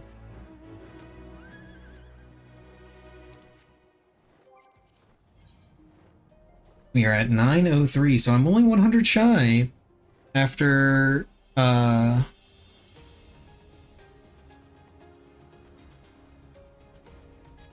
trying to make up for my lost grinding. That's not too bad. And technically that does make my number of vouchers even 80. But I will get that extra 100 so I can have that one, because the only time I will accept 9 being the only number I buy is when I'm done. I get them out. It's gonna be my personal victory lap, only having to do 900 gemstones instead of 1,000.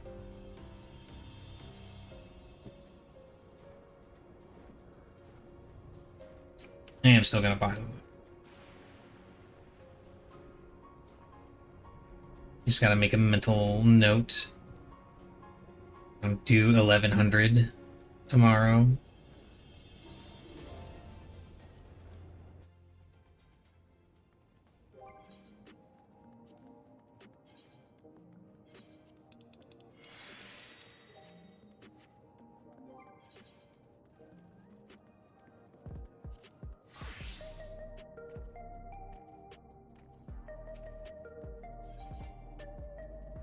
Hey, Nexus Arcade. Let's go ahead and buy these things.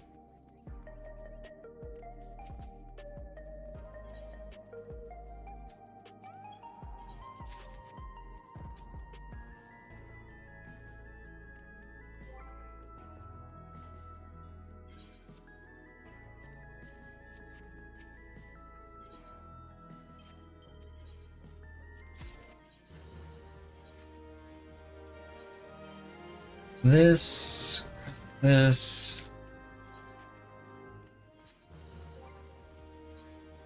and TP back to Olda to trade those in. I may as well just ditch these totems because I'm definitely not going to be going back in. Well, not unless I'm helping a friend or my group wants to go in and farm it for one reason or another.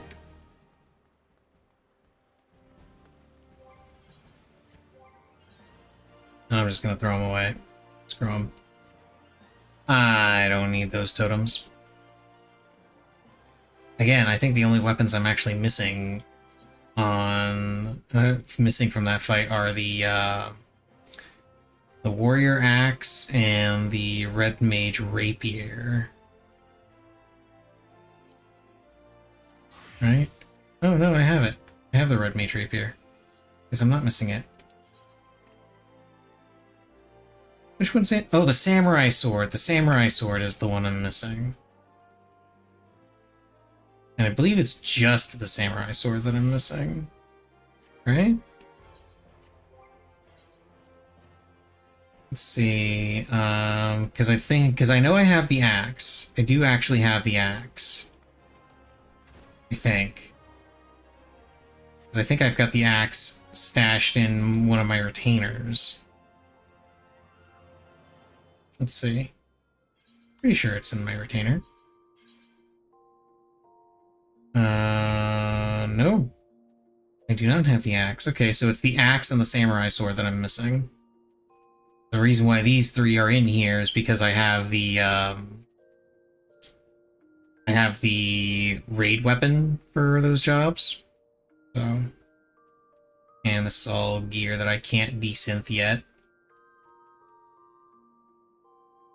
I will go ahead and retrieve the sustaining potions I will need. I actually kind of want to retrieve these materials as well, because I want to see if they sell for anything yet. 9k. This one's up to 12. Now I'll hang on to them. We'll continue to hang on to those. Sustaining potions in my inventory, though, because tomorrow will be roulettes, weeklies, and, well, likely just roulettes, and then Palace of the Dead, because the weeklies, the stuff I can do during the day after I do my fate grind. Then again, it might be fun to watch some of those. I don't know. I'll figure it out. I'll figure it out.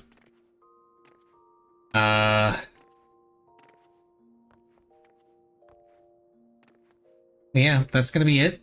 I'm going to curl up and get myself some sleep.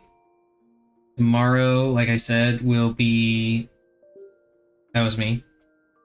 Tomorrow, like I said, will be some roulettes, some weeklies, and Palace of the Dead. Followed by more Ultimate Prog. We are currently working on the tail end of Diamond Dust. And I predict that we will be working on... if we don't clear Phase 2 tomorrow, I feel like we'll be working on Enrage, on Phase 2 Enrage. If we don't clear it tomorrow. Just Phase 2, not the fight. The fight is a long way off. The fight is a long way off. Anyway, again, that's all for today. See you guys tomorrow. Have a good one.